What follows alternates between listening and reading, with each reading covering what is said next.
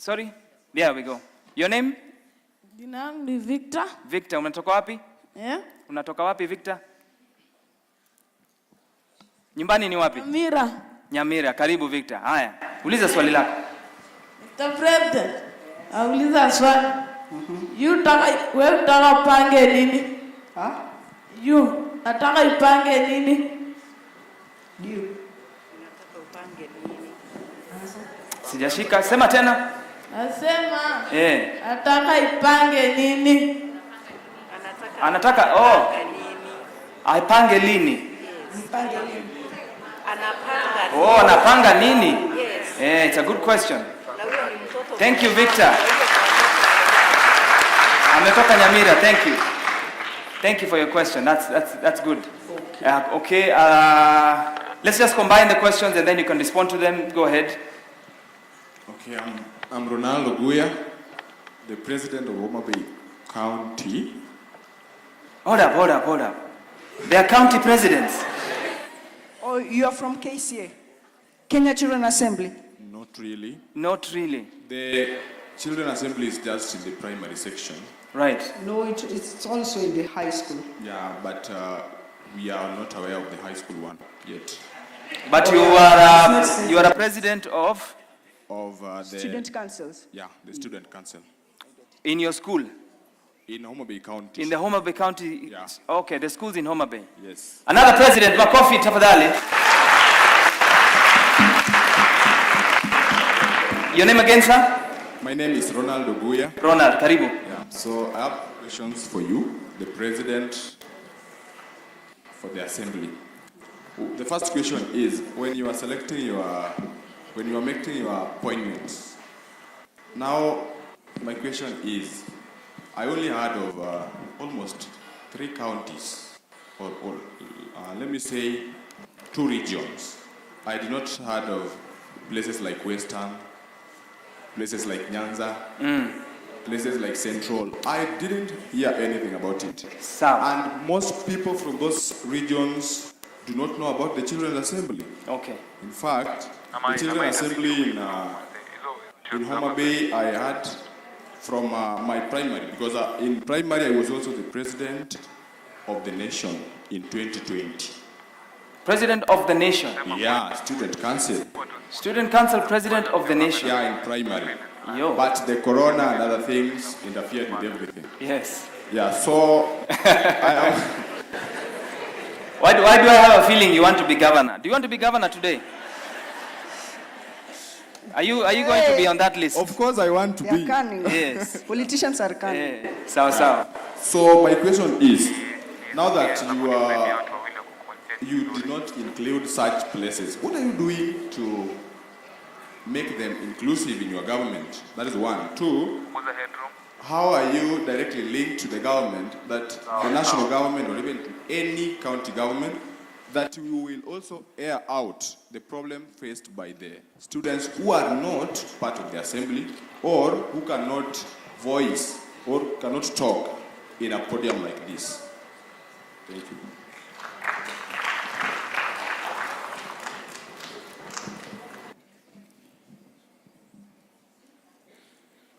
I greet you all. How are you? My name is Sylvanus Richard. Please speak up. Just put your mic close and speak up a bit. My name is Sylvanus Richard. I come from Kisii.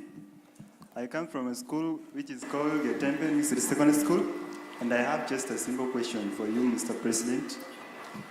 I'm asking you just a simple question, but pick in on answering that question. Because you are saying that you started this presidential election in Mombasa, isn't it? You did what you did, but you did not introduce others, isn't it? But I'm just asking you a question. If you want to support these children, you know, you need to interact with others in internet so that they may assist you. You know, you need sponsors. Okay. And the way you are now, you are just talking. You are talking within the county, isn't it? But you have not openly gone abroad so that you may get sponsors. There are those people who want to sponsor these kids, and just to continue moving. Okay. UNICEF. Oh, yeah. All right, thank you for your question. Thank you for your question. I do want to say also that please bear in mind that your president is also a student. Thank you so much. Hata yeye ako na masomo yake ya kung'ang'ana nayo. And, he will need your support and he will need your help. I feel like at some point he's starting to receive questions that should go to the government of Kenya. Just bear in mind that he's limited in his capacity, but ready to serve. There are many questions. Can I take some from the back? Let's hear from somebody. Okay, maybe somebody in primary school would be nice. Alafu, I'm happy that you're raising your hands. We'll have ample time over the next few days for a lot of questions. Go ahead, put your mic close to you, and alafu tuendelee. Okay, I'm Nevin Mogambi from Nyamira County. Nyamira mumewaka moto. I wanted to ask, how do you balance your studies and your presidency? That's my question. Good question. That's a very good question. That's a very good question. Do you want to respond to that? How do you balance your education, your studies, and the role that you have as president? Sam? Currently, as I told you, I'm a candidate. Yeah, I'm in class 8, and it's really tough to balance. It's really tough. Most of the times, like when I go to these activities about my presidential, I usually drop my marks. But I am currently the index 1 in my school. Yeah. All right. So my teachers really helped me. I want to give a special thanks to them. My teachers, my school, they really got my back. That's what I can say. What's the name of your school? Mikindani Primary School. Yeah. Sawa. It's a government school. Asante. Over 2,000 pupils. And I'm the school president yet. All right. Okay. So they're really proud of me. Good job. They're really proud of me. Good job. So. How many people do we have here? How many students are leaders in their schools? Can I see a show of hands? Wow. Ni viongozi kabisa. Sawa sawa. How many heads, presidents in schools here? Yo. Sawa sawa. Karibuni sana. Then leadership is well represented, all right? Maprezo. Yeah, we are. It's a presidential team. Okay. Sawa sawa. Jennifer, one more. I'm looking for a girl in primary school. A girls' primary school? A girl in primary school. There's okay. Kuna moja hapa mbele. Hello, my name is Natasha from Adriva Primary. I'm currently the deputy president. You're from Athiriva? Primary school. All right, Natasha. I have a question for you, Mr. President. How are you managing child protection? Because when we came here to the conference, there were a group of people who are mocking that their land was stolen. So how are you going to support that? Because most of the children were running away from them. If they could harm children, child abuse, what would you do for that case? Can you come up again? Just come up again. You are really talking fast. Okay, my name is Natasha. Yes. I'm from Machakos Adriva Primary.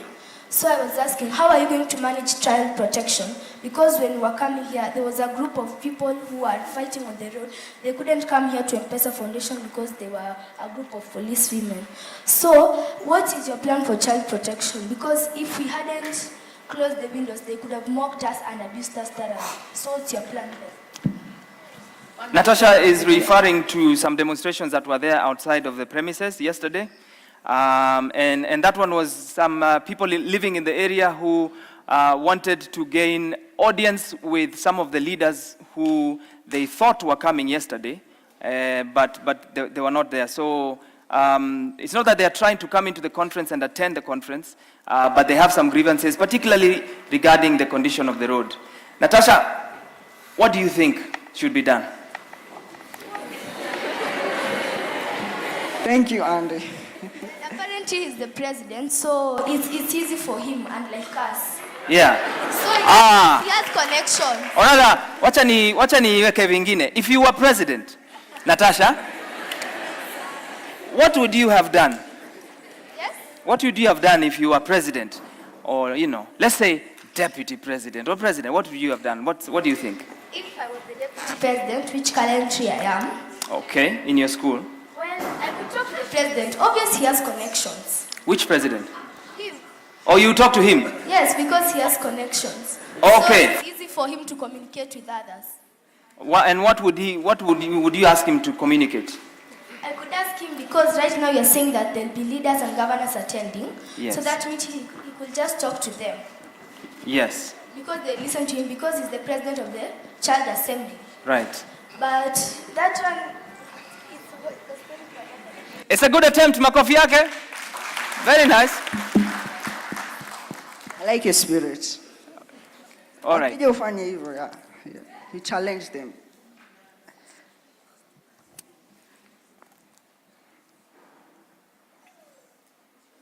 Karibu. Go ahead. Mfanyaje? Aya, makofi.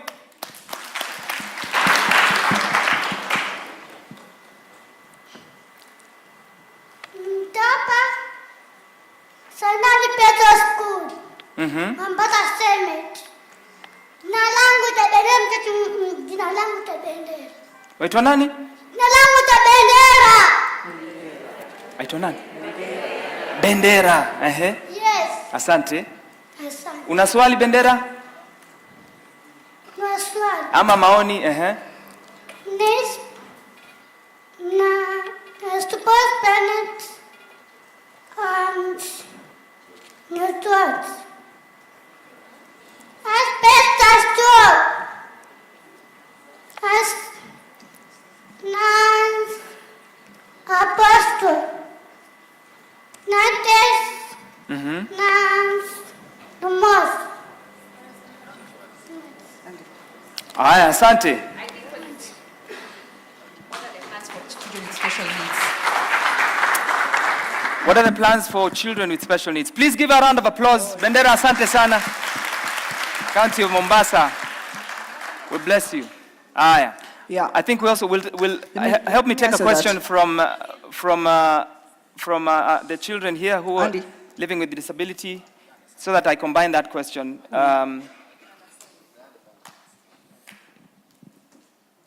Hello, my name is Abel. This is my sign name. I come from Kericho, and I'm glad to be here for this conference.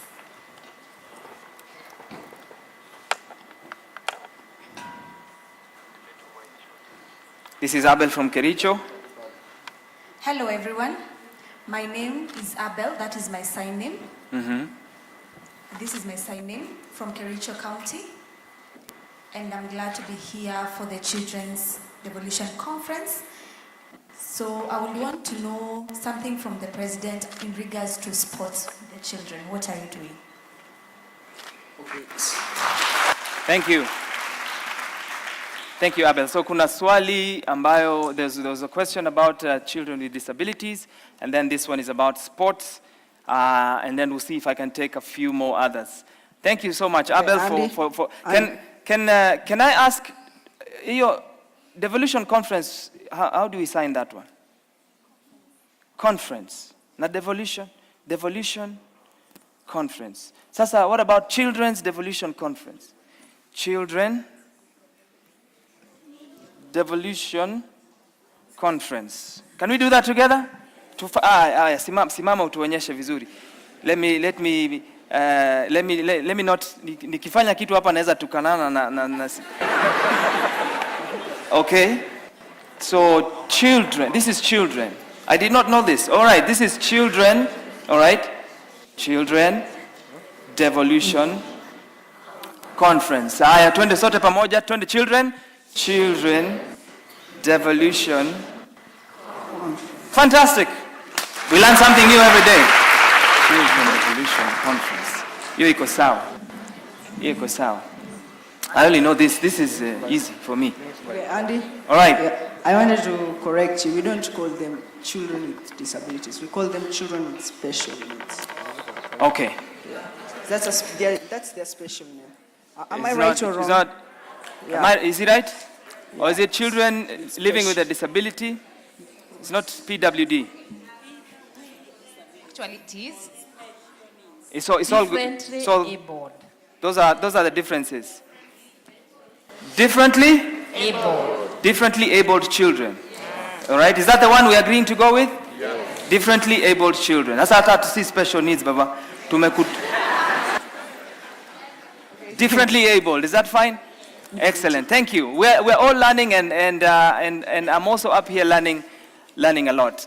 Okay, maybe you can respond to Bendera's question together with Abel, if you have any comments for that, and then we can move on.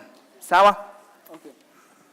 Bendera, Gerald? about what you're planning for children who are differently able. Yeah. We plan like. I mean, you have someone in your team who's differently abled. Yes.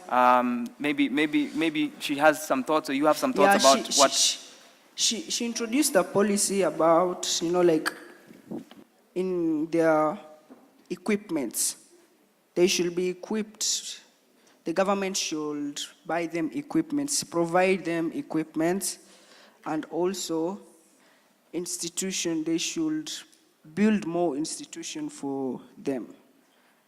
But we are yet to implement it. We are yet. I hope I've answered that. Bendera, is that fine? Is that fine? Or you had something also you wanted to tell? Okay. Yeah, let me come to my good friend there. Yeah, about sports. Sports falls under child participation. And currently, we don't have any policy about sports. We don't have any. Currently, I'm sorry, but we don't have. Sawa. We'll discuss it. Hey, Bwana President, amefanya kazi. And it's a lot of pressure, as you can imagine. One of the things I would like to do is maybe call up Bwana President Joe. 1 second, ma'am. I'm coming to you. One second. Yes. Is it? We were hoping to get comments from children, but let's go ahead. Karibu, ma'am. It's fine. It's fine, madam. Do you mind if I ask you to stand and introduce yourself? Thank you. My name is Joyce Arithi from Meru County, and a teacher of special needs. I'm also in all disciplines, but specialized in VI, visual impairment. About sports, the special needs sports is really picking up. We have people who are going to Brazil for sports. That is the visually impaired. We also had the intellectually challenged who are in Germany. So the government is doing a lot on sports. I'm an official there, and we are quite doing a lot of things. Thank you. Thank you. Thank you so much. And later on today, we will have a panel of people coming up on stage here to talk about career development and managing talent. And one of the guests who's coming is Miss Faith Kipyegon, who is obviously, as you would know, a world record champion. She's won Olympic gold a couple of times. And it will be good to hear from her also what she and her colleagues are doing and what the government is doing about sports when it comes to children. Also, somebody did raise a question about nutrition, right? Hassan from,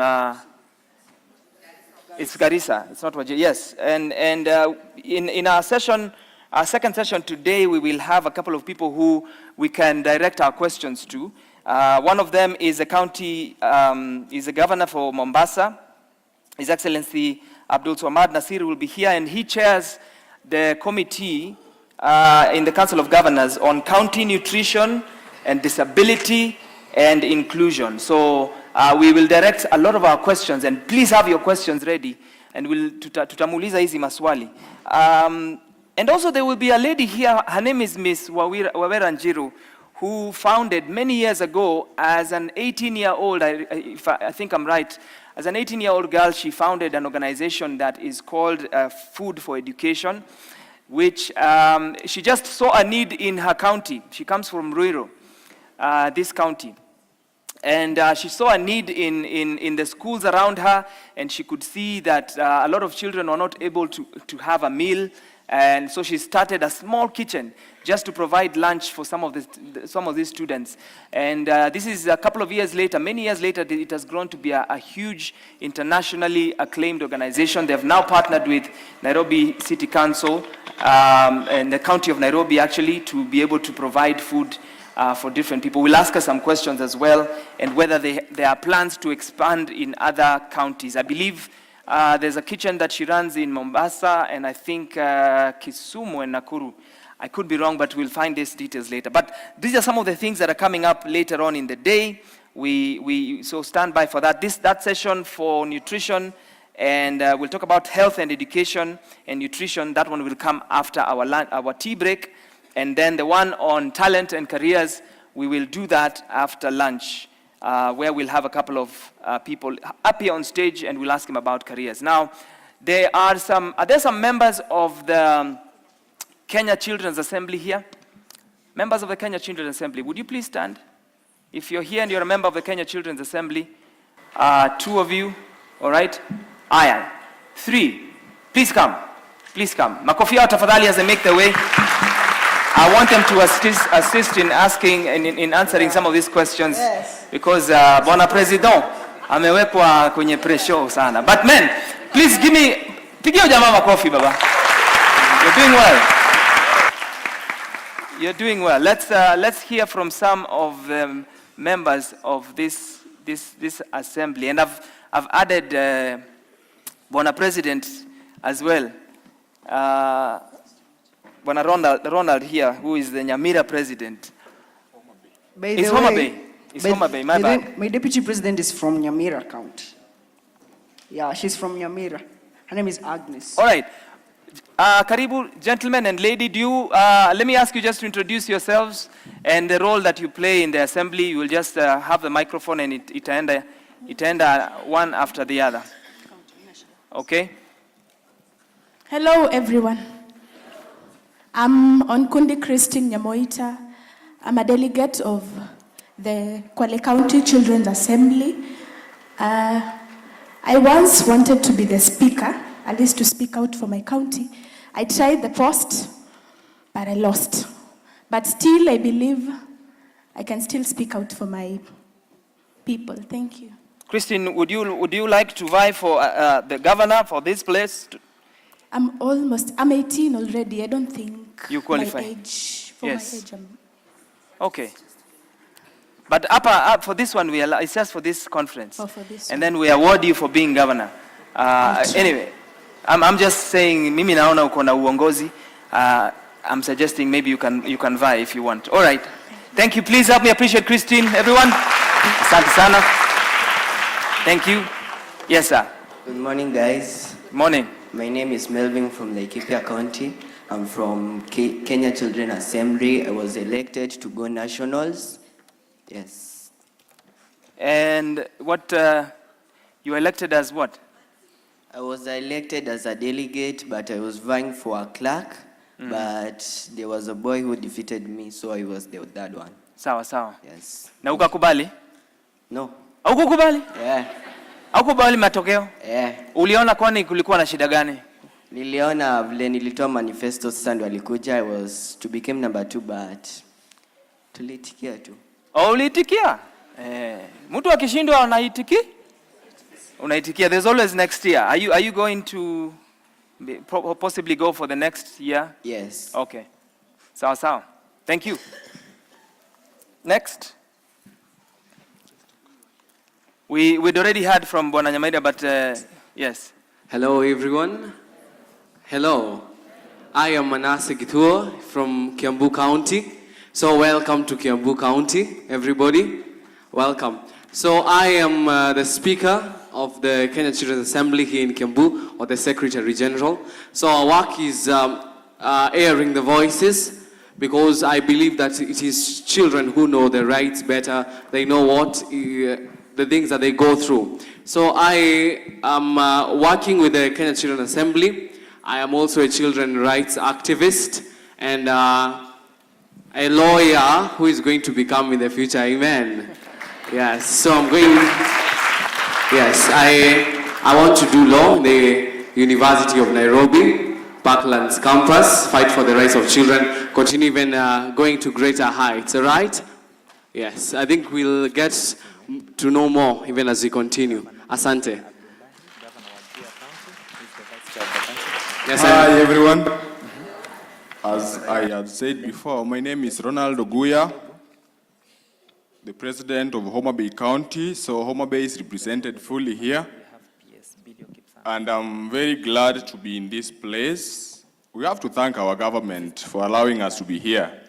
Somebody was asking if the president had something called allowances. Let me tell you, one of the allowances is this one. Who paid for this?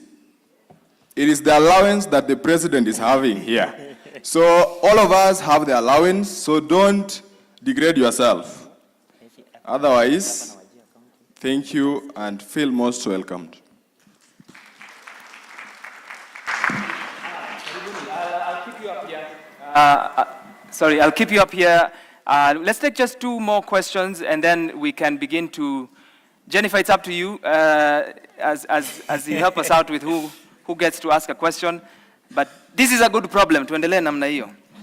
And then feel free to respond as leaders of our nation and to the questions that are being asked here. Asante. The first 2 people to stand up. 1, 2, 3, go. And Vice Chair. CG and Vice Chair. Good morning, guys. I am Hadija Gofwa, representing Kilifi County. I am the president of my school. And I would like to suggest something. You, as the president, you know that most of us didn't know. I would like to suggest that because we are in a devolution conference, you elect 47 governors. We have 47 members of different counties, I mean. So if we elect these 47 governors, we are able, these governors can go back to their counties and talk to other people. We know that we have different activities in these schools. If, like for example, in my school, we have different schools coming to my school for games, debates. I can talk to others and tell them that we have this council, we have this thing. Plus, they can give me their grievances. Then let's say, example, I as the governor can come to you as my president and tell you the grievances, and we can sort these issues. Thank you. The chair of the board of M-Pesa. Get me his name. Okay, it's only fair we have a boy, isn't it? Okay, I do a piki ponki, isn't it? Isn't it? And can you help me to do piki ponki? Higher, let's go. The chair of the board, M-Pesa Foundation. So, CEO introduces chair of M-Pesa board. Yes. Get me his name, tafadhali.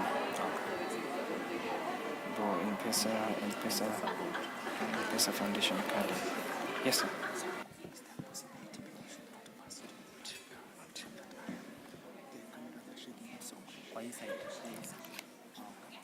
Hello.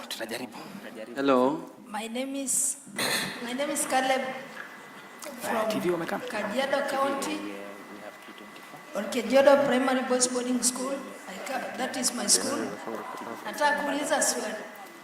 Mr. President, kama saizi unaweza ongea na government kwa sababu waweza kuprovidea watu wa visual impaired waweza provide machines, braille machines na fresh papers because they are very expensive. We have the chair of the board of M-Pesa Foundation. And then she can continue. The guys, okay, Mr. President, let me start with him. My brother, your request is considered. Trust. I'll ask so him. Eco back on. Eco. And also, I informed you, it's a policy in our assembly. I informed you that it's a policy in our assembly to provide the children with special needs machines, isn't it?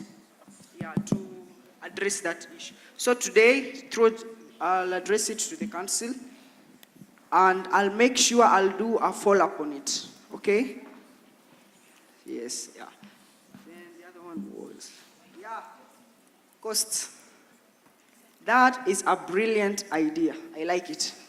That's a really brilliant idea. Remember, you loved it also, isn't it? Yeah.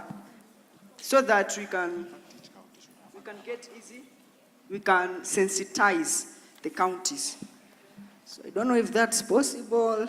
Andy? Yes? That request, if it's possible, like I may say a request. Sorry. You missed it. So she said, like, we should, like, here have governors, 47 governors, since we are from all the counties. So we have 47 governors, where, like, they'll be representing the assembly, something like that. Okay. It's a comment that is worth taking on. I think the teams that are here will capture this. The suggestion here, Jennifer, is that we would have children's, is that a children's, a governor's, a COG for children? Yes. Right? A children's COG. That's interesting. It's well taken. Well taken. There's a special one here. All right. I understand she's been lifting up her hand for a while. Okay. So,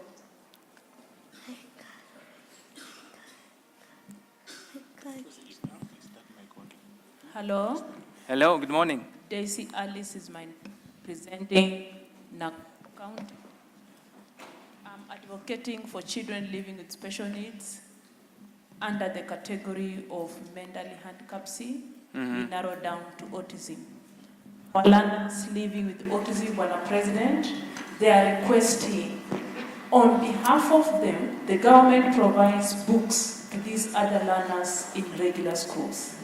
So to our learners with autism, maybe through you, we can, the government, not to give them books, but to provide play games for them, because the books being given to them, they do not use them.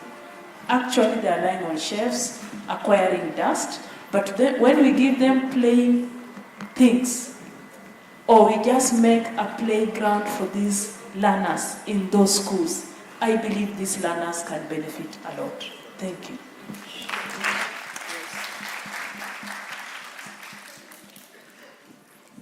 All right, sawa sawa.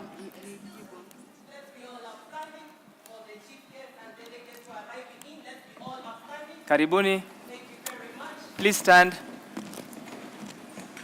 We are getting into our official commencement. Thank you, guys. You can go ahead. Asante. Asanteni sana. Karibu sana.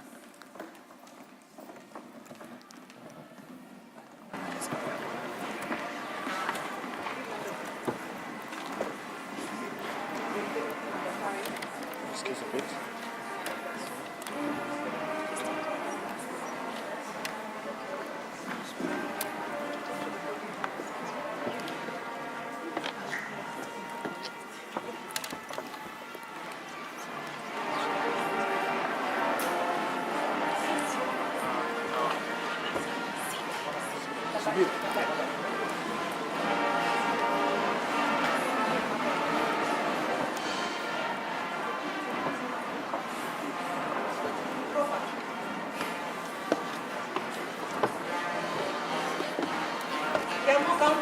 Clear the route, please, for the chief guest to arrive.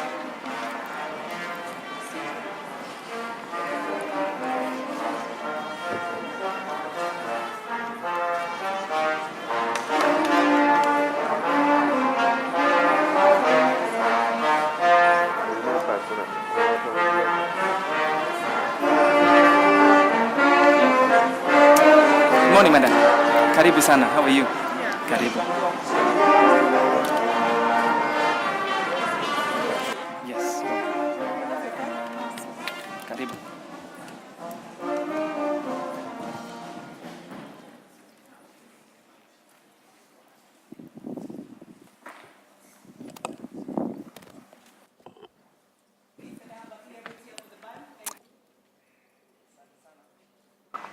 Let's all be seated, please. Let's all get seated as we allow the band to come up.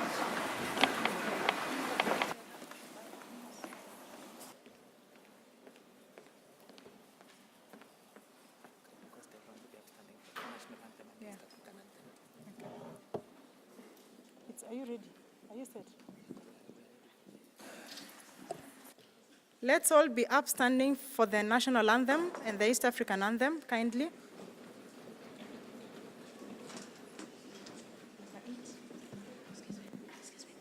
Hope the band is ready. We will start with the national anthem. Band, please.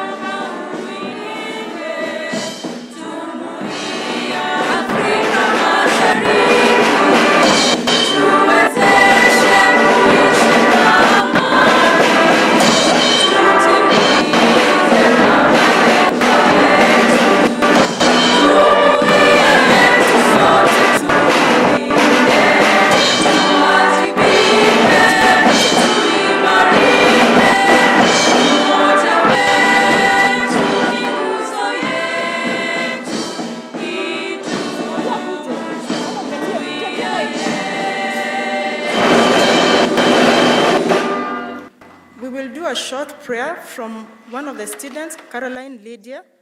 Please pray for us.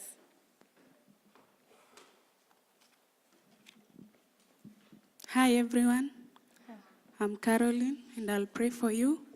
Let's bow down and pray. Dear Heavenly Father, we come before you this morning. Say thank you for the gift of life, Jehovah. We come before you, Jehovah, saying thank you for us that we have gathered here, God. There are so many people who wanted to be here, Jehovah, but they are not here, God. We are here, Jehovah, because of your mercies, God. I commit everything that we are going to do, Jehovah, into your able hands, God. May you give us courage. May you give us knowledge, Jehovah, to express, Jehovah, all things that we are going through, God. Help us, Jehovah. In Jesus' name I pray, trusting and believing. Amen. Thank you very much. We can all get seated, please.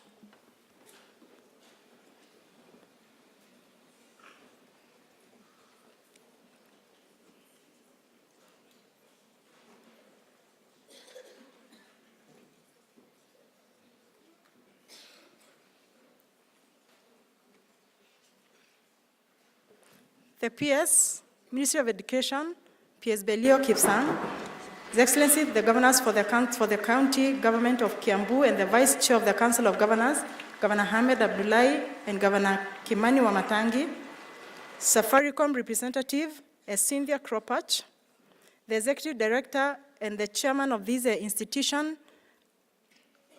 Merinyale, and the Chair, UNICEF representative, Children's President, the County Assembly Speaker for Kiambu County, and all the children and chaperones present here. Good morning. Good morning. My name is Miti Mary, and I really want to sincerely welcome all of us to this extremely very special occasion of the Children's Devolution Conference, the third cycle.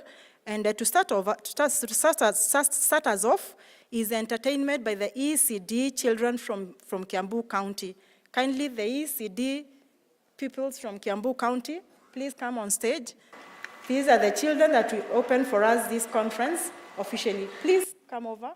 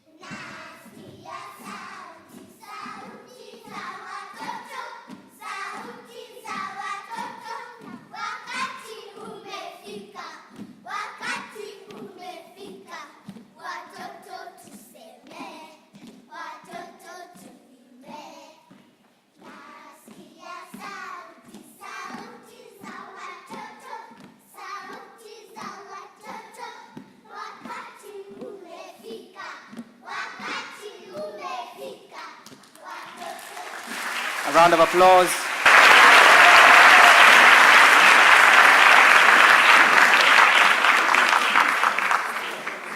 I think they deserve better than that.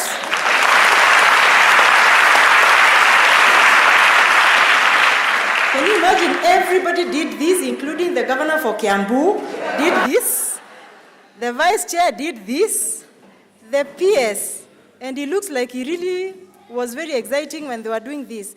PS, I think you did it better than them.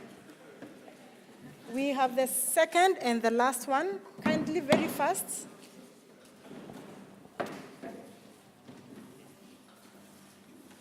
And you can see children are aware about devolution. All of them are aware of what is happening, and these are clear demonstrations that they can feel, they can touch, they can walk devolution. So we are growing so many champions of devolution moving forward out of this conference. Ken, faster.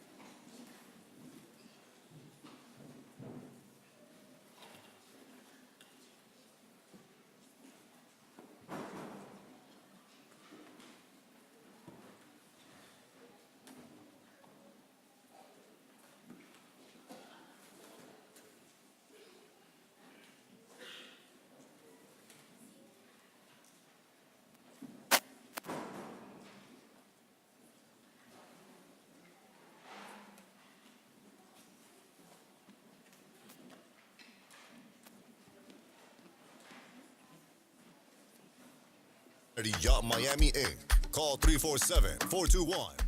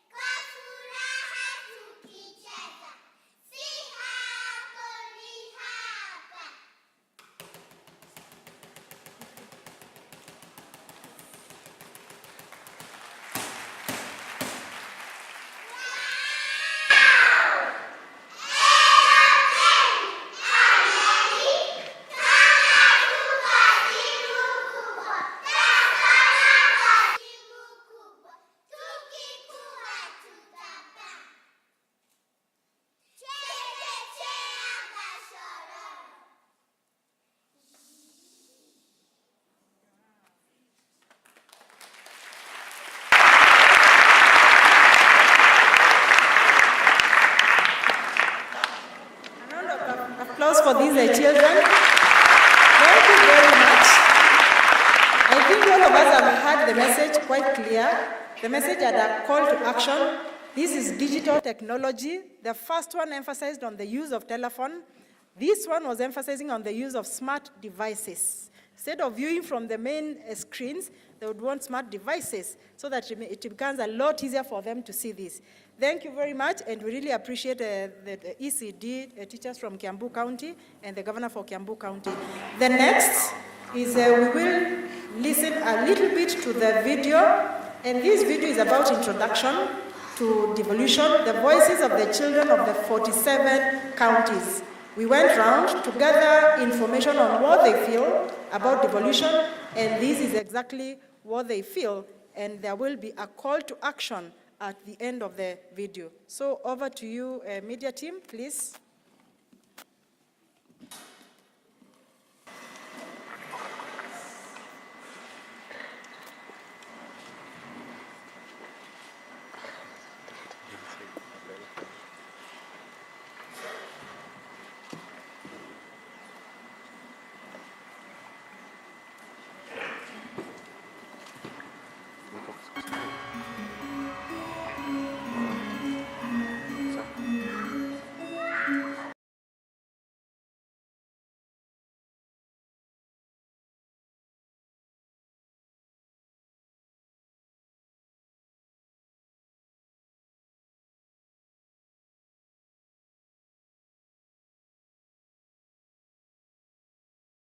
This made it difficult for children from other parts of the country to get services such as health, education, and clean water.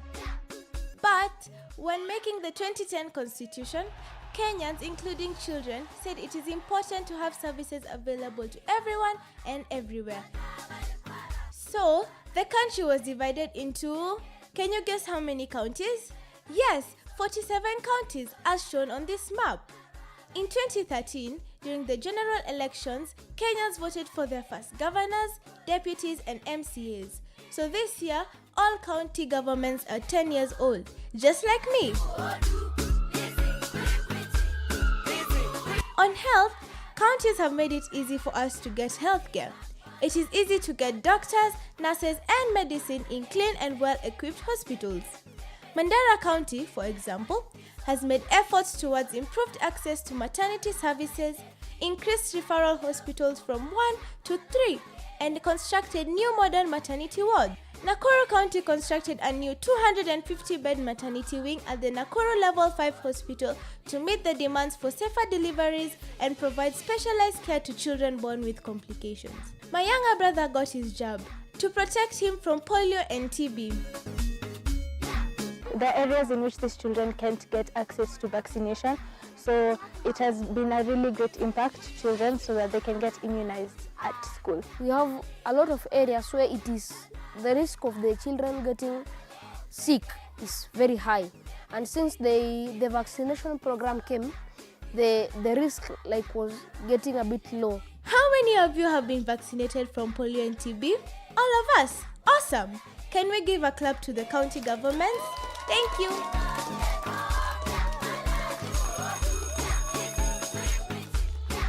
On education, talking of my younger brother, the county government has made sure he has a beautiful school with really good teachers and lots of toys and books. Books, tables, chairs, charts.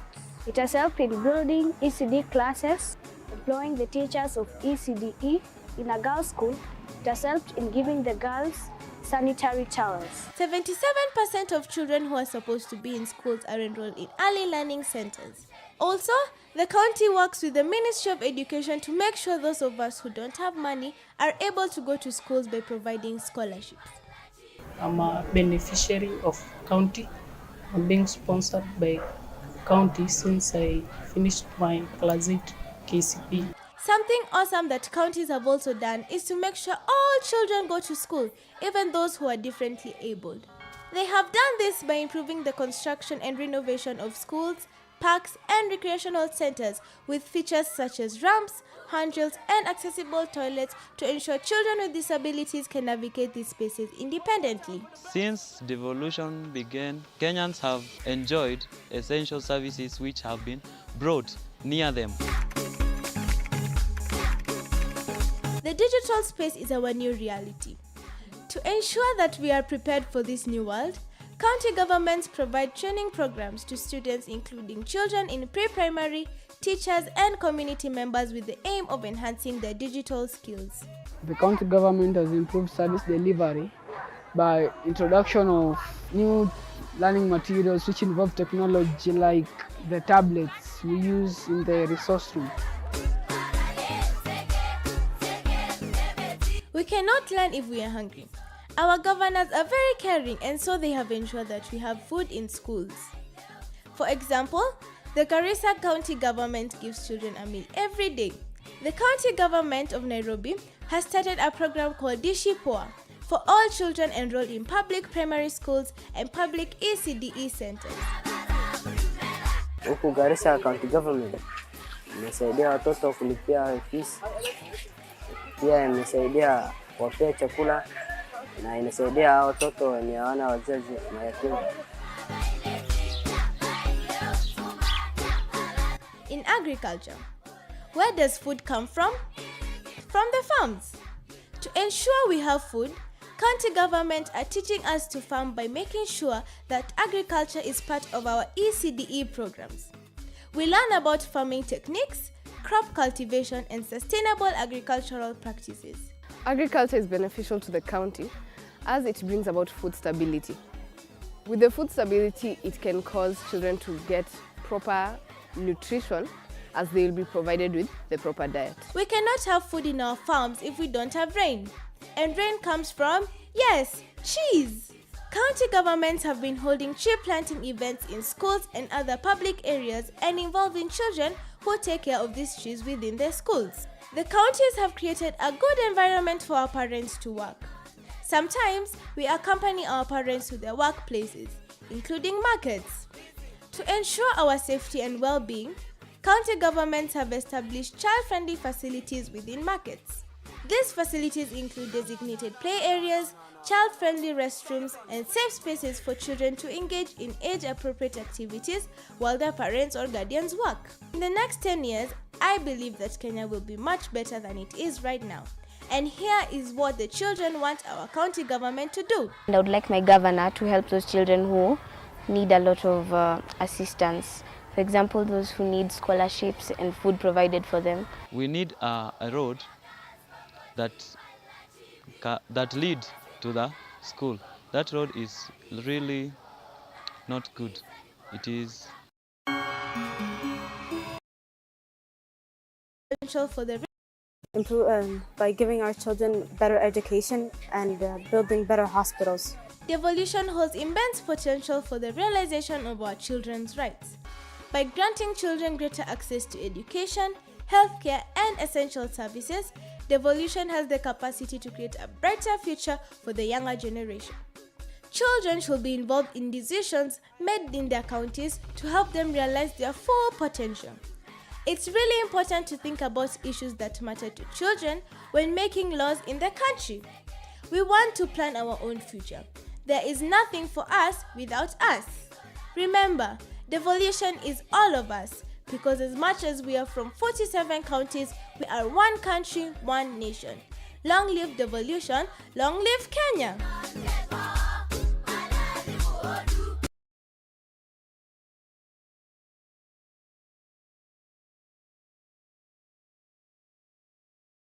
Counties, we are one country, one nation.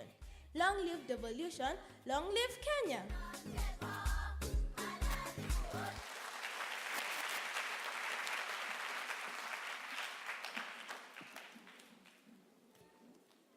There is indeed nothing for us without us.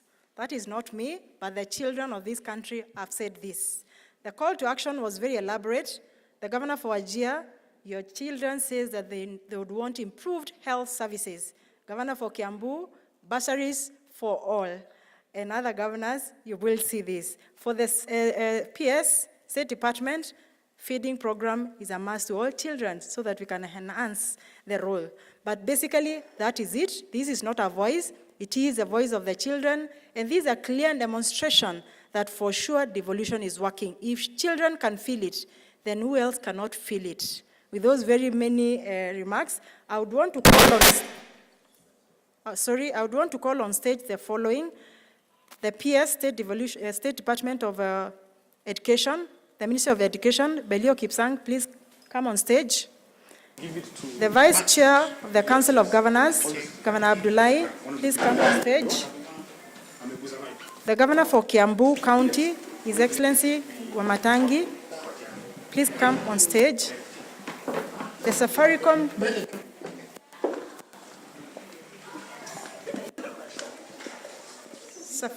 representative, Ms. Cynthia Cropper, please come on stage. UNICEF representative, Robert, please come on stage. The chairman of M-Pesa Foundation, Mr. Joseph Ogutu, please on stage. Mary Nyale from M-Pesa Foundation on stage. I think the microphones are not working. Then the children president, Samuel Smith from Mombasa County. Where is the president? Please clap for your president as he comes over. President, come over. Your Excellency, the President, come over.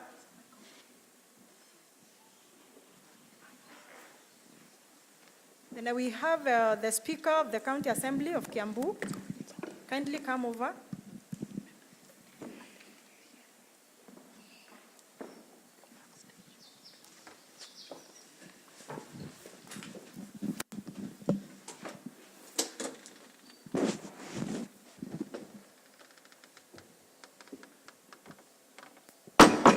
We have done this so that we ease time in terms of people walking up and down, because this is now where we are doing the drill opening ceremony. Your Excellencies and the PS, representatives from UNICEF, the Governor for Kiambu County, the Vice Chair of the Council of Governors, the representative of Safaricom, the Chair of M-Pesa Foundation and the Head of Students, the President of the Children from Mombasa County, and the Speaker of this county, and children from the 47 counties and the chaperones. Good morning. Hi. How are you? As again, my name is Mwiti. I will just be giving a brief introduction of why we are here and the reason and the expectations for the 3 days conference. May I start by welcoming each one of us for this conference that is extremely very special to the devolution space and to this country, and special in that we are celebrating devolution at 10. And here present, we have children from the 45 counties represented here, save for only 3 counties. And for us, PS and His Excellency Governors, this is extremely a success from the previous conference that we held. And this is a clear demonstration that the counties and the nation at large is actually equal to the task in terms of us even taking stock of what there is. Why did we have to choose to have the children conference at this point in time? We are preparing for devolution conference in August from 15th to 19th, and one of the precursor activities was to have a children conference that will give an overview of what the children would want to see in terms of governance, in terms of leadership moving forward, and in terms of their voices to be heard as we shape the agenda and discourse for this country.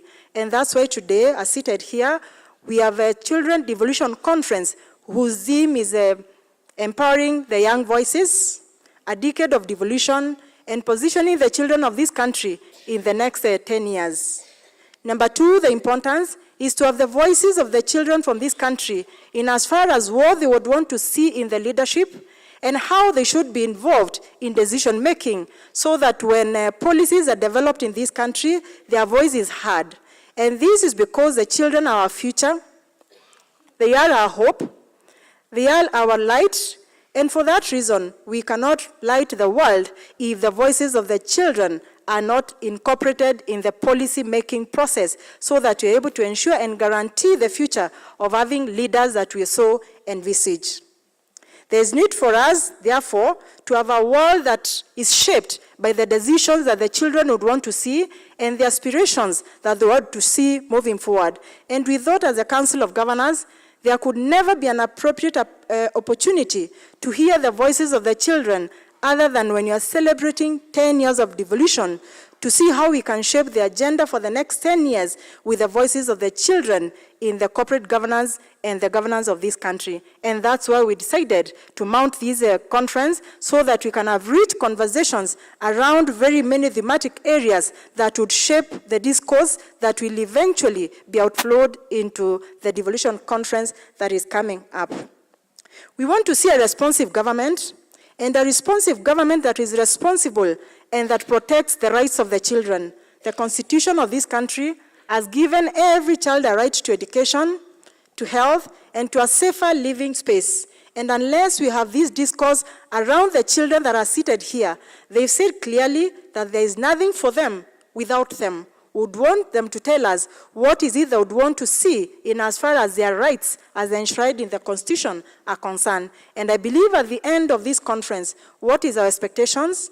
We will have a communique that will have generated rich conversations from this conference that will be read in the main devolution conference, where all the policymakers will be present, so that as we do the conclusion of the communique for the larger conference, then the voices of the children will be heard, and the policymakers will be able to pick issues that the children of this country have said that they would want to see those issues moving forward.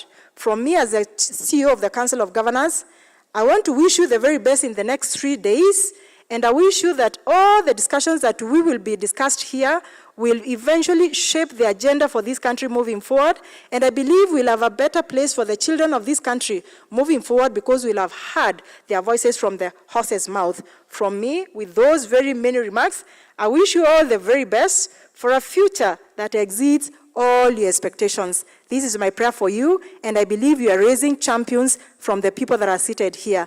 The future can never be guaranteed if you do not have a workforce or a children department that is quite enlightened of their rights and what they would want to see.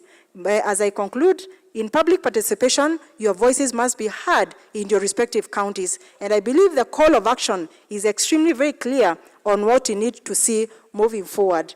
Asanteni sana, and may God bless us all. The next speaker. What's my program? What's my program?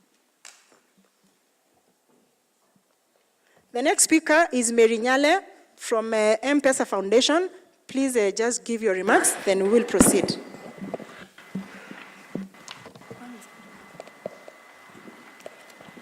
Thank you, Madam Mary. Our Principal Secretary, State Department of Basic Education, Dr. Belio Kipsang, our County Governor, Kiambu, His Excellency Kimani Wamatangi, our Vice Chair, Council of Governors and Governor of Wajir, FCPA, Ahmed Abdullahi, our Chairperson of Education Committee, Mr. Jonyo Tu. We also have our UNICEF County Representative, Dr. Robert Simiu, our Chief Enterprise Business Officer at Safaricom, Ms. Cynthia Kropak, our Chairman, Board of Governors here at M-Pesa Foundation Academy, Mr. Joe Gutu, ladies and gentlemen, and our distinguished guests, our esteemed representatives, and most importantly, the bright young students here with us today. Good morning. My name is Mary Nyale. I'm the acting executive head of M-Pesa Foundation Academy, where we are here today. Mine is to extend a warm welcome to each and every one of you here to the Children's Devolution Conference here at our academy. We are honored to have been selected as the host in this very important occasion where we celebrate and empower your voices as our young generation. To you guys as our children, you're warmly welcomed here. This is our home away from home. Feel at home, enjoy yourselves. You're in our safe hands and that of your teachers. As an academy, Your Excellencies, our children arrived very safely yesterday. When we had interactions with them, they have settled in very well. And we are truly humbled that you have selected our academy to host this occasion. We are actually even more humbled because as an institution, our primary objective as an institution is to develop and nurture transformational leaders hailing from all the 47 counties, and that is what is represented here. We strive for excellence, success, and positive impact, not only for ourselves, Your Excellencies, but also for our communities and the world at large. We assure you of our institution's support during this week throughout the conference, and we are available to support in any way that we are requested to. To you as the children who are here today, embrace this week. This is an opportunity that you share your insights, your aspirations, and your solutions. Remember that you hold our future. Let your voices be heard. Come up with the solutions. Let your stories be heard, and these stories will impact our society in future. Looking at all of you guys around in this room, I see your voices, I see your faces. I've heard your voices and how excited you are to actually be here. Remember, you're leaders for tomorrow. Enjoy yourselves, but also create impact. Let your voices be heard. Let us remember that indeed, if it was not for you guys, then we would not be here. To our partners and to everybody else who is here, I just want to say karibuni sana. Welcome to M-Pesa Foundation Academy. We are honored to be here, and together we can actually pave way and assist our children for a brighter Kenya and a brighter future. Thank you very much, and God bless you all. Tumpigie makofi tena. You saw the motto as you're coming in: thinkers, doers, and leaders. And I believe as you live here, those are the three themes that will follow you as you move forward. Mary, thank you very much for hosting us, and we do not take this for granted. Next is the chair of the M-Pesa Foundation, Mr. Joseph. Please come and deliver your remarks.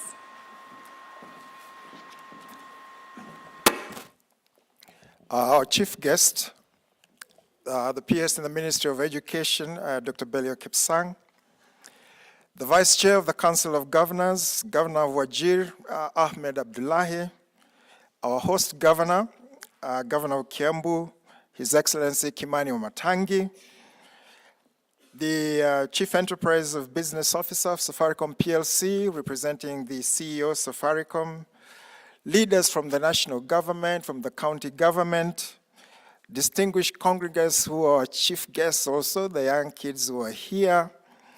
Now that I see the governor of Kiambu coming in, just to remind him that we used to go to the same gym at Intercont. Ukiona, wasuli wanasema ukiona vielea vimeundwa. So those of us, and this is a good message for you young people, do exercise. When you exercise, your mind is healthy, your body is healthy, and you're always alert. Let me join Mary, our acting executive head, in really extending a very warm welcome to you all, and to say once again how delighted we are that we are able to host you here. Today we gather to recognize the immense potential that lies within our children and their rightful place in shaping the future of this country.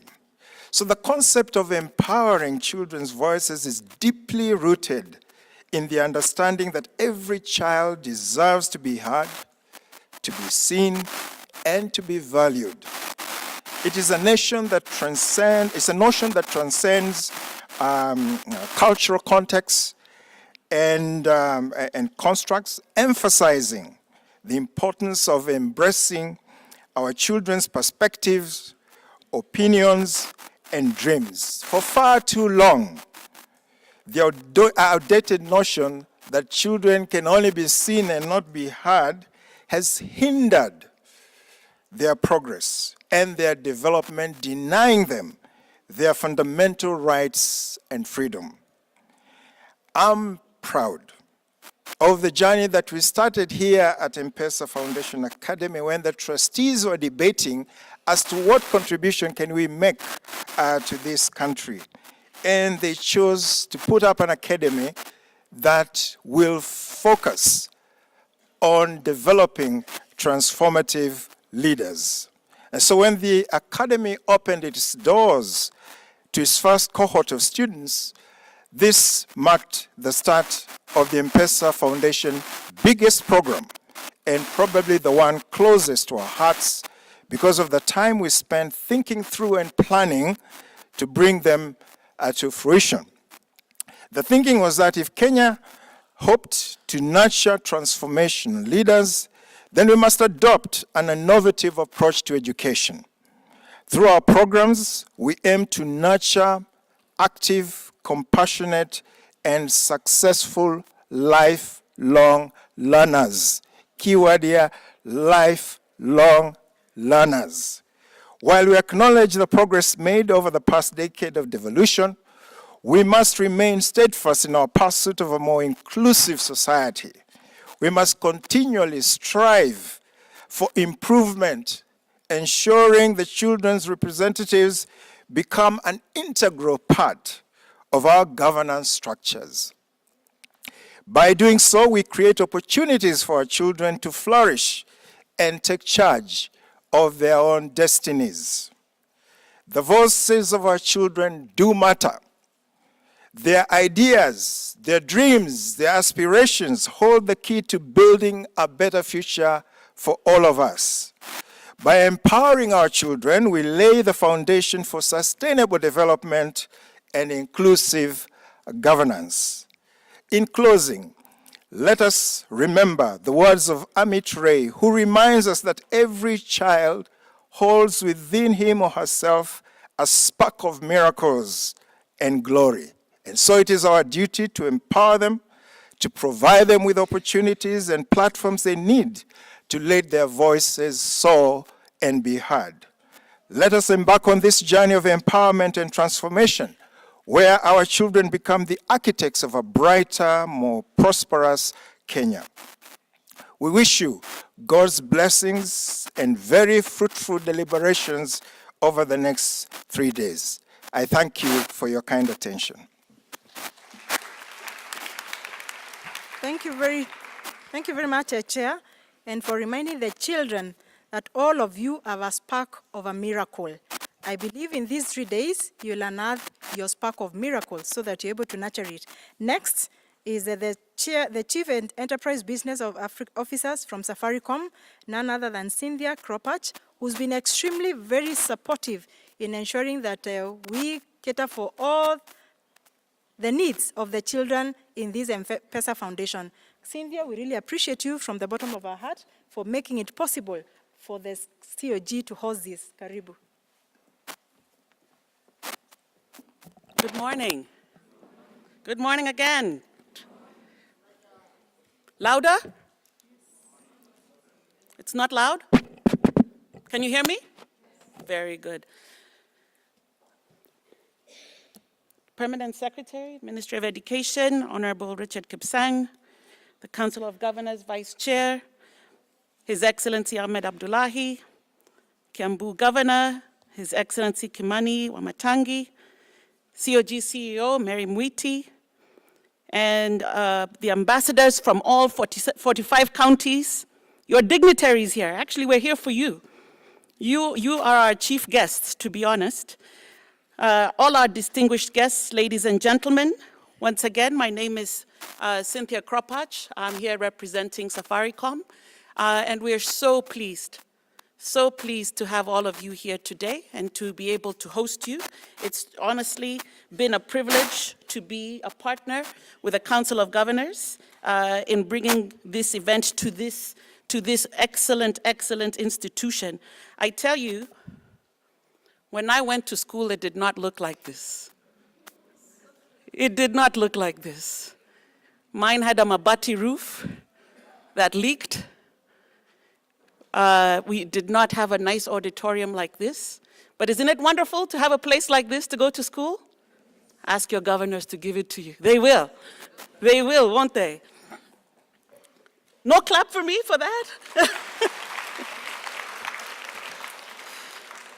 So our purpose at Safaricom, I think you know all of us. You know us for airtime. You know us for M-Pesa. But we are really much more than that. Our purpose for being, we sell the connected technology to enable lives to be connected, to enable lives to be transformed. And as I look out into this crowd today, and we think about our purpose of transforming lives, not just here in the present, but how it can transcend generations, I look at potentially the future leaders, not only of this country, but even perhaps of Safaricom. You could be sitting very much in this room, and in speaking to you today, I think about the theme of this conference around the future of our children and the impact of devolution. And at Safaricom, we think about our keen focus, not only in the service we have of delivering phone service, fiber service, internet service, but about how we're creating a sustainable social impact to our communities. And as ambassadors of each of the 45 counties, I think you're 45 counties represented here today, do you know what the definition of an ambassador is? You're a representative that is here to either help us in creating relationship for trade, for culture, or for education. I'm going to give you a few things for you to take back to your counties, for you to represent the opportunities that companies like ourselves, partnering with the government, can bring about change and transformation. So I'm sure you all have paper. You all have paper and pencil or pen? So please take down. I'm going to just list a few things for you to take back and be ambassadors of your community, where you can think of what Safaricom as a company can bring to the table. So we're here at M-Pesa Academy. So M-Pesa Academy started in 2018. And the whole purpose of this academy was to provide education, top education opportunities for children, underprivileged children in all 47 counties. Over 1,000 children have come in through that gate.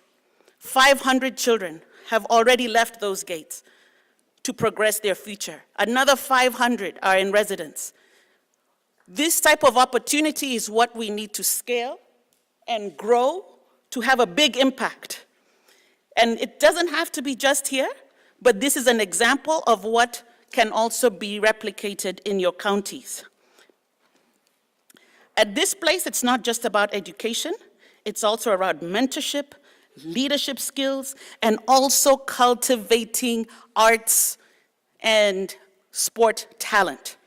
So it's not just thinking about the mind, it's also about your body, right? And your natural born talent and how we can cultivate that. So M-Pesa Academy is something you can go and talk about, and then talk to your leadership about how you can bring these type of capabilities back home. Another one is called Wezesha Elimu. Wezesha Elimu. So Wezesha Elimu is about enabling reconstructive and rehabilitative surgeries for our disabled children. So we aim and have striven to provide such surgeries to over 700 children, and I think we can do much more as we partner with government. So Wezesha Elimu. Another example of what we're doing in education is a program where we have been investing for the girl child to provide sanitary towels. On average, in a month, girls would stay home for 13 days, unable to go to school.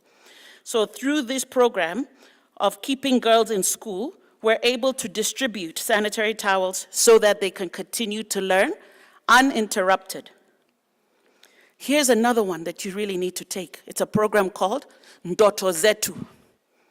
Ndoto Zetu, which was started 3 years ago, is about providing an opportunity for you to choose what programs you would want to invest in your community that bring the most impact. Last year alone, we funded 392 projects.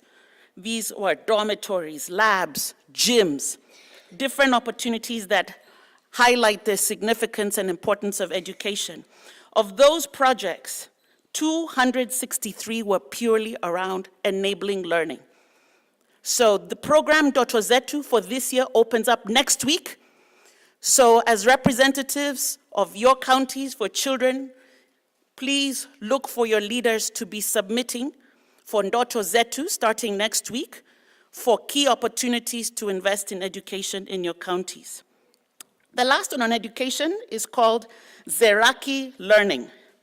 So Zeraki Learning allows for video and audio solutions to be delivered for 20 shillings a day via SMS to children everywhere. So this is an example of providing education to marginalized communities in partnership with programs like UNICEF and Nokia, looking to provide digital literacy to 32,000 students in 90 schools, connecting them to the digital era. My fellow citizens and ambassadors out there, we are involved in much more than education. We're also involved in healthcare.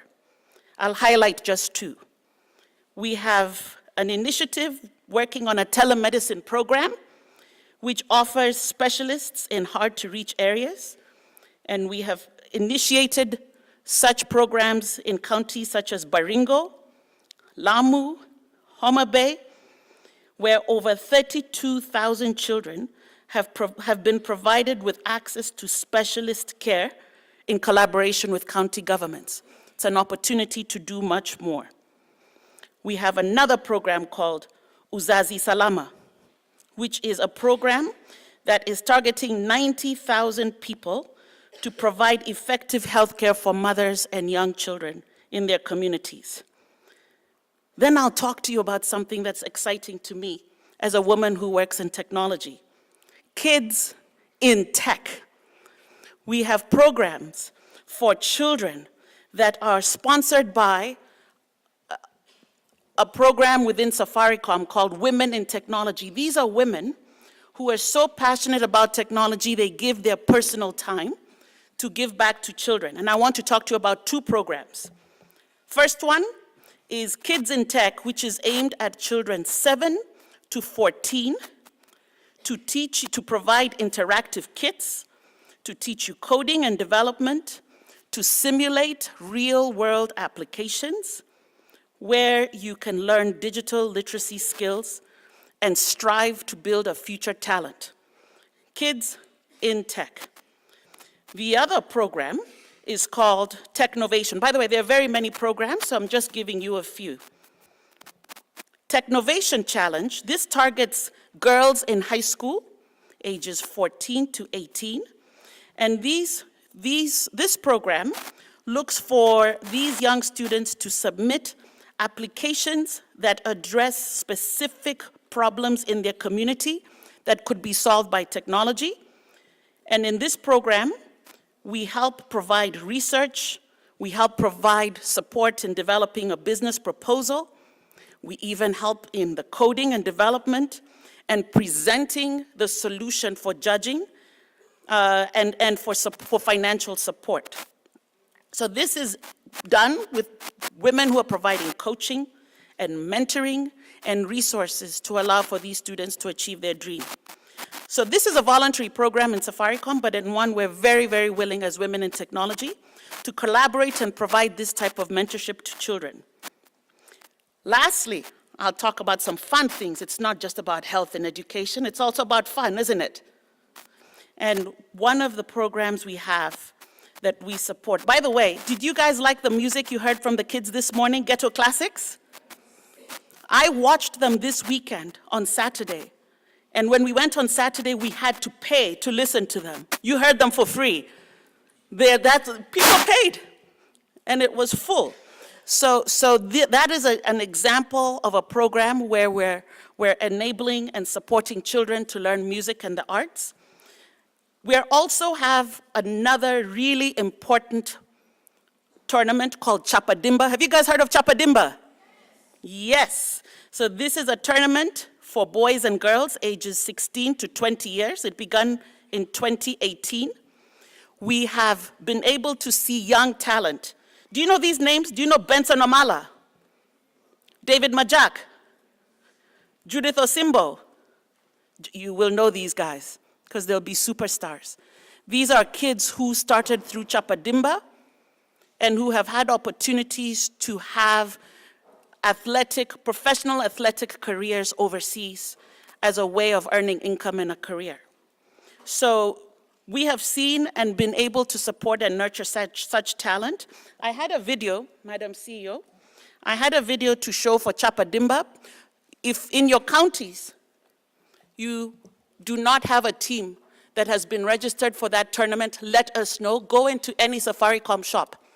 We will help you get registered so that you are part of this really great institution. It's a tournament that lasts several months. The prizes, I forget, someone remind me what the prizes were. How much? It's in the millions. It's a lot. It's a lot of money. If you have not registered for your county, for your schools, please do so. If you need help, you get to any Safaricom person, we will help you register for Chapadimba. We'll show you a video when, Madam CEO, you think it's appropriate. But I thank you all for this opportunity to host you in our backyard. I hope as ambassadors you took examples of what Safaricom is doing. Take advantage, take that information back to your counties and engage in opportunities to develop this country together. Thank you so much. Thank you very much, Cynthia. I would humbly request that you could share a brochure of what you've told us about the programs that you're running at Safaricom, so that you can share with all the 47 counties, and the children then will be able to patronize from a point of information. At this point in time, I want to recognize His Excellency, the Governor from Mombasa, His Excellency Abdul Swamad. Thank you very much. Shortly, he will be leading a session on understanding the devolution and impact it has on the attainment of children's rights in respect to education, health, food, and nutrition and housing, where the PS will be sitting with him so that you can have a discussion with the two leaders from a one-on-one position. Next, we'd want to have a Simiu on stage representing UNICEF, and I believe we'll keep it so that, yes, thank you very much and welcome. Thank you very much. I think my name is Simi Robert, and I'm being called the representative of UNICEF. That is an aspiration. I am standing in for the UNICEF representative, Dr. Shaheen Nilofa, who unfortunately would not be here, but she sends your greetings. I think I'll put aside the speech and just speak from my head because I am a father. And I have two daughters. One is 7 years, she's called Nana, and the other one is 2 years. And when I came in the room in the morning, I actually got a bit emotional, and I said, I wish I had come with my children. And why do I say that? Kids do matter, and in one or two questions, I would like to demonstrate why children matter, especially in Kenya. And this question should not be answered by a child, it will be answered by adults, and especially our leaders. So what is the percentage of children out of Kenya's population? So if you take Kenya's population being 50 million, and that becomes 100%, what is the percentage of children in that population?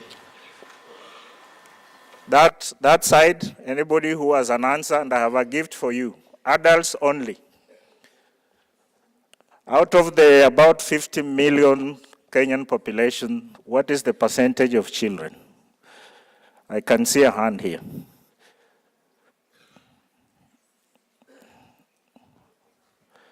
Sorry? 43%. Not too far. Someone else? Sorry, come again? 53%. Okay, again, not too far, you missed the sweet. Anybody else behind there? There's a lady up there. 60%. Okay, you missed the sweet, but not too far. Okay, I will ask our guests, especially Excellency governors, because they make the decisions. My brother, Excellency Governor Matangi, what is the percentage of children in Kenya?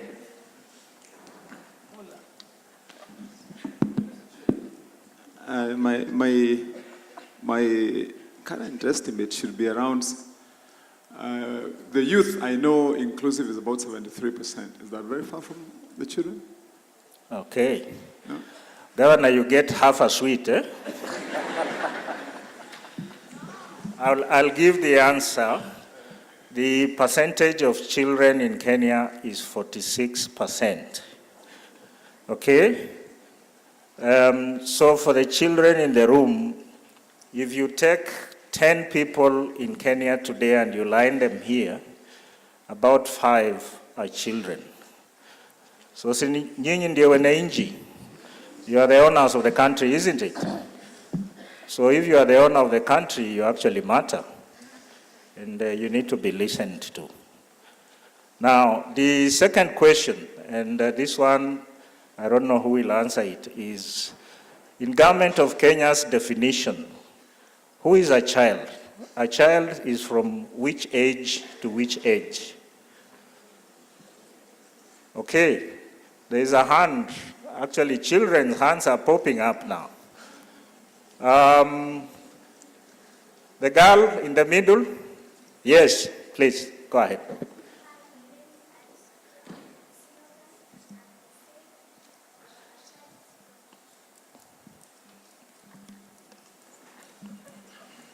Hi, my name is Alice Wakio from Senegal, and I would like to answer.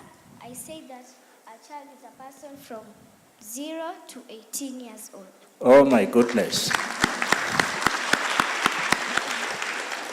I would like to, maybe the people writing notes to get her name. She actually got it correct. A child in Kenya is below 18 years. So from 0 age to about 17.999 something months. Anything below that is children. That is important because if kids are about 50% of Kenya's population, and they're about 0 to 18, we can very quickly link to why we need to listen to them, but most importantly, the services that the children require for them to actually achieve their biggest potential. And when we start analyzing what the kids require, you start realizing there are the things which they actually projected here. It's about health, it's about education, it's about water, it's about sanitation, it's about protection, it's about care and so on. And when you look at the structure of Kenya's government service delivery, you actually realize that majority of those services are actually devolved.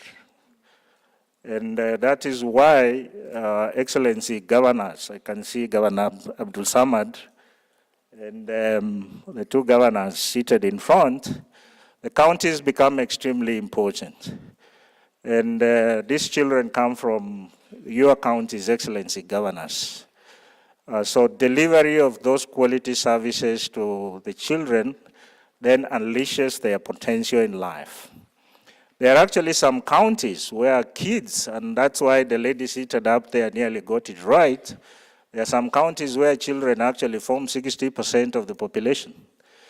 And therefore, in those counties, Excellency governors, if you look at your budgets, then basically we are saying nearly 60% of those budgets need to be directly going to the services of the children. Now, one request that we would put forward is when you look at the county budget and economic forums, where citizens come together with excellency governors to actually present views of where the targeted resources need to go. You look at the structure of the county budget and economic forum, and you actually don't have representation of children. Yes, the youth are there, the women are there, and so on, but that structure does not have a child. It would be important that maybe through Madam Miti, that we actually look at restructuring the CBEF so that the child is actually represented. And then finally, is that UNICEF is a UN agency that is global, that works with children, and we are very, very delighted to partner with the government of Kenya and all the partners represented to actually get the children voices being heard, and we hope that what comes out of here will be presented to the main Devolution conference, and we have the PS education. I'm pretty sure your recommendations will be taken forward. Thank you very much.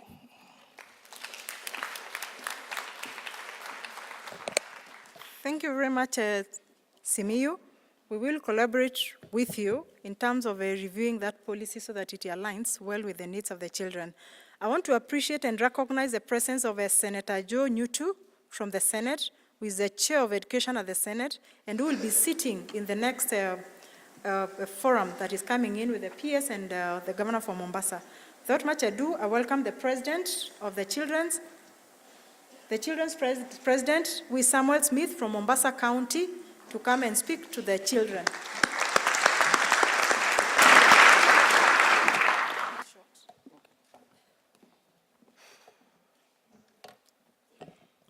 All protocols observed. Good morning.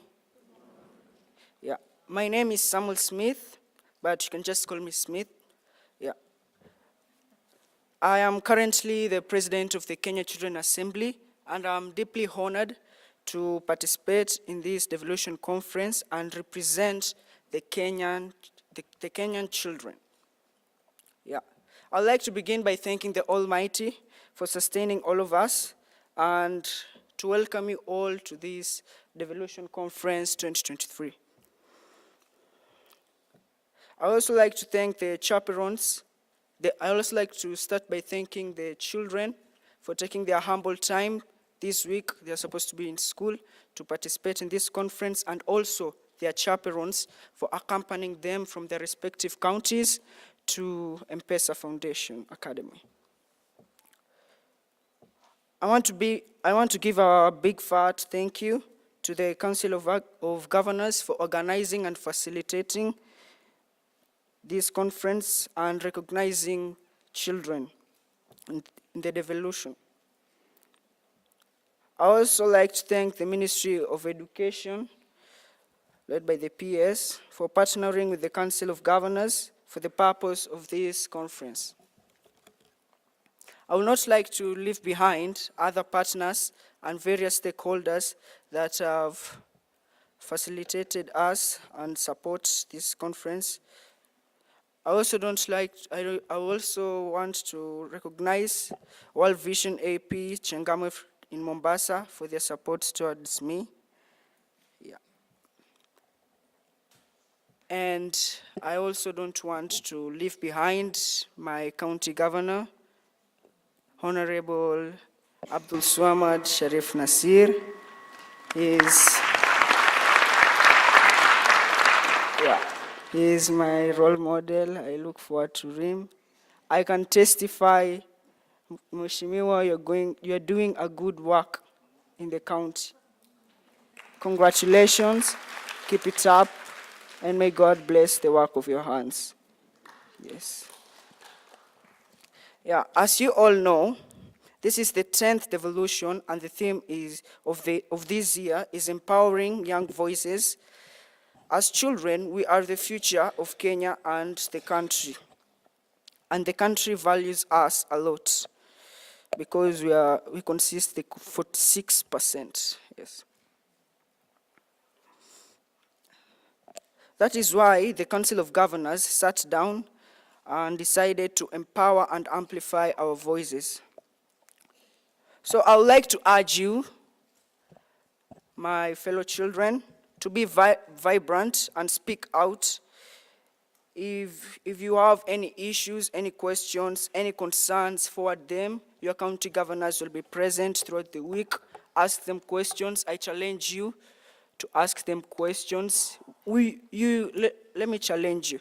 In your schools, do you have an auditorium like this? So challenge your governors. Yes, you also need an auditorium. Isn't it beautiful? Yes, it's beautiful. So you should also have one. Yes. I forgot to say, I'm from Mikindani Primary School, a government school. Forgive me for that. And I thank them for allowing me to come to the conference. Yes. Let me continue. My fellow children, feel free to participate and engage. Feel free to air your views. Let no one tell you, don't ask this, don't do this. You get me? Don't raise your hand or ask any questions, or don't say this or that. Whatever you have, air it. It's your opinion and your views, and it matters a lot. Above all, remember to make new friends and have fun. As I told you, I've already interacted with about 8 counties so far, and I'm really glad. Yeah.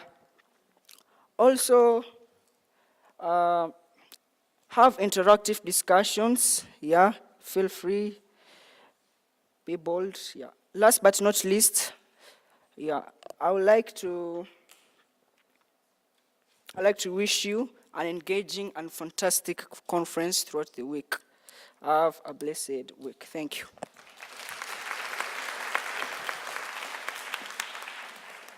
Thank you very much, Mr. President. You can do better than that for your president. He said you should not shy away from airing anything that you feel because it is your right. And the challenge is live to the governor from Mombasa. You have to pick this and make it possible in Mombasa County. Thank you very much. Next, we are just coming to the end. The Speaker of the Kiambu County Assembly, please, the stage is yours.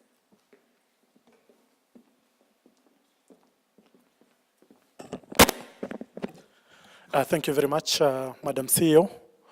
All the guests who are here, PS, Minister of Education, Dr. Belio Kipsang, Host Governor Kiambu County, Governor Kimani Wamatangi, Governor Wajir County, and Vice Chair COG, Governor Abdullahi, Governor Mombasa County, His Excellency Abdul Somad, Deputy Governor Kiambu County, Madam Rosemary Kirika, Senator Muranga County, Senator Joe Nyoto, representatives of Safaricom Foundation and Safaricom PLC, and all distinguished guests, ladies and gentlemen, good morning.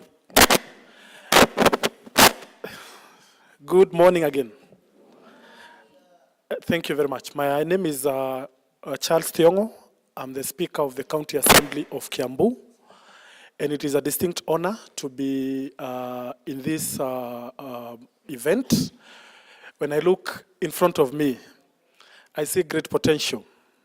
I see the leaders of tomorrow. The gentleman who just spoke before me, he said he's the president of the Children's Parliament. So we want to remove the children's and say that he could as well be the president of the Republic of Kenya at some point. So I want to encourage the young ones, be focused, chase your dream.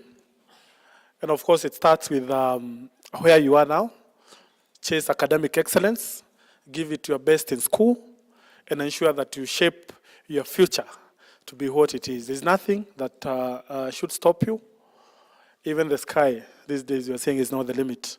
You want people to fly beyond the clouds. Isn't it, young people?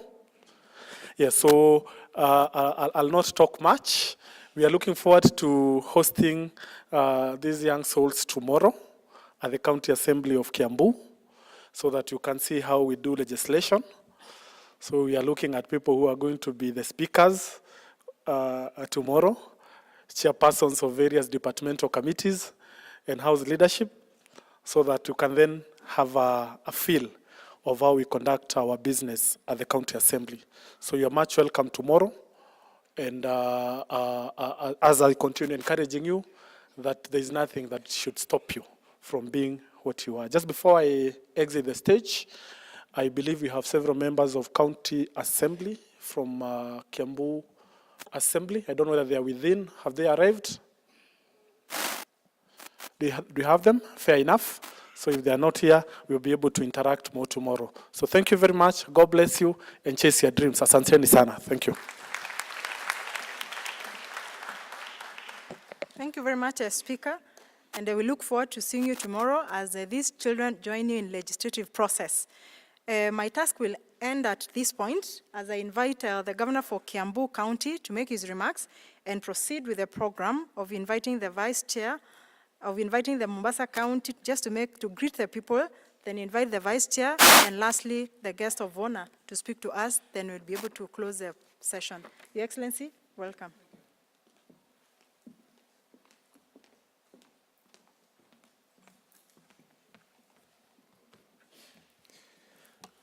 Thank you very much, CEO, Council of Governors. And thank you, all our visitors this morning. And I'm sure we've been cheered up from the first time when we got in here by the beautiful performance by the young children who are here. Weren't we cheered up? That was exceptional. And Cynthia, I agree with you that that indeed the classes, the schools that we learned in are heaven enough comparatively to the M-Pesa Academy. But interestingly, the songs almost remain the same. Because, you know, the nice song that we had here, you know, Nasikia Sauti, ya watoto, I remembered and we were discussing there with PS. During our time, we used to say, Nasikia Sauti ya Mama. But, you know, I was musing myself because during our time, by the time we were saying, Nasikia Sauti ya Mama, already we were saying that when we were already outside running. that part of the song used to happen when you're almost getting to the gate of your home to have lunch. And also, you know, thank you, Cynthia, for the extrapolation of the facility here, the M-Pesa Academy. The various programs that you're exposing our young people from different parts of the country to. I wish that moving forward, and I believe it will be possible, that in the spirit of devolution, because as you heard, and COG said that very well, that indeed the children themselves are very aware about the benefits of devolution. I think the Safaricom Academy, moving forward, Cynthia, the M-Pesa Academy, should also devolve to the counties. so that all those good things that these young people who are getting you know, an opportunity to come to this facility can now have them and test them at county government level. And I also want to acknowledge the awareness, the high level of awareness of our young people.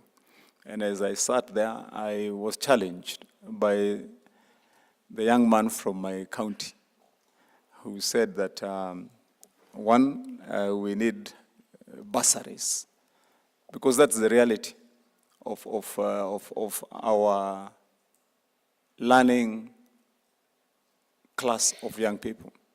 and especially our societies and communities, that we have a huge problem when it comes to educating our children. And that's why it is significant to acknowledge the tremendous role that this facility has played in ensuring that you reach far and very wide to go look out for those that would hitherto not ever get access to such exposure in various aspects of life and learning here at this academy.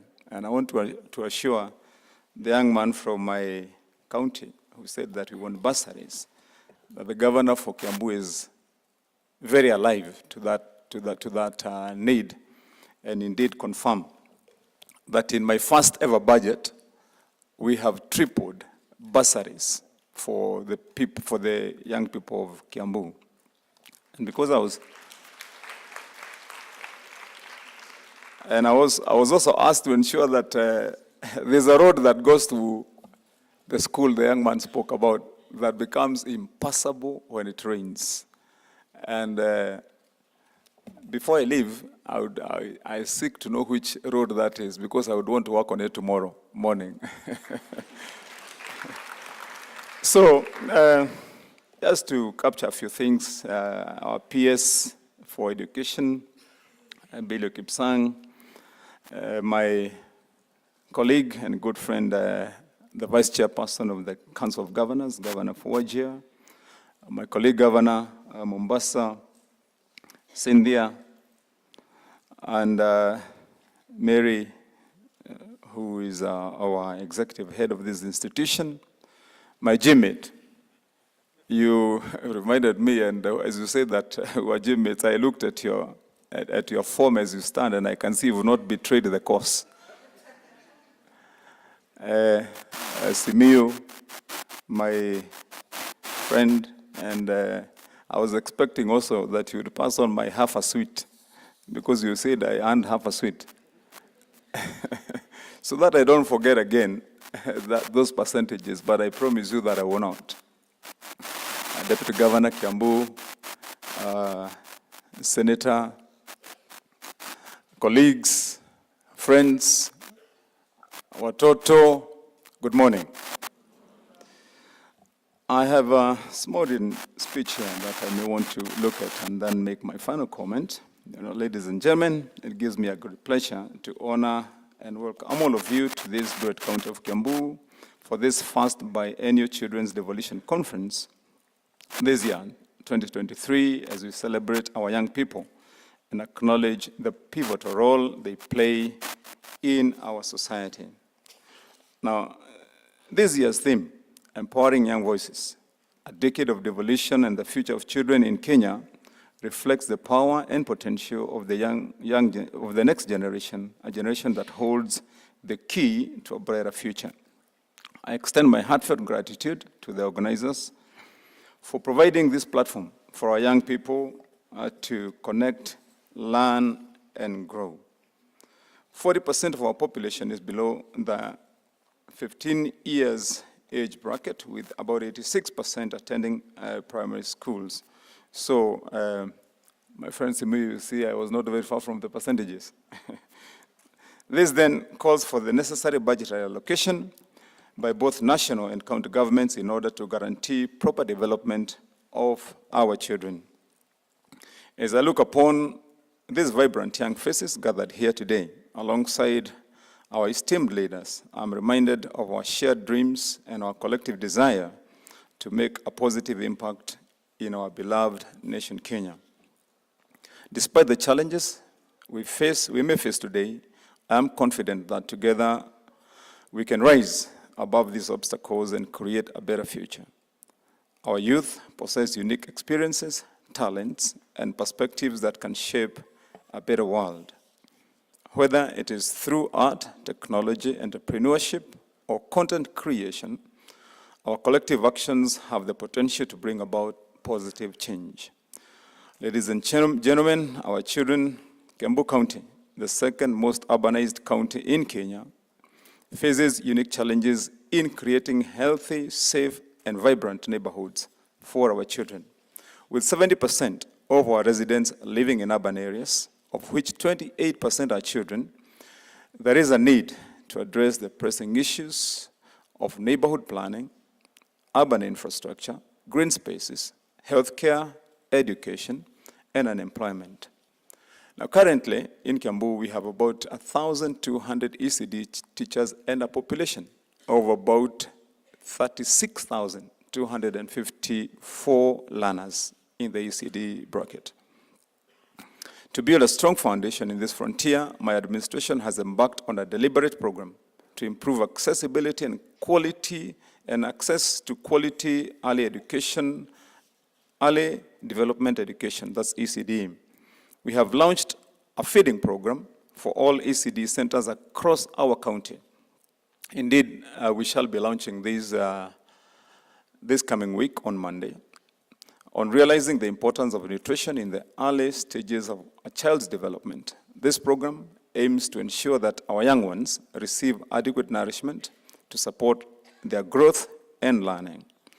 Under our program, every child in all these centers in Kiambu County will be provided with nutrition or nutritious uji or porridge in the morning, and every child in Kiambu County will have an egg every day for 3 days in a week. Under this program, in Kiambu County, we have 990 primary schools, both public and private, with a population of about 300,000 pupils. To enhance transition from secondary school, we encourage our students who do not acquire university grades to join our 39 well-established vocational centers, which also have over 4,500 trainees.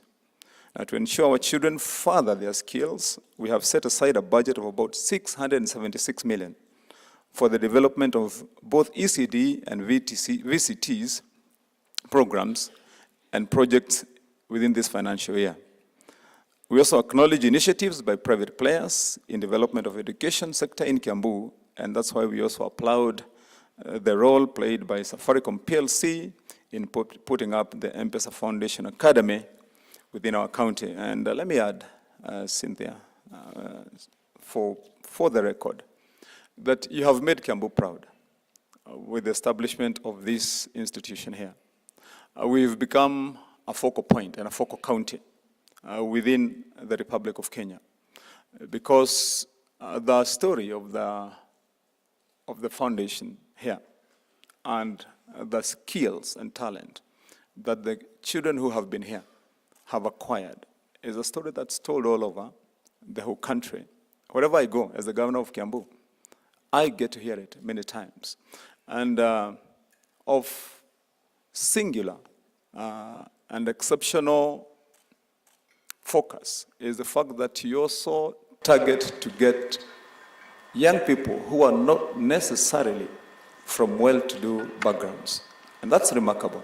And so we want to also congratulate you and applaud that action. Further, to address the issue of children with disabilities, Kiambu County hosts some of the biggest facilities, like Joytown here in Thika School for the visually impaired. We have Kamboi School for the deaf, and which my administration is committed to supporting in such facilities. By investing in the well-being of our children, we are investing in a brighter future for our country. And our clarion call in Kiambu, just like it is in many parts of the world, is that we say, leave no child behind. Ladies and gentlemen, within our urban centers, we have a challenge of street children. My administration is also focusing on the rehabilitation and reintegration of street families into our communities.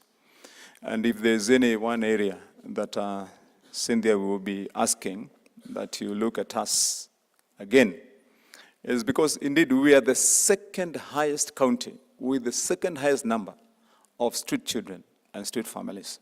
And that conversation can be had. Several of them are rehabilitatable. Some of them we have, and they can do well with the kind of exposure that those that benefit from this institution do. So by promoting resocialization programs and establishing effective coordination mechanisms, we intend to open safe centers for our children, whereby we provide these families with support they need to build their lives. We're investing in rehabilitative, reintegrative, and resocialization and preventive programs, ensuring that every child has a chance for a better future. Sports also play a vital role in the development of our youth, fostering discipline, teamwork, and healthy lifestyles.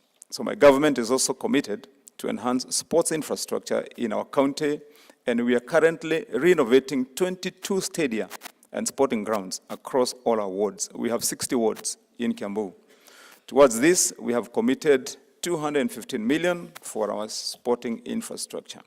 Now, further to nurture sports talents, we are also establishing and starting a 1 billion multi-purpose academy on the other side of Kiambu, in a place called Nachu.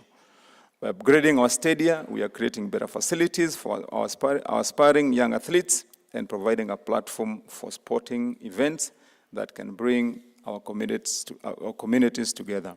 This investment not only benefits our youth, but also contributes to the overall social and economic growth of our country.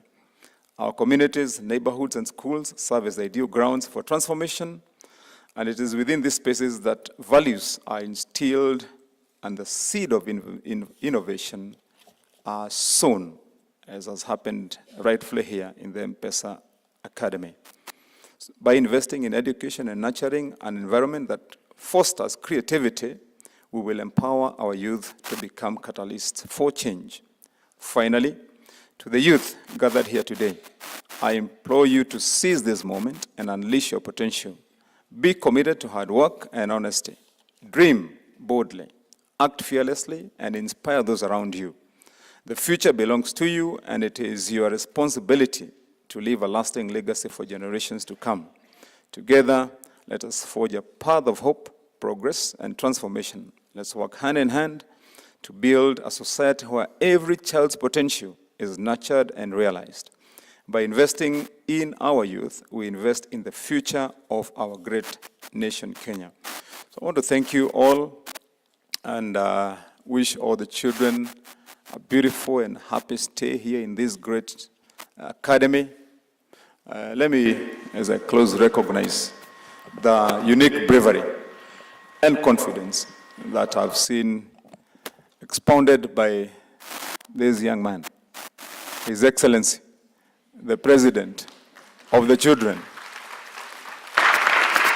And, you know, because I'm a politician and we are good at numbers, my brother, Governor Mombasa, you know, it has been said that one of the regions in this country that was yet to produce a president, and I suspect that's probably where you are running very hard to be governor, is Mombasa, where we've not had a president. But unfortunately, you have been beaten to that race.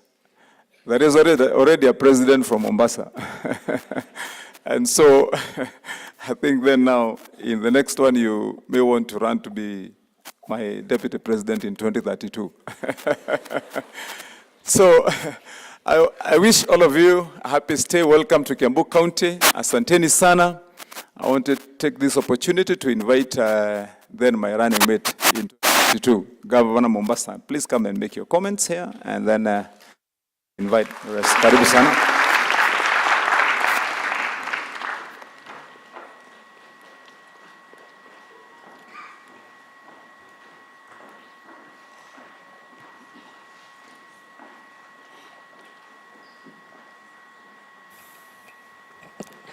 Good morning. You're well? First and foremost, I want to recognize my colleagues, fellow governors. I want to recognize all the children who are here present. And the President, Smith, thank you very much. He comes from an area that truly actually voted for me to the last person. So I can attest that he's with me. the development partners, Safaricom team, and everyone here, the Council of Governors and the Secretariat of the Council of Governors. Amazing that we have been able to come over. I know that I'll be part of the panelists, so there's a lot of issues that we will be discussing where it is better, instead of you just listening to what it is that I have to say, I get to listen to what you want me to be able to put in place. So there's a lot of issues, and I think if you will allow me, let this day be a day for the children and not for the adults just talking to the children. I will spare my talking points for purposes of the panel. All right, is that fair enough? Thank you very much.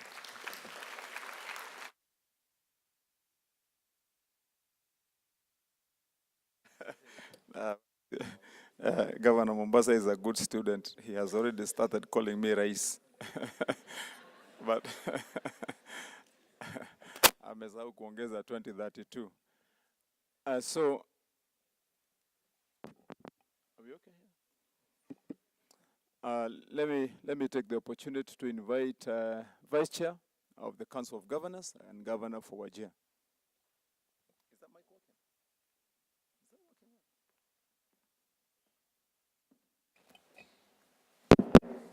Okay, karibu Vice Chair.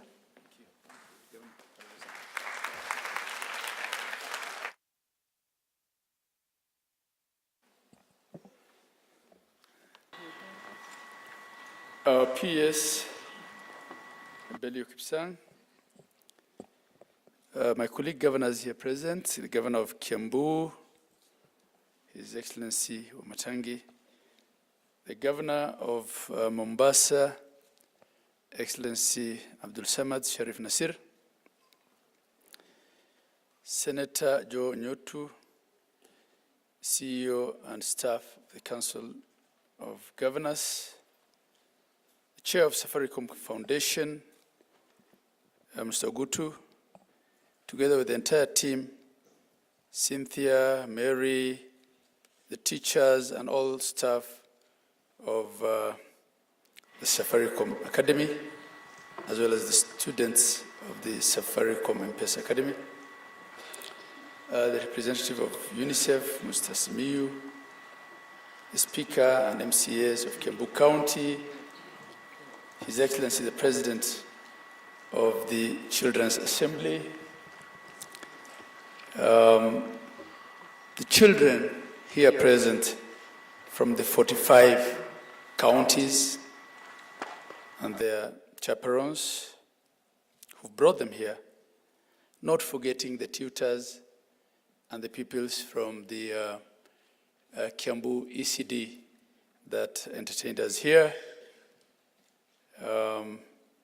distinguished participants, ladies and gentlemen, as we all say in Kenya, all protocols observed, good morning. My name is Ahmed Abdullahi. I'm Governor of Wajir, Vice Chair of the Council of Governors, and the Chairperson of the Steering Committee of the 2023 Devolution Conference. And what has brought us here today, the Children's Devolution Conference, is part of the Devolution Conference 2023. And the Adults Devolution Conference will be starting on the 14th of August. It will be held in Uasin Gishu County at the headquarters of the county in Eldoret Town, beginning the 14th of August 2023. Our chairperson of the Council of Governors, Her Excellency Anne Waiguru, who is also the governor of Kirinyaga County, sends her greetings to all of you. I'm delighted to be here today at the Children's Devolution Conference, where we are celebrating a decade of devolution and talking about the future of children in Kenya. This conference is all about you, the young voices that will shape our country's future. This conference comes as a follow-up to the second Children's Devolution Conference held in Nairobi County in 2019 under the theme, Deliver, Transform, Measure, while remaining accountable. In that conference, the children requested that the subsequent conferences be held out of Nairobi, and we are glad here today to be in Kiambu County. And I want to thank the governor and his team. I also want to thank M-Pesa Academy for helping us fulfill that wish of the children. We are gathered here today under the conference theme, Empowering Young Voices, a Decade of Devolution, and the Future of Children in Kenya. The theme is aligned to the main devolution conference theme of 10 years of devolution, the present and the future, with the sub-theme being driving transformation from local county governments at the center of economic development. The conference is scheduled for the 15th to 19th of August in Eldoret, Uasin Gishu County, and we are reporting on the 14th of August. So it's actually from the 14th all the way to the 19th of August in Eldoret, Uasin Gishu County. The Children's Conference is therefore a pre-event to the main devolution conference and provides an opportunity for you to add your voice to the discussions on devolution at 10. The resolutions from this conference, the Children's Conference, will be read during the opening ceremony of the main devolution conference. The magic of this event lies not only in the fascinating discussions, conference, and fun activities you will experience, but also in the ideas you will share in shaping the next course of action in devolution. Children's voices are our treasure, a beacon of hope that guides us towards a brighter, more inclusive and compassionate Kenya. We will embark on a journey together during this conference, exploring the incredible progress our counties have made in the last 10 years and making suggestions on how to shape the future. The Constitution of Kenya, under Article 53, recognizes the rights of all children to be protected from abuse, neglect, harmful cultural practices, all forms of violence, inhumane treatment and punishment, and hazardous or exploitative labor. In the last decade, we have seen the power of devolution, the art of bringing decision-making closer to you, the people.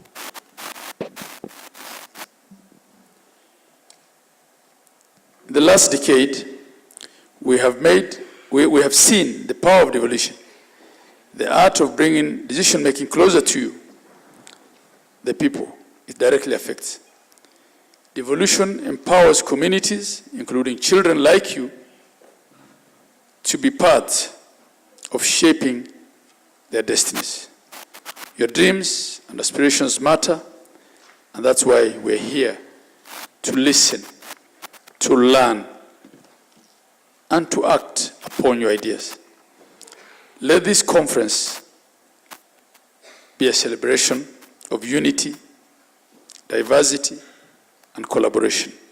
Together, we can build a future where every child's voice is heard, where every child's right to education, health, and a safe environment is protected, and where every child can unleash their true potential.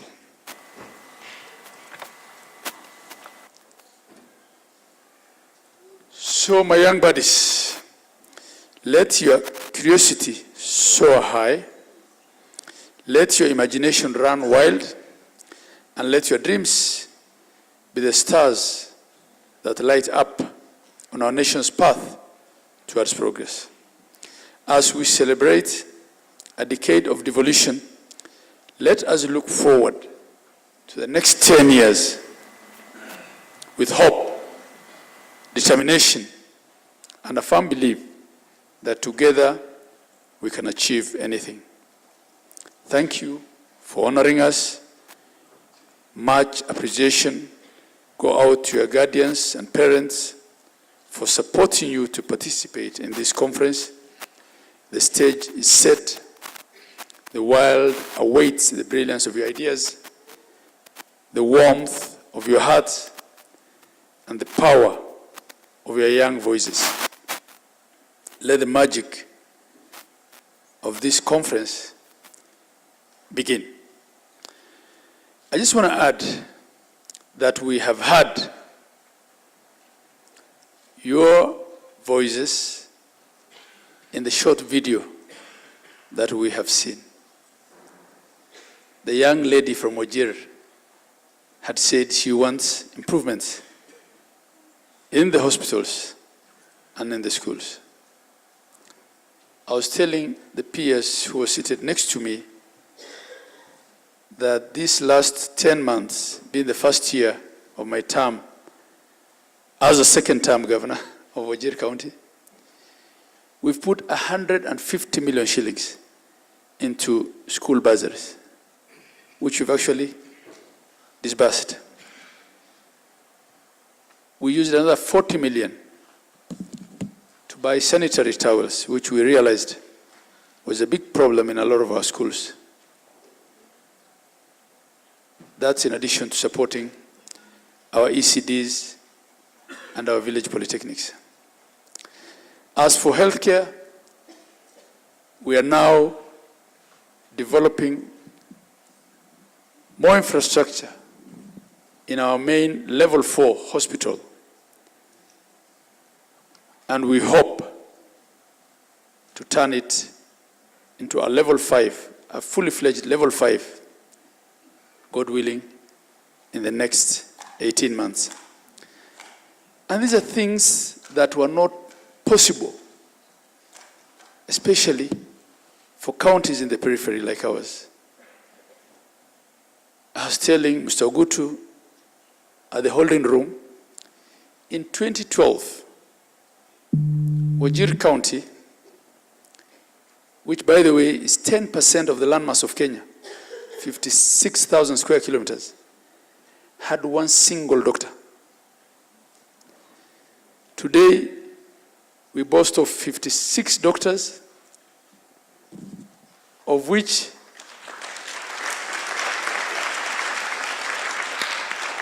18 of them are consultants. And Governor, after you, we did the first laparoscopic surgery, which made our hospital the 7th public hospital to carry out a laparoscopic surgery. We've been able to do a total hip replacement in Wajir County. So in spite of all the noises that we hear, devolution works. And there are stories to be told across all the 47 counties of Kenya. I wish you well. I wish you a fruitful conference. As your own president, His Excellency, the President of the Children's Assembly, has said, be bold, speak your mind, and give us ideas, which I assure you, the 47 governors of Kenya will take into account and try to implement, do their very best to implement in the next 2 years before the next Devolution conference. Asanteni, Mungu awabariki.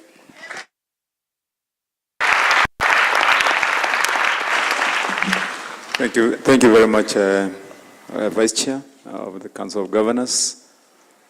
Just before I invite our key speaker, we had a committee here that teamed up with the Council of Governors, and that committee comprised of quite a number of people from the county government of Kiambu who were responsible for the arrangements of this conference.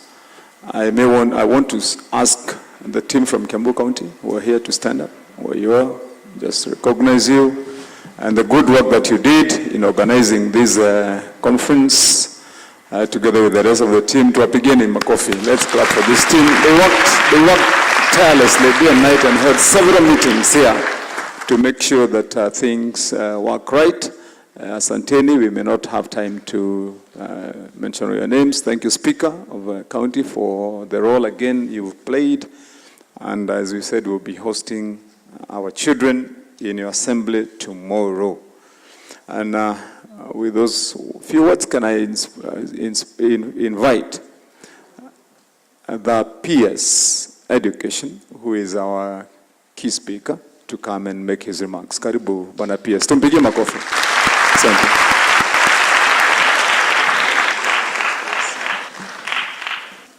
Asante sana, Governor Kiambu, who is our host today and our host for the next three days.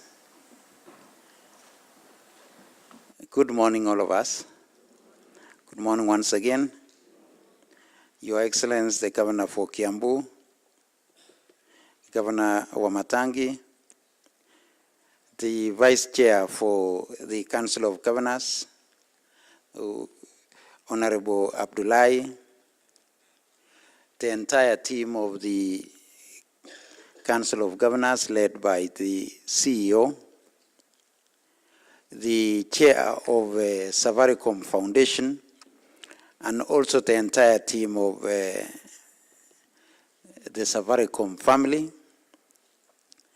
Honorable Senator Nyotu, who is our Chair of the Education Committee in Senate, our children, led by the President of the Children Assembly, who has, and I can confirm, is representing our children quite well. And I would want to acknowledge the confidence and the focus that we are getting from our young ones. If our sample is the President of the Children's Assembly, then I can almost certainly say that we are going to have a real fruitful engagement in the next 3 days. My good colleagues, teachers who have come with these children, you know, you are our real pillars. You are the people who make these children be what they are. Our President for the Students' Assembly is a reflection of what you do in your schools. And usually, it is said, not because I am a teacher, but it is said that teachers are the only people God gave an opportunity to co-create humanity. And therefore, we say thank you for the good work that you are doing. Ladies and gentlemen, and all protocols observed, my name is Belio Kipsang.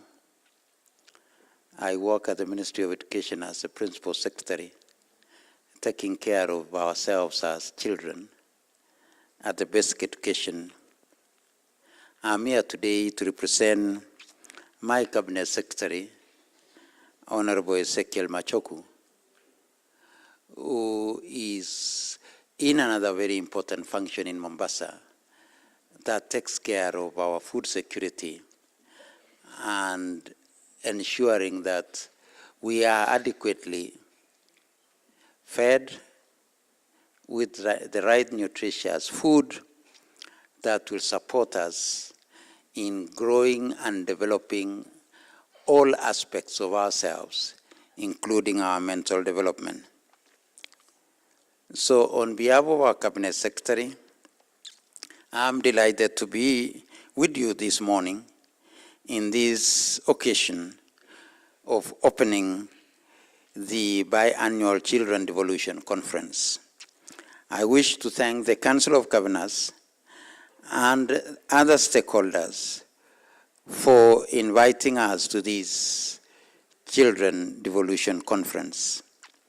I also acknowledge the conference theme, Empowering Young Voices, a decade of devolution and the future of children of Kenya.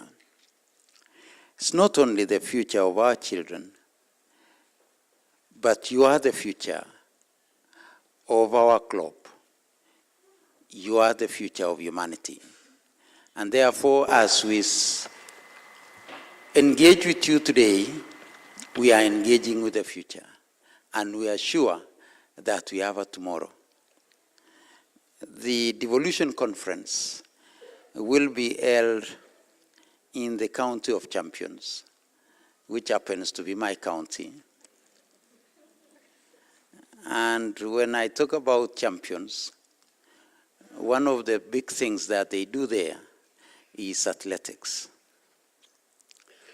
And there is one race in athletics called relay. And what we are doing today here is a relay.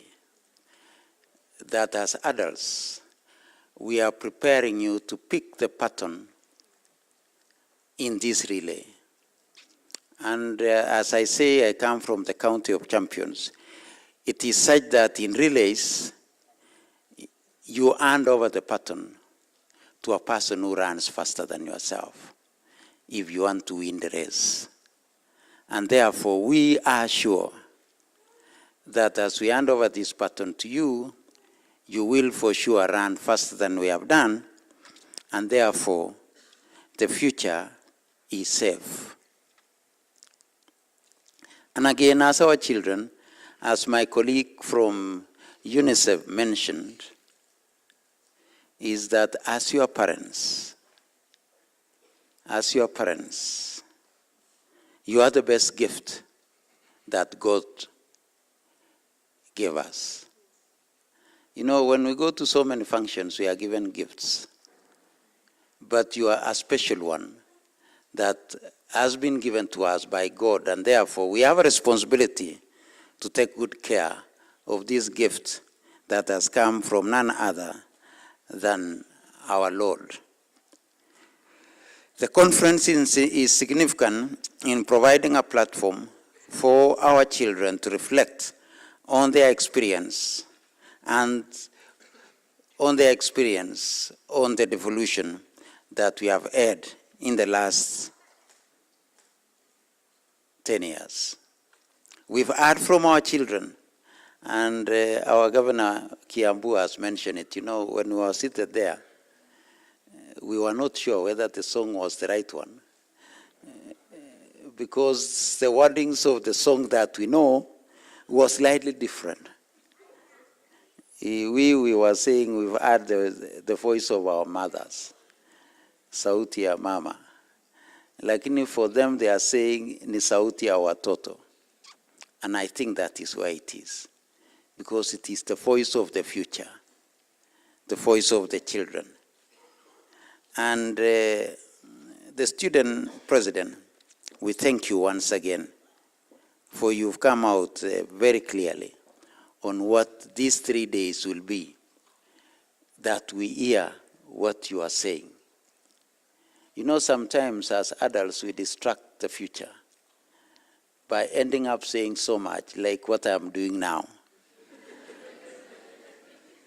instead of sitting down and listening to you.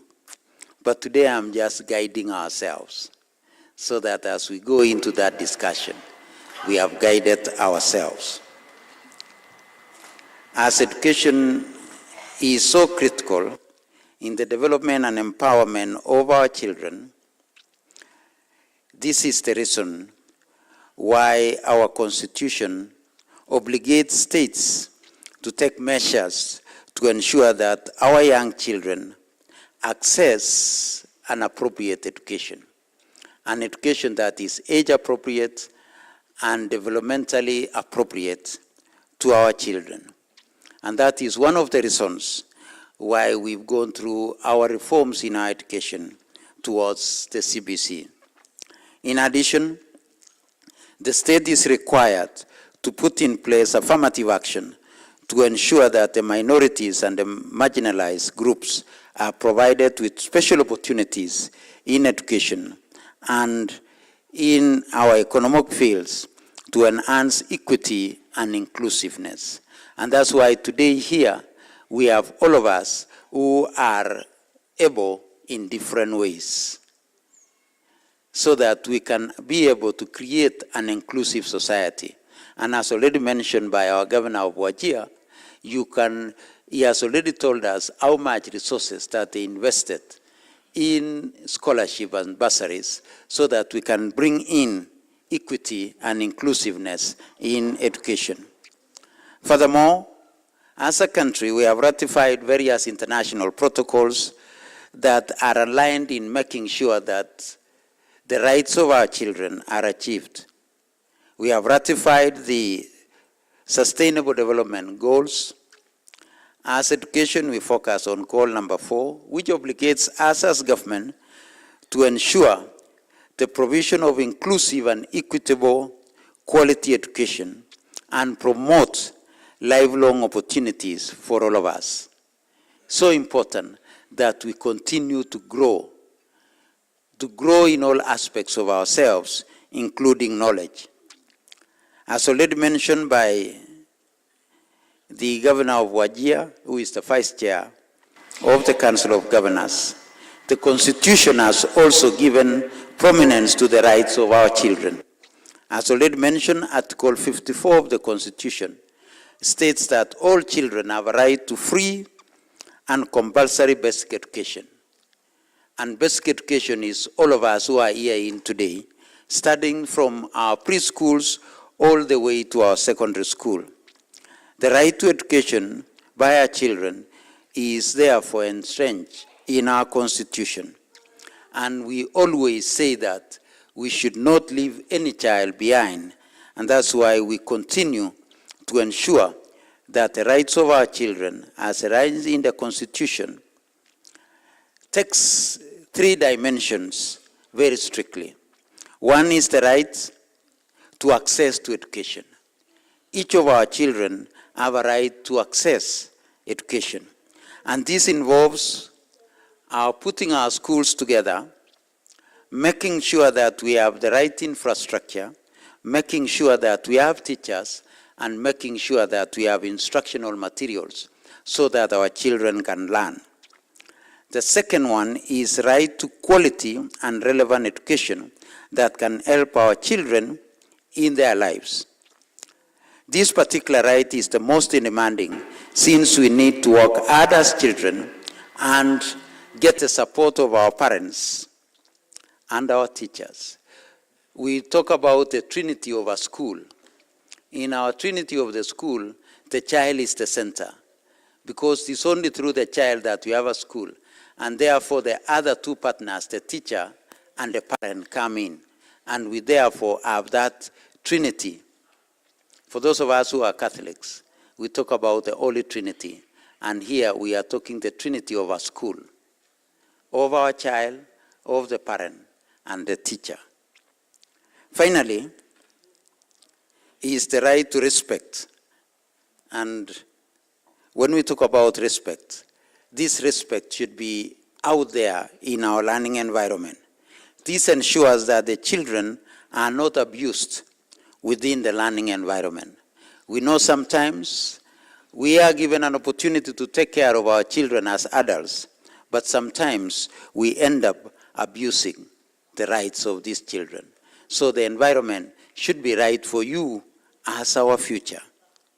And in order to meet this obligation and the international instruments that are there, the government and through the Ministry of Education is implementing a number of initiatives and programs to enhance access to quality education, because it is our responsibility as parents, number one, who take care of you as our daughters and sons in our schools. And some of these initiatives is that we've got to reflect and look at what government is doing.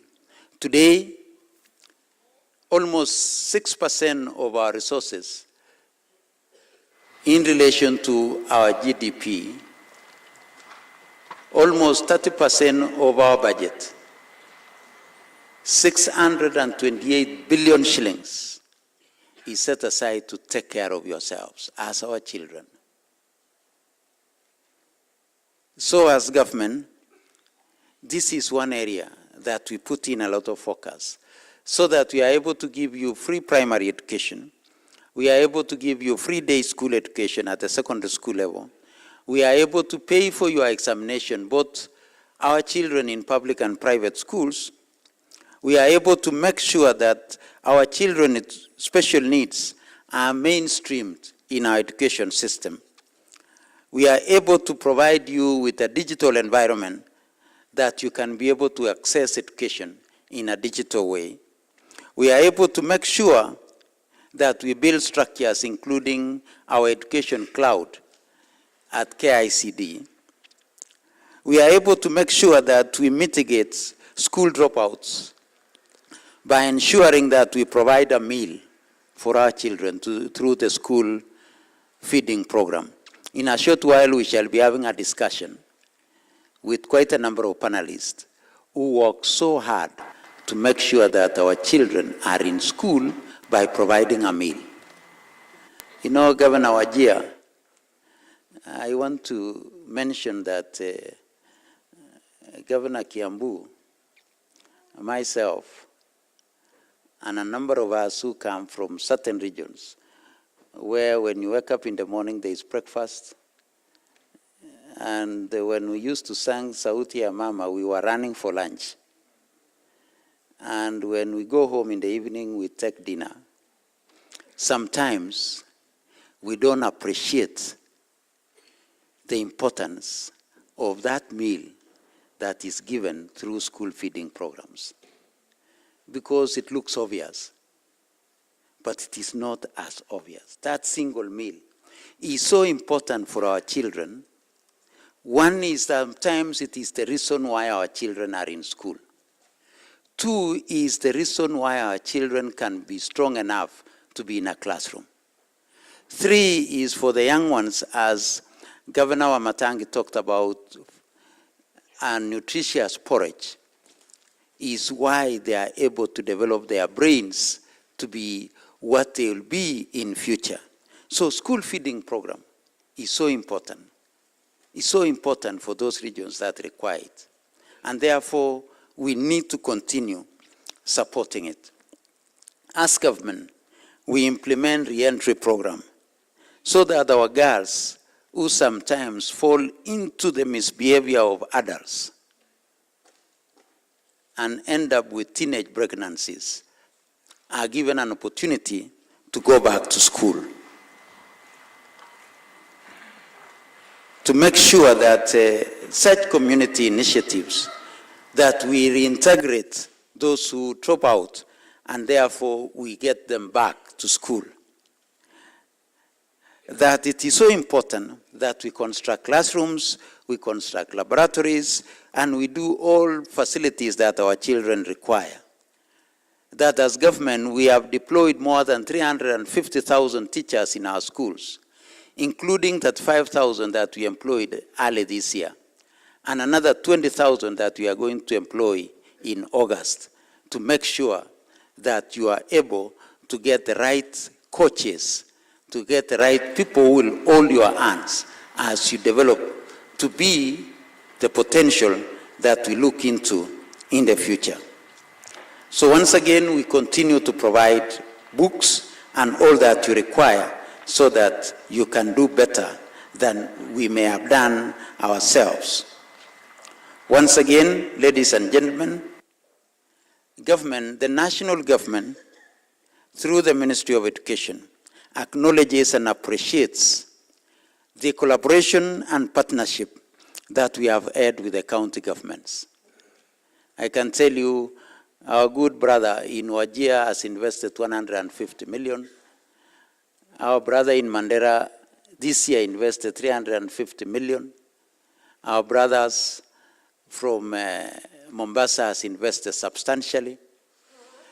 Our governors put in so much in supporting our children go through their education systems. And that is why collaboration and cooperation between the two levels of government is very important, so that we don't draw silos of saying this is not what the Constitution has given us. The Constitution has said in Article 53 that our children have a right to education, and therefore we must all work together to ensure that we achieve that particular right and to ensure that equity is always given. So once again, I thank my brothers and sisters from the county government for the continuous collaboration. I thank the Council of Governors for this conference, because this conference alone is an opportunity of dialogue. It is an opportunity of making sure that the future is secured, and the future are our children. And therefore, it is so important that we work together. Today, we are engaging very closely with the county government of Nairobi so that we can be able to give a meal to every of our children in the great county and the big town of Nairobi. So once again, I would want to appreciate and acknowledge the critical role that you are playing when it comes to early childhood education. When you saw those young ones, the beautiful ones who are in front of us here, then as governors, as county governments, then you can appreciate that you are making a difference. You are building a confident future, a real confident future. I was talking with the Governor Kiambu when I saw those young ones, and we are not sure whether we were able to do that at our age. I'm sure we would have disappeared in this stage if it was our time so many years ago. But you can see the contribution that you have had in building the confidence of these young ones as they grow up. We shall continue to work with yourselves and work with our governors and the county government so that we can be able to continuously improve and develop policies that will assist our children. We shall continue to work together to ensure that we retool our teachers. We shall continue to work together to ensure that all the necessary materials in case of designs for PP1 and PP2 are properly done in our competence-based education. So once again, governors, be assured of our commitment to work with yourselves as we work together in the two levels of our government. I know there are challenges, but we shall continue to deal and surmount these challenges together, including infrastructure, including shortage of teachers, including sometimes challenges on instructional materials. We shall continue to work together to ensure that we deal with these and be able to make that particular requirements of our teacher-student ratios to be reasonable enough so that our children can be able to benefit in what we are doing. As I conclude, let me add that our children also face socio-cultural challenges, such as teenage pregnancies, which I said. And you know, teenage pregnancies is not a problem of our children. It is a problem of us as adults. And therefore, we must deal with it as adults. Teenage pregnancies would not be there if we were adequately disciplined as adults. So we can only deal with it if we deal with ourselves as adults and leave our children out of it. We have other challenges, including harmful cultural practices, which is again a problem of us as adults. FGM that our children go through, it's not children who practice FGM. It is adults who practice FGM. If we want to stop it today, it is us as adults to stop it. Challenges including alcohol, including drugs, is not again the problem of our children. Still our problem as adults. It's we adults who avail all this to our children. If we want to sort it out today, it is on our hands as adults to deal with it. Child labor, the children provide labor to the same adults. Let's deal with it as adults. I urge our children to be disciplined. I urge our children not to do anything that harms another child, including bullying in our schools, including any violence towards other children. Let's embrace discipline. Let's work hard.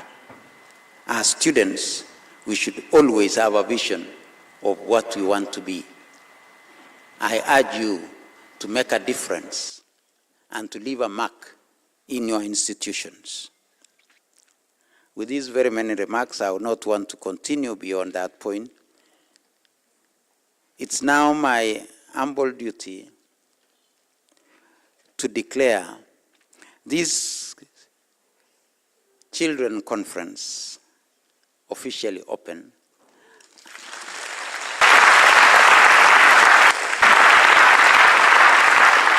And assure you that we shall be available to listen to you and to answer any of your concerns and to take in any of your suggestions in ways in which we would want to improve your lives. May the Almighty God bless all of us. Thank you very much.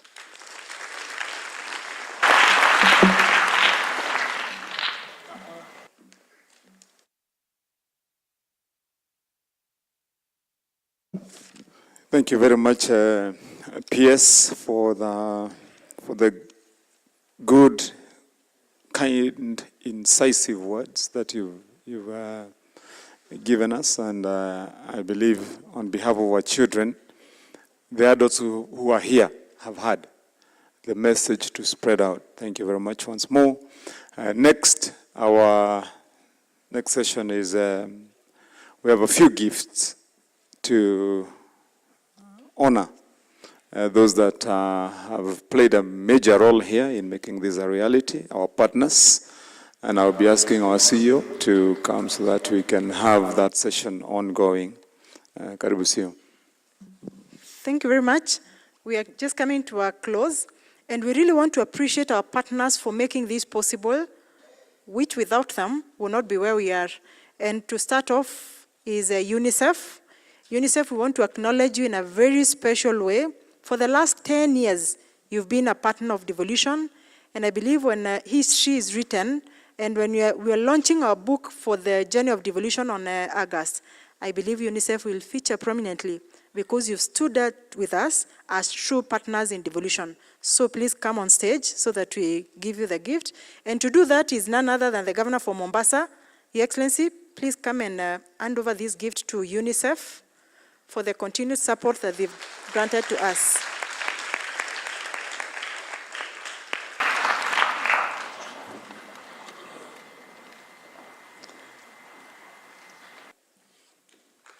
Next,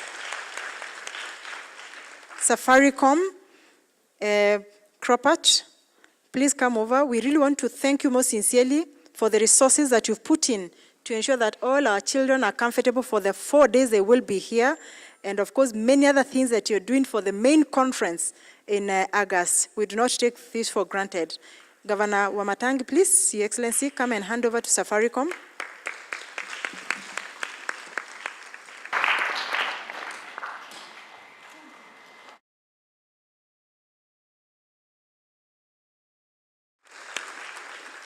Lastly, is our chief guest, PS Belio, the PS for Education. We really want to sincerely thank you for the journey that you've walked with us from January, preparing for this children's conference. All your directors in all the counties were available to ensure that the selection is overboard, and they ensured that the chaperones have taken charge in terms of ensuring that we bring the children here, and even your officers from your office and yourself. You worked with us, including last Friday. You're asking whether there is a challenge, and we did confirm that there wasn't. And whenever we came back to you, you're always available to unlock each and every challenge. Please pass our gratitude also to the CS, who's been very passionate about this conference. But as you've said, I believe they are watching because you're live. Please come over, and to hand over this, it's our Vice Chair, to hand over the gift to you, PS, for the continued support. And as you've said rightly, we are working very closely with the Ministry of Education so that we don't work in silos and to ensure that the children are safeguarded from every aspect of the government. Thank you very much.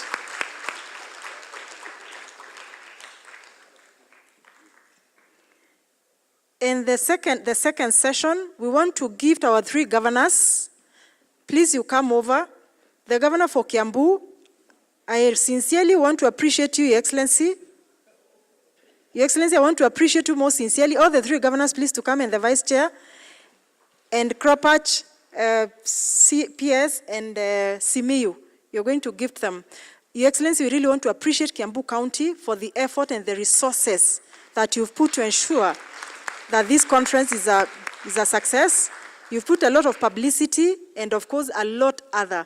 The governor from Mombasa was extremely very excited and passionate to discuss about the issues of rights to the children, nutrition, housing, and rights to education.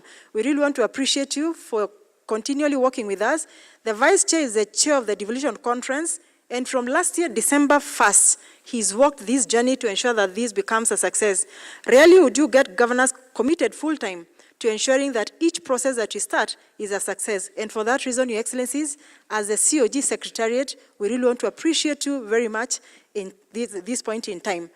For Governor Mombasa, it will be handed over by UNICEF, please. And you will find out the meaning from Secretariat. It was very deliberate, done by children on this county. Yes. Thank you very much. Next is Governor for Kiambu, which will be handed over by Kropach.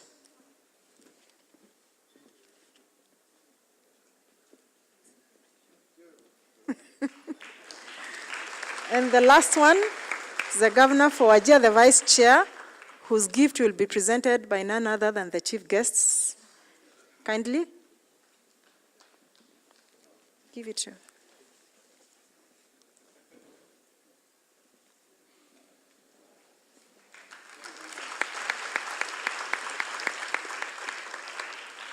Thank you very much. And lastly, which will be done on a Friday, will be for the institution that has consistently and continually ensured that we are comfortable here. We'll do that on Friday. And it said, you reserve the best for the best. So the chair and Mary, we will be reaching out to you after the end of the conference. Otherwise, at this point in time, we want to do a photo session with all the children out there and all the guests. And I will please request that we do this sequentially. The dignitaries, please, we walk down. Ambassador will be leading you. Then after the guests walk, please, we can start walking. We take a photo. Then the children will follow. The chaperones will be going for tea. And it is only 20 minutes. And the children will follow you for tea after the photo session. 20 minutes. Then we start the process of the next session, where the governor from Mombasa, Senator Nyutu, and PS will be sitting in. Thank you very much. Please, children, sit. Please, children, to sit as we allow the dignitaries to walk out. Then we will be able to do the photos. Thank you, thank you. And the media, the fourth estate, I am addressing the media. Please, we really want to appreciate you most sincerely for the coverage and the photos that you've taken. The live stream was extremely very exciting, and we really want to appreciate all of you. To our children, my children, boys and girls, thank you very much for making this possible, and we will do it over and over again. Children, we can now start walking out. Children, please, but we maintain order. Chaperones, please ensure that we maintain order as we move out. Asante. The next session will start in the next 20 minutes. The next session will start in the next 20 minutes. So please, we do it very swiftly so that we save on time. Thank you.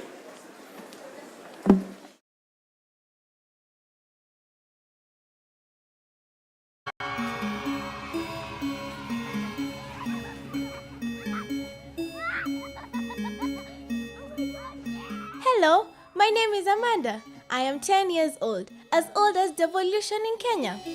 Before I was born, everything was being done in Nairobi. This made it difficult for children from other parts of the country to get services such as health, education, and clean water. But when making the 2010 Constitution, Kenyans, including children, said it is important to have services available to everyone.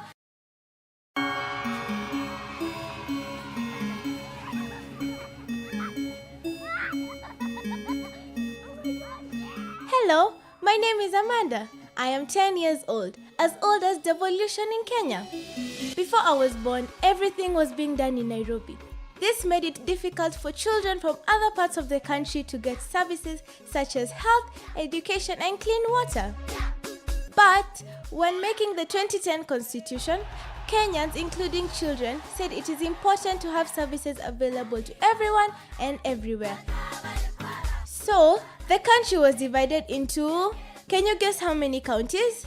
Yes, 47 counties as shown on this map. In 2013, during the general elections, Kenyans voted for their first governors, deputies, and MCAs. So this year, all county governments are 10 years old, just like me.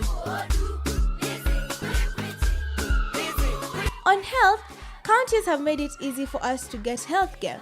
It is easy to get doctors, nurses, and medicine in clean and well-equipped hospitals.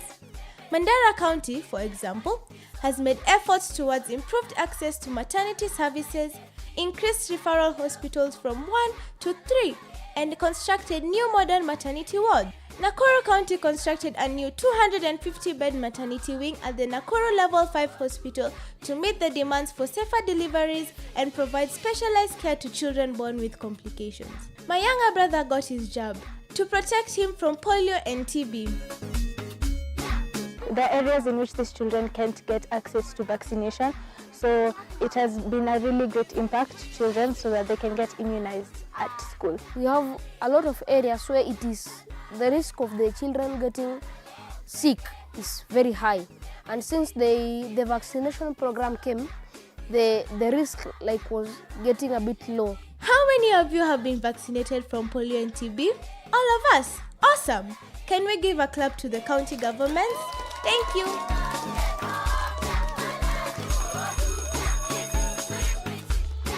On education, talking of my younger brother, the county government has made sure he has a beautiful school with really good teachers and lots of toys and books. Remote tables, chairs, charts. It has helped in building ECD classes, employing the teachers of ECDE in a girls' school. It has helped in giving the girls sanitary towels. 77% of children who are supposed to be in schools are enrolled in early learning centers. Also, the county works with the Ministry of Education to make sure those of us who don't have money are able to go to schools by providing scholarships. I'm a beneficiary of county. I'm being sponsored by county since I finished my class 8 KCP. Something awesome that counties have also done is to make sure all children go to school, even those who are differently abled.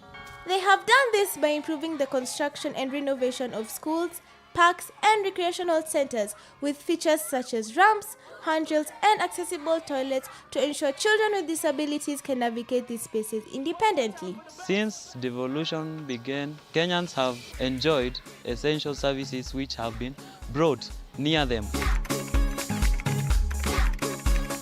The digital space is our new reality. To ensure that we are prepared for this new world, county governments provide training programs to students including children in pre-primary, teachers and community members with the aim of enhancing their digital skills.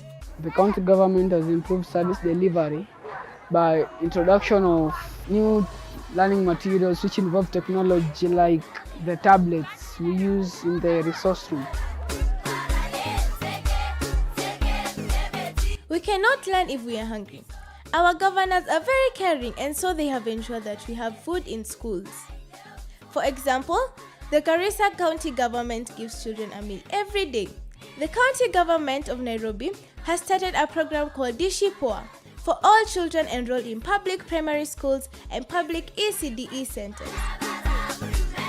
Huku Garissa County government imesaidia watoto kulipia fees, pia imesaidia kuwapea chakula na inasaidia watoto wenye hawana wazazi mayatima. In agriculture, where does food come from? From the farms. To ensure we have food, county government are teaching us to farm by making sure that agriculture is part of our ECDE programs.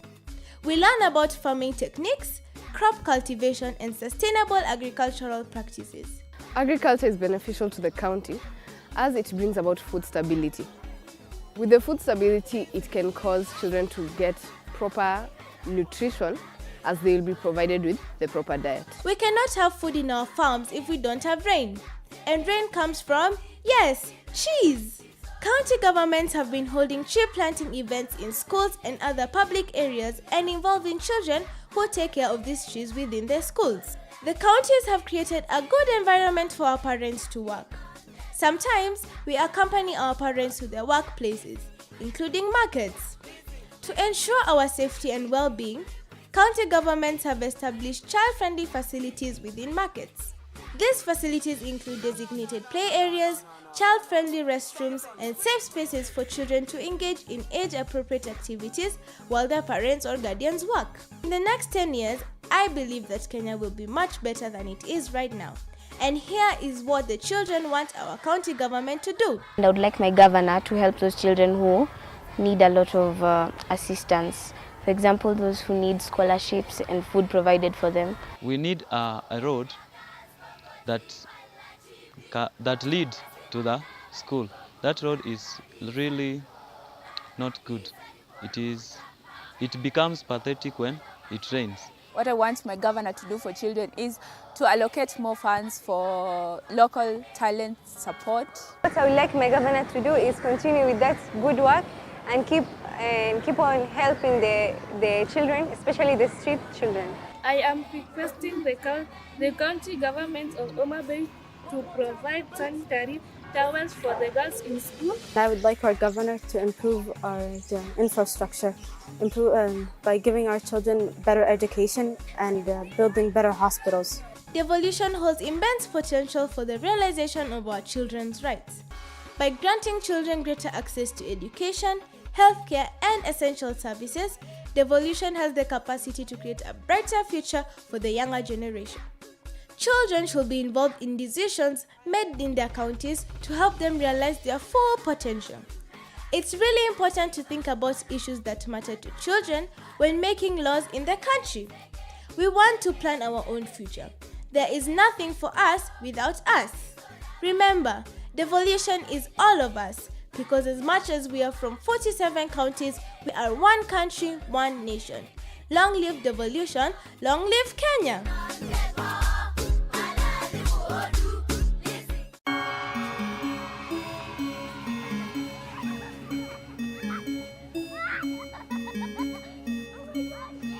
Hello, my name is Amanda. I am 10 years old as Devolution in Kenya. Before I was born, everything was being done in Nairobi. This made it difficult for children from other parts of the country to get services such as health, education, and clean water. But when making the 2010 Constitution, Kenyans, including children, said it is important to have services available to everyone and everywhere. So, the country was divided into, can you guess how many counties? Yes, 47 counties as shown on this map. In 2013, during the general elections, Kenyans voted for their first governors, deputies, and MCAs. So this year, all county governments are 10 years old, just like me. On health, counties have made it easy for us to get healthcare. It is easy to get doctors, nurses, and medicine in clean and well-equipped hospitals.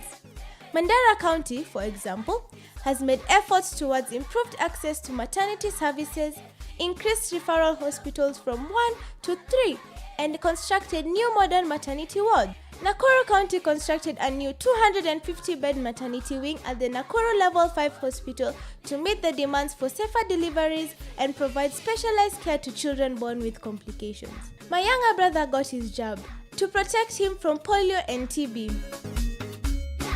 The areas in which these children can't get access to vaccination, so it has been a really great impact to children so that they can get immunized at school. We have a lot of areas where it is the risk of the children getting sick is very high, and since the vaccination program came, the risk was getting a bit low. How many of you have been vaccinated from polio and TB?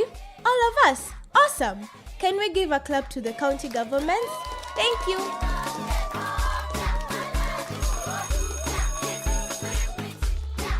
On education, talking of my younger brother, the county government has made sure he has a beautiful school with really good teachers and lots of toys and books. We bought tables, chairs, charts. It has helped in building ECD classes, employing the teachers of ECDE in a girls' school. It has helped in giving the girls sanitary towels. 77% of children who are supposed to be in schools are enrolled in early learning centers. Also, the county works with the Ministry of Education to make sure those of us who don't have money are able to go to schools by providing scholarships. I'm a beneficiary of county.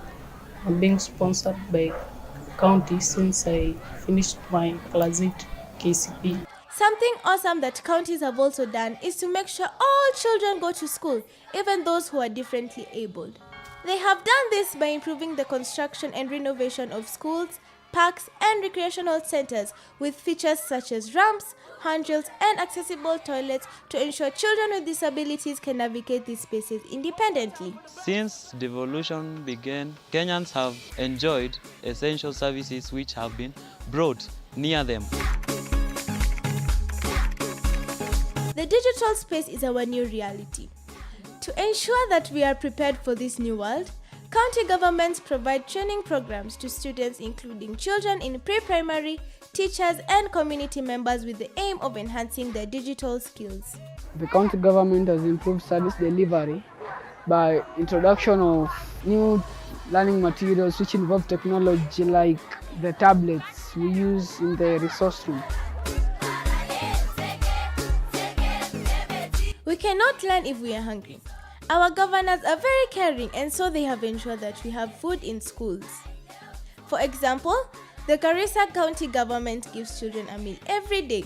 The county government of Nairobi has started a program called Dishi Poa for all children enrolled in public primary schools and public ECDE centers. Huku Garissa County government imesaidia watoto kulipia fees, pia imesaidia kuwapea chakula na inasaidia watoto wenye hawana wazazi mayatima. In agriculture, where does food come from? From the farms. To ensure we have food, county government are teaching us to farm by making sure that agriculture is part of our ECDE programs. We learn about farming techniques, crop cultivation, and sustainable agricultural practices. Agriculture is beneficial to the county as it brings about food stability. With the food stability, it can cause children to get proper nutrition as they will be provided with the proper diet. We cannot have food in our farms if we don't have rain. And rain comes from, yes, trees. County governments have been holding tree planting events in schools and other public areas and involving children who take care of these trees within their schools. The counties have created a good environment for our parents to work. Sometimes we accompany our parents to their workplaces, including markets. To ensure our safety and well-being, county governments have established child-friendly facilities within markets. These facilities include designated play areas, child-friendly restrooms, and safe spaces for children to engage in age-appropriate activities while their parents or guardians work. In the next 10 years, I believe that Kenya will be much better than it is right now. And here is what the children want our county government to do. And I would like my governor to help those children who need a lot of assistance. For example, those who need scholarships and food provided for them. We need a road that lead to the school. That road is really not good. It becomes pathetic when it rains. What I want my governor to do for children is to allocate more funds for local talent support. What I would like my governor to do is continue with that good work and keep on helping the children, especially the street children. I am requesting the county government of Homa Bay to provide sanitary towels for the girls in school. I would like our governor to improve our infrastructure, by giving our children better education and building better hospitals. Devolution holds immense potential for the realization of our children's rights. By granting children greater access to education, healthcare, and essential services, Devolution has the capacity to create a brighter future for the younger generation. Children should be involved in decisions made in their counties to help them realize their full potential. It's really important to think about issues that matter to children when making laws in the country. We want to plan our own future. There is nothing for us without us. Remember, Devolution is all of us, because as much as we are from 47 counties, we are one country, one nation. Long live Devolution, long live Kenya!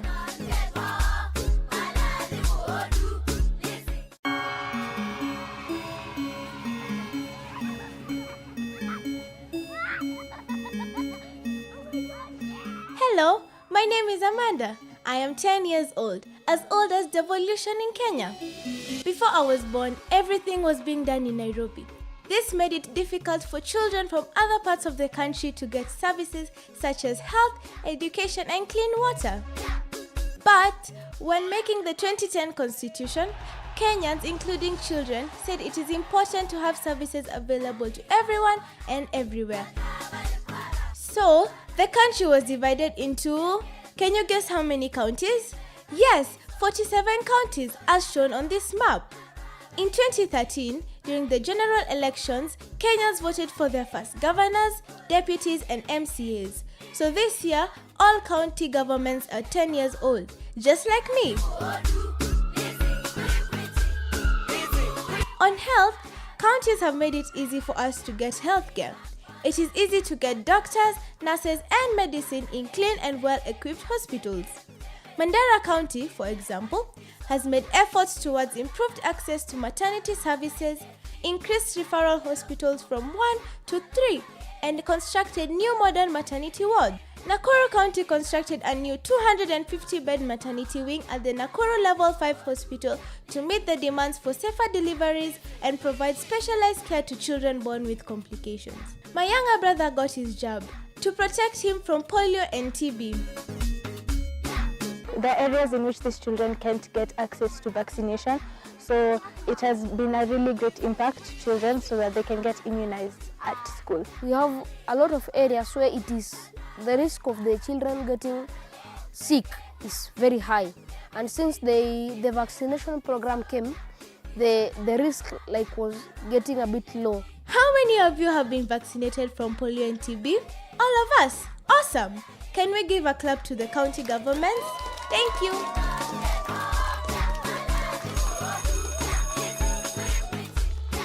On education, talking of my younger brother, the county government has made sure he has a beautiful school with really good teachers and lots of toys and books. Books, tables, chairs, charts. It has helped in building ECD classes, employing the teachers of ECDE in a girls' school. It has helped in giving the girls sanitary towels. 77% of children who are supposed to be in schools are enrolled in early learning centers. Also, the county works with the Ministry of Education to make sure those of us who don't have money are able to go to schools by providing scholarships. I'm a beneficiary of county. I'm being sponsored by county since I finished my class 8 KCP. Something awesome that counties have also done is to make sure all children go to school, even those who are differently abled. They have done this by improving the construction and renovation of schools, parks, and recreational centers with features such as ramps, handrails, and accessible toilets to ensure children with disabilities can navigate these spaces independently. Since devolution began, Kenyans have enjoyed essential services which have been brought near them. The digital space is our new reality. To ensure that we are prepared for this new world, county governments provide training programs to students including children in pre-primary, teachers and community members with the aim of enhancing their digital skills. The county government has improved service delivery by introduction of new learning materials which involve technology like the tablets we use in the resource room. We cannot learn if we are hungry. Our governors are very caring and so they have ensured that we have food in schools. For example, the Garissa County government gives children a meal every day. The county government of Nairobi has started a program called Dishi Poa for all children enrolled in public primary schools and public ECDE centers. Huku Garissa County government imesaidia watoto kulipia fees, pia imesaidia kuwapea chakula na inasaidia watoto wenye hawana wazazi mayatima. In agriculture, where does food come from? From the farms. To ensure we have food, county government are teaching us to farm by making sure that agriculture is part of our ECDE programs. We learn about farming techniques, crop cultivation, and sustainable agricultural practices. Agriculture is beneficial to the county as it brings about food stability. With the food stability, it can cause children to get proper nutrition as they will be provided with the proper diet. We cannot have food in our farms if we don't have rain. And rain comes from, yes, trees. County governments have been holding tree planting events in schools and other public areas and involving children who take care of these trees within their schools. The counties have created a good environment for our parents to work. Sometimes we accompany our parents to their workplaces, including markets. To ensure our safety and well-being, county governments have established child-friendly facilities within markets. These facilities include designated play areas, child-friendly restrooms, and safe spaces for children to engage in age-appropriate activities while their parents or guardians work. In the next 10 years, I believe that Kenya will be much better than it is right now. And here is what the children want our county government to do. And I would like my governor to help those children who need a lot of assistance. For example, those who need scholarships and food provided for them. We need a road that leads to the school. That road is really not good. It becomes pathetic when it rains. What I want my governor to do for children is to allocate more funds for local talent support. What I would like my governor to do is continue with that good work and keep on helping the children, especially the street children. I am requesting the county government of Homa Bay to provide sanitary towels for the girls in school. I would like our governor to improve our infrastructure, by giving our children better education and building better hospitals. Devolution holds immense potential for the realization of our children's rights. By granting children greater access to education, healthcare, and essential services, Devolution has the capacity to create a brighter future for the younger generation. Children should be involved in decisions made in their counties to help them realize their full potential. It's really important to think about issues that matter to children when making laws in the country. We want to plan our own future. There is nothing for us without us. Remember, Devolution is all of us, because as much as we are from 47 counties, we are one country, one nation. Long live devolution, long live Kenya!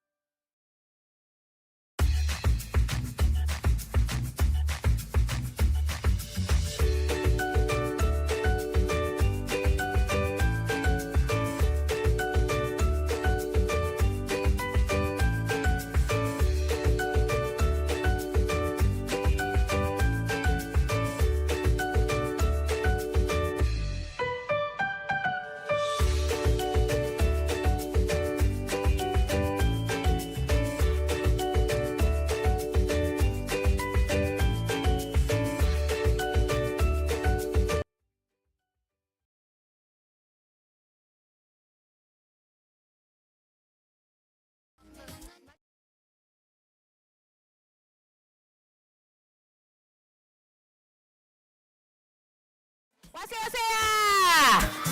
Wase wase! Wase wase ya! Haya, wasenyoko wameka huko nyuma, hebu songeni huku mbele kidogo. Msika hivyo scattered. Songeni mbele kidogo.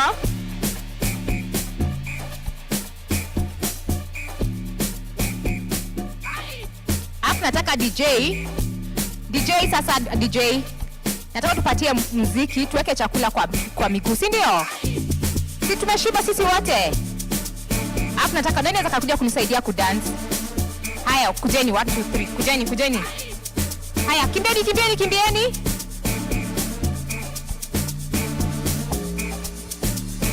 Hapo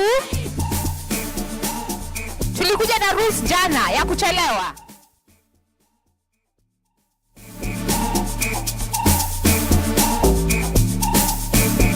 Naweka disclaimer.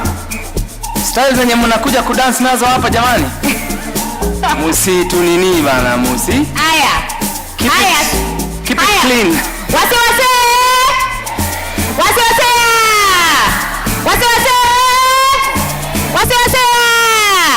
Haya, tusimameni tu dance kidogo. Haya DJ. Mpaka wazae wasimame. Najua mimi naona nyinyi wote. Wazae simameni. Haya, DJ, tunataka muziki gani? Ati? Final. Kile Mungu amesema ni final. Haya, tuanze. Kubishana naye. Hakuna wa kupingana naye. Ni final. Kile Yesu amesema ni final. Haya, kama kuna dance beat kunishinda.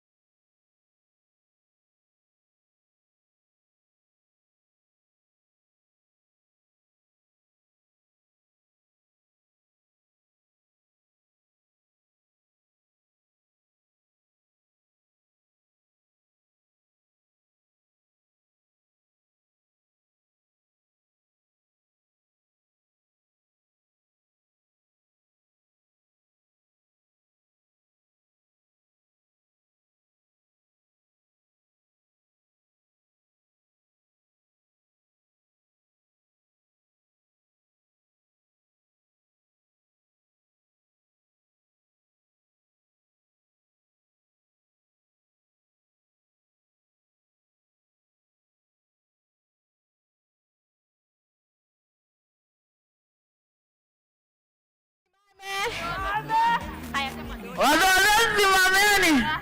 Wajani mchezo. Haya, mwingine wazee simama. Asilaze imani. Wazee simameni. Wazee simameni. Wazee wasimame. Holy God. Haya, wazee wote wasimame. Haya. Haya, tuone kwa wazee. Sio ngumu.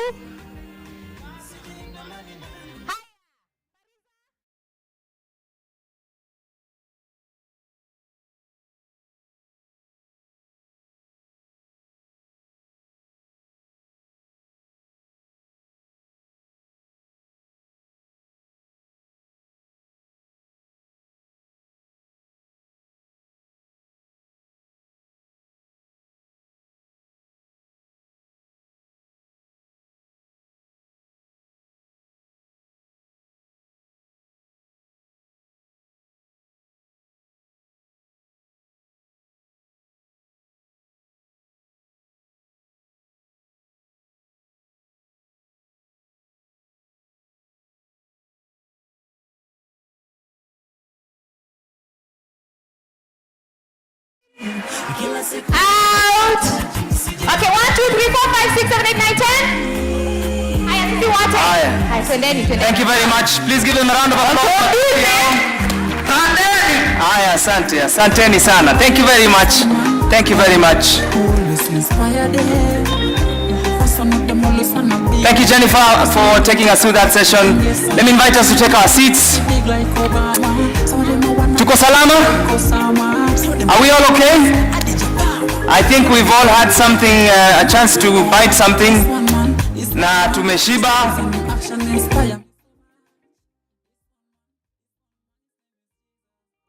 Let me invite us to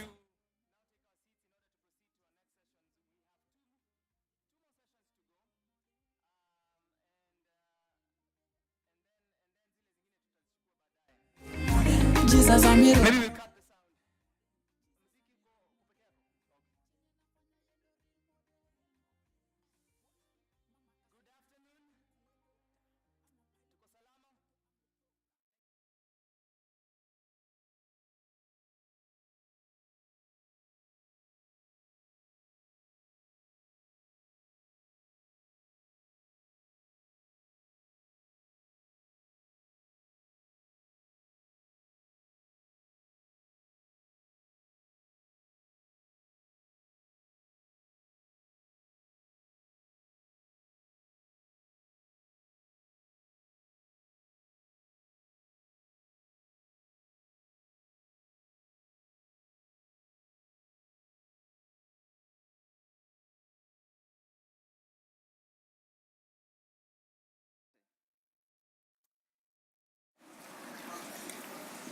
Again, welcome back, and we'll move on to our second session, which is a conversation that will happen right here on stage, and then after that, we'll have a few of you asking questions. Remember, nilisema, as people are interacting up here, please take some notes, okay? I said, make sure by the time we are done with this conference that your county has said something. Your county has asked a question, your county has made an input, and we had some of you sharing that earlier on in the morning, which I truly appreciate. Lakini sasa kwa hii, bring out your pen and papers, and I want you to listen to the conversation that will happen here on stage, and later on I'll be inviting you to ask some questions or give your comments, because we are here for you. This conference is for you, and we want to hear the voices of all the children from the different counties. Well, we're moving now to this particular session, which is we want to understand, you know, we want to gather your understanding about devolution and the impact it has on attaining your rights as children, okay? And this is in a number of areas. Sawa sawa, listen up. This one is in regards to education. We're going to talk about education. We'll talk about health and nutrition, health and then food and nutrition. Those are the areas we will focus on. We'll be focusing on for this session, okay? And we have a couple of guests that are going to be joining me here on stage. But to moderate this particular session, I'm going to be inviting a very special young man, Manasseh Thuo, if you're here, please join me on stage. Manasseh is from the county of Kiambu, and Manasseh will be leading this particular session. Karibu sana. Mpigieni makofi jamani. Pigie Manasseh makofi mazuri. Manasseh, you're welcome. Yes, go ahead. You can take that seat. That's Manasseh. And earlier on, if you remember, we had Dr. Robert Simiyu, who is the social and economic policy specialist from UNICEF. Unakumbuka kuna mtu alipromisiwa kitu hapa. Where is she? She got an answer correct. Alikuwa anaitwa nani? There she is at the back there. So I promise that I will chase him down and make sure that your gift comes. Sawa sawa? Utaniuliza. But ladies and gentlemen, please welcome Daktari on stage. Karibu sana Daktari. These are the two gentlemen that will be coordinating our conversation here this afternoon. Mmekaribishwa sana. Thank you. And I'm going also to welcome, I'm just looking for a heads up. Are our guests ready? Wako njiani? Sawa sawa. Kwa hivyo tunaendelea. Haya. I'll be inviting 4 other people on stage here, but before that, before they come, allow me to invite some that are here. I don't know if, is Sarita here? Is Sarita with us? She'll be representing you. Sarita, karibu sana. Mpigieni makofi. Sarita will be voicing some of your questions and taking some of the comments that we have on behalf of the children of this county. Chukueni mic, ninakuja kwenu kidogo. I'm wondering where to... Yes, Sarita, I'll have you. Hata hapo ni sawa, ama hapo pia ni sawa. Karibu sana Sarita. And then ako wapi, nani mwingine anakuja hapa? Amber, if Amber is here, you're welcome as well to come on stage. Where is Amber? There she is. Makofi ya Amber. Mpigieni makofi. Yes. Asante sana. Amber, karibu sana. You well? Yes. Umeshiba? Sawa. And then finally, we have Sarita, we have Amber, Manasseh. Ako wapi Jenten? Jenten, please welcome. Jenten, you can also join us up on stage. Please give him a round of applause as well. Jenten is here. Asante sana. You're welcome.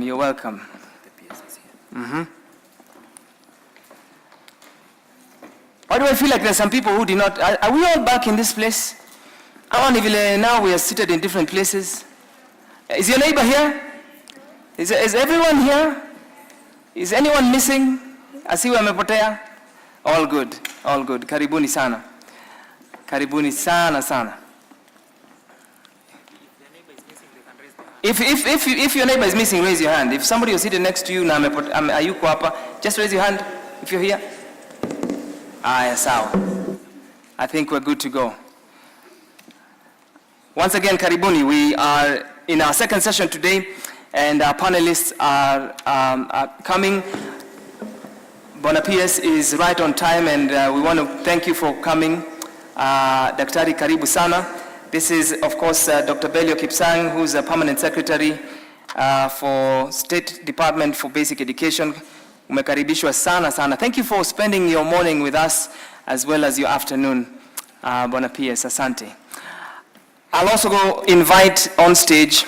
Remember early in the morning I mentioned that we have a special guest as well, who is somebody from a very early age saw a need in a community and started doing something about food access to the pupils and the students in Roiro, and this organization started many years ago. We're going to hear a little bit about food for education from the founder and executive director. Ladies and gentlemen, please help me welcome Wawera Njiro to stage. Mpigieni makofi sana. Wawera, karibu sana. You're welcome.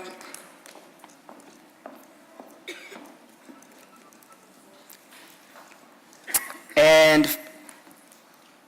finally, John Nyotu, as he joins us on stage. and he chairs the Senate Education Committee on matters child protection.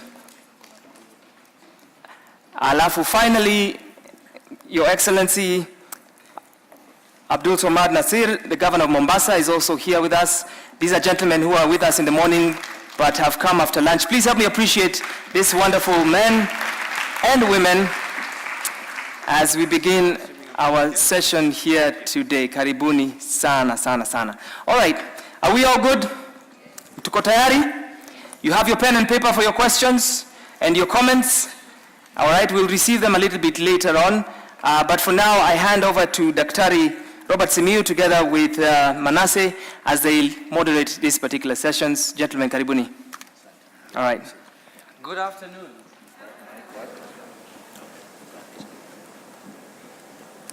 Good afternoon. Good afternoon again. All right, welcome to this session where we are going to have our panelists answering the questions that we have as children, right? All right, so look at, turn to your neighbor, tell them you're looking good. I have not heard you, tell them you're looking good. Ask them, what have you had for lunch? Because it is working good for you. All right. So we are going to ask questions in this session, and we want to air out the things that are concern us as children, and we have our able panelists who are going to help us even in answering of the questions, right? All right, so I want to start with a question from one of us who we can describe as differently abled. His name is Jentan Mokaya. So, you can get a mic for him. Yes. So, Jentan Mokaya is going to be asking the question to His Excellency, the Permanent Secretary. So, Jentan. Good afternoon. To the Governor. All right, it's okay. To the Governor. Okay, good afternoon. Afternoon. As you've heard, I'm Jentan Mokaya. Yes, I'm a visually impaired person. Then, let me go straight to my question. I'm going to direct this question to the Governor, His Excellency Abdul Nasir, Governor Mombasa County. My question concerns disabilities. Okay, the question is, what have you, as the governors, what have you done in order to improve the lives of the children who are differently abled? And what are you planning to do to improve their lives even much better future? That is question number one. All right, we have heard that question to Governor. Governor, please go ahead. Thank you very much. First of all, I want to appreciate and thank you as well, Jentan. Amongst the things that we have been able to do is one, non-discrimination. Totally ensure that whatever it is being done across the board. Two, in a process of converting our facilities to be disabled friendly, and that includes from the ECD all the way. One of the other things that we have also been able to do is try in some of our offices to have a place that is going to be disabled friendly. We are currently trying to even relocate some of our offices, which we think are not friendly enough for people who are living with disabilities, or as rightfully put, differently abled. And amongst one of the flagship programs that Mombasa has been able to do with Food for Education. I want to thank Wawira, who has been very, very key in the success. Amongst the things that we've been able to do in the Food for Education, when we came up with feeding children in all county-owned ECDs, that means the nursery schools within Mombasa, we included as well for the schools of those who are living with different abilities. So these are amongst the issues that we have been able to do. Are we going to do way more? By all means, yes, we are. And amongst the issues that we are also contemplating is, again, giving preferences to issues to do with school bursaries. There are discussions right now to facilitate some of the schools that own school buses on how we can be able to assist them, public schools, in maintaining and running those buses on their behalf, so that they can be able to be further reach when it comes to ensuring that students get to school without having any problems whatsoever. So thank you very much for your good question. Okay, that was good. I think that question is answered adequately. Somebody has reminded me I've been a bad boy. I've not introduced my panelists. So we can start from the other side. From there, just speak your mic. Sorry for it's my first time. Okay. Yeah. You're doing a very good job. Hello, everyone. My name is Wawira. I'm from Food for Education, and I'm very happy to be here. What Food for Education does is we provide school meals to kids like you in different schools across Kenya, including Mombasa, Kisumu, Nairobi, here in Kiambu. And we've heard a lot about how school meals are important, so I'm very happy to be here to discuss that with all of you. Okay, this is a lady that has really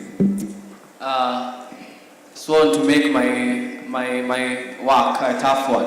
I'm supposed to ask a question, but she's really perfect at her job. I'm maintaining food security, but I still have a question for you. So we can still go to the next panelist. Yes, I think, okay. Introduce yourself. Yes. My name is Serita, and I'd like to direct these questions to the center. So let's explain to everybody here, what is the Senate? Maybe they all want to understand what's the Senate. So can you explain what the Senate does and what the Senate does for the children? Sorry. I actually was waiting for her to introduce herself. So I didn't quite get the question. If you could kindly repeat the question. Okay, let me start by introducing myself. My name is Serita Amy, currently 13 years old, and from Nairobi County. I want to direct these questions to you. Can you explain to everybody here what's the Senate and what the Senate does? Can I start with that one? Or should I start by introducing myself? My name is Joe Newton, Senator from Ranga County and Chair Education Committee of the Senate. And thank you very much for that question. What the Senate does through the Education Committee is to see to it that all the laws are related to protection of children and their rights. Their rights also to have a free basic education. Their rights against any violence, and that is why caning or corporal punishment in school is banned. It is the role of the Senate to see to it that these laws are observed. We also play an oversight role, and especially regarding or relating to what counties are supposed to do, and basically more so in early childhood education, that is ECD. What the counties are supposed to do, we see to it that that is done. If we have any petitions coming from the members of the public, the Senate dispenses, deals with that. The statements made, especially about or related to matters education, we deal with that by inviting everybody that is involved or concerned and asking them to give us, we ask them questions and then we make recommendations. You have another one? Wow. I have a lot of them. Go ahead, please, sorry. Do you have a monetary kitty allocated within the county to cater for children with needs? Sorry? For children's needs. Oh, thank you very much. That's a very relevant question. The Senate is not allocated any fund to deal with children or anybody. The Senate allocates funds to county governments who in turn are supposed to offer these services. So senators do not have a fund, fortunately or unfortunately. Okay. And what do you think about positive parenting and proper raising of children? Sorry? What do you think about positive parenting and proper raising of children? Thank you very much. I think that one is asked to me, I think in my capacity as a parent. Yes. So you actually believe I'm a parent, and you are right. Positive parenting is actually something that everybody that believes in Kenya, everybody who believes in the future has to support. And that is why we are here. Also in our capacities, different capacities as parents, to see to it that depending on your theme of empowering young voices. And I want to tell the children here or the students here that you are a lucky generation, that we can sit with you here, you can ask us questions, we can answer questions to you. Even at home, some of us belong to that generation where you are not supposed to speak in the presence of an adult, not even to give an opinion, to speak. When an adult appears, you are supposed to keep quiet if you are talking. So we are doing well as parents in positive parenting. What was the second part of your question again, sorry? Positive parenting and... positive parenting and proper raising of children. And proper raising of children. Yes, we also believe, personally I also believe in proper raising of children because without children, we have no future. And so we support children. And again, like I've said, that is why all of us are here. The governor is here, the PSC is here, the Speaker, County Assembly of Kiambu, and all these leaders are here because to see to it that our children are raised properly. I hope I've been able to answer your questions. I was not ready for them because I was waiting for you to introduce yourself. Thank you. Sorry. Okay, the last question. What measures have been put in place in the safeguarding of children when traveling home from school or when they're at home during the holidays? Thank you very much. I'm not very sure that that question should have been directed to me. It should have gone to the Honorable Permanent Secretary for Basic Education, Dr. Bello Kipsang. But I also have an advantage of being a teacher by profession. And so I know some of the ministerial guidelines. So you are talking about children, how we protect children when going home. Schools have been, I think they have ministerial guidelines. One, children or students are not supposed to be transported at night. The last time I checked, when students go out for whatever, even co-curricular activities, they must be back to school before dark. Number two, most of the schools now are organizing transport for students when they are going home. That we do not, schools do not just release students out there to go and look for matatus.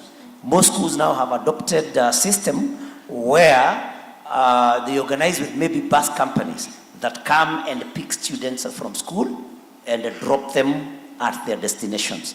So these are some of the things that I'm aware are happening in order to protect students as they are traveling.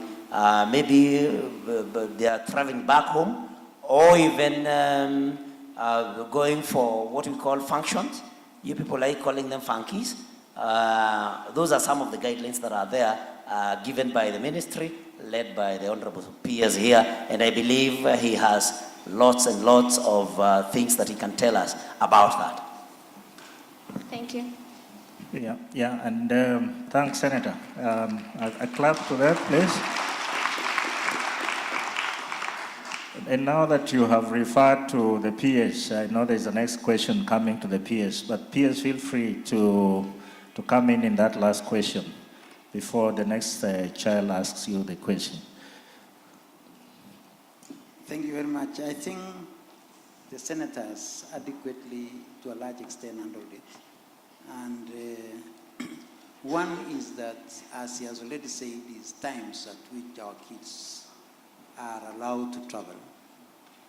And we insist in travel between 6 and 6 in the evening, so that it is time that in case of any challenges, we have adequate time to be able to address any challenges that may arise between where you are living and the destination that you are going to. So that is very important. And again, is that I'm aware schools have done it in such a way that as the kids leave school, they are able to communicate to the parents that your child has been arranged and is in this transport, which is this number, so that they can also be able to know that the children they have left at this time, this is the vehicle they have used. I'm also aware that in most cases, schools should be able to engage with some of these transport providers to ensure that the type of vehicles that come to pick our children are in good state, and that they will be able to deliver our children in the right place. Now, on safety of children at home, I think this is very important for us as parents, because our biggest responsibility is to make sure that our children are safe. One is that when the children come home, that we are able to adequately engage them, be able to be debriefed to what happened in school, what is going on, so that at least you are able to move together with the children. Two is that we engage ourselves to make that the children, while at home, are in the right company. They are always under our watch to make sure that they are not exposed to situations which are not right. We take care that they are not in the wrong places that maybe make them to access substances which they are not supposed to access. We do mentoring. I know nowadays so many schools and so many communities arrange for mentorship sessions for children, either through religious frameworks, so that our children can be able to grow in a way that we want them to grow. I think since senators managed quite a lot of it, let me leave it at that. Yeah, and that's good. Let's clap for him. That was nice. Now, I want to first introduce myself. I didn't also introduce myself. So my name is Manasseh Githuo from Kiambu County. I'm the speaker of the Kenya Children Assembly here in Kiambu County. So you can clap for me. Amen. Other than that, I am a children rights activist and a potential lawyer. Amen. All right. Yes, I also do content creation, but that is out there. Amen. All right. So I want to the next question I want to put my question out. Now I want to address it to Miss Wawira Njeru. Now you are doing a very good job, I have to say, a very good job out here. Making sure that all children have food. So when it comes to matters food security and education, you have really tackled that very well, and we appreciate.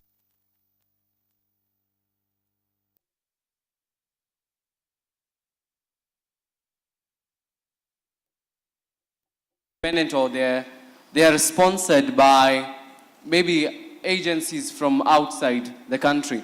Now, what do we do? For example, I know a number of them that were closed after in between that period of Corona, because most of the food they are getting or most of the support is from outside. And they're really doing a nice job. I don't know if the government has allocated funds for the children home, because they're really doing a nice job trying to put to reduce the numbers of street children and street families. Maybe we can get that from you. Thank you for the question, Manasseh, and congratulations. Thank you for your achievements. On the issue of children's homes, so I think, Food for Education focuses on the public schools that are in the ECD centers. So for example, in Mombasa County, we're working in the ECD centers and the primary schools as well. In Murang'a County, we're working in the ECDs. In Nairobi County, we will be working in the primary and the ECDs. Here in Kiambu County, we work both primary and ECDs. So we're looking at the school as the main center of providing nutrition. However, the issue of children's home, as you've raised, is, kids are still going back to institutions and to places where they could be food insecure.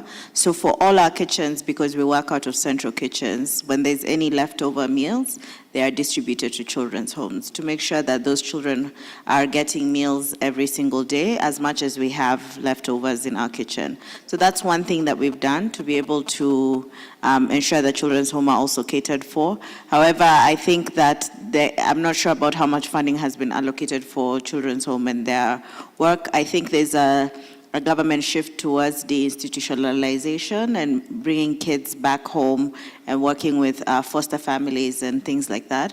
However, I think that there's definitely ways to support children's homes. I actually started out, Food for Education. Before I started in schools, I was volunteering in children's homes, working with children here in Ruiru, which is where I grew up. So it's definitely something that I'm very passionate about, and I think that it's important to cater for children wherever they are. And I think also the governor of Mombasa has done a lot with children on holidays, which is another thing to make sure that children, when they're on holidays, they're also safe, that they're staying catered for, they're being given food, that they're not going out and engaging in activities that can harm them. Yeah. Okay, that's good. But also, as we even continue, we can now just not even be in ECD and primary schools, but also reach out for those in children's home, even as you continue. The next question, we have one of our panelists. My name is Abba Peace. I'm representing Uasin Gishu County, and my question is directed to the PS, State of Department of Basic Education, His Excellency Dr. Belio Kipsang. What is being done or will be done by the government to ensure that children access education well?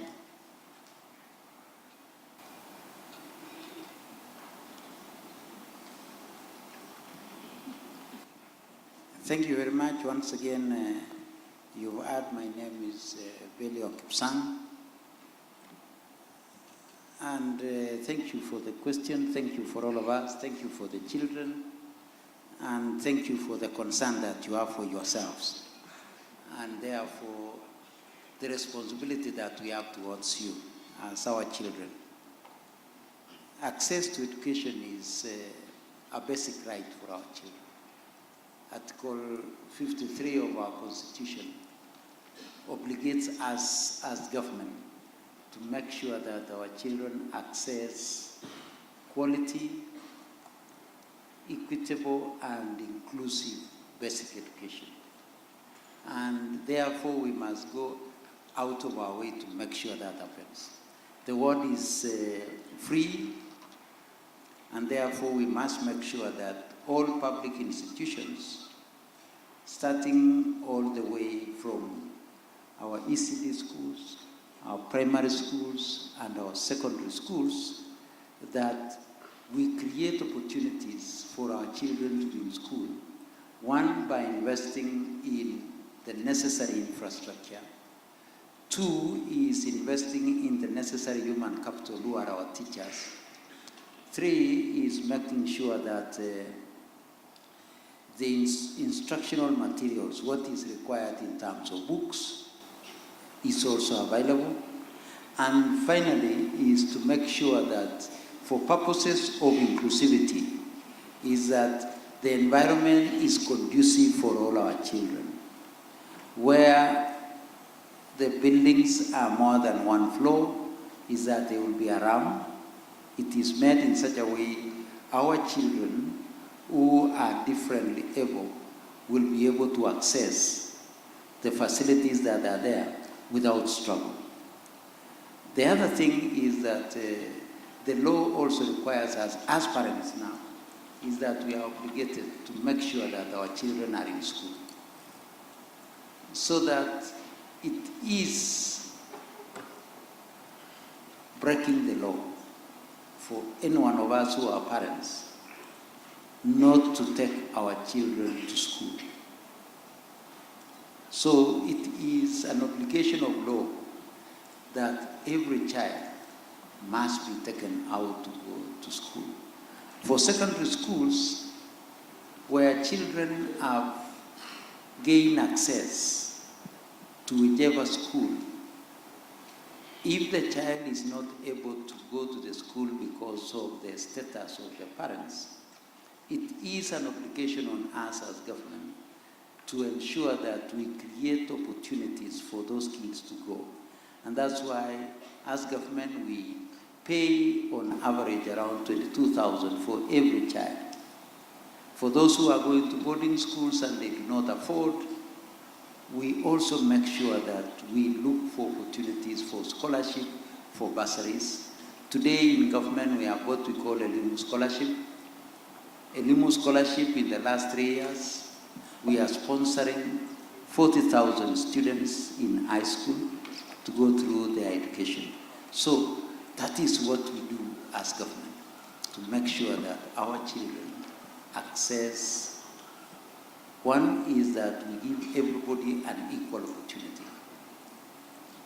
2 is that we make sure that we nurture you as an individual, and that we nurture you from the potential that you are. We give you an equal opportunity to develop your talent. That's why education is not all about going to class. Education is beyond going to class. It also involves developing your talent. If you are good in music, we develop your music. If you are good in athletics, we develop your capacity in athletics. If you are good in football, we develop your capacity. It is part of that formation of yourself and making you the person that you ought to be. So I hope I have answered your question. Thank you.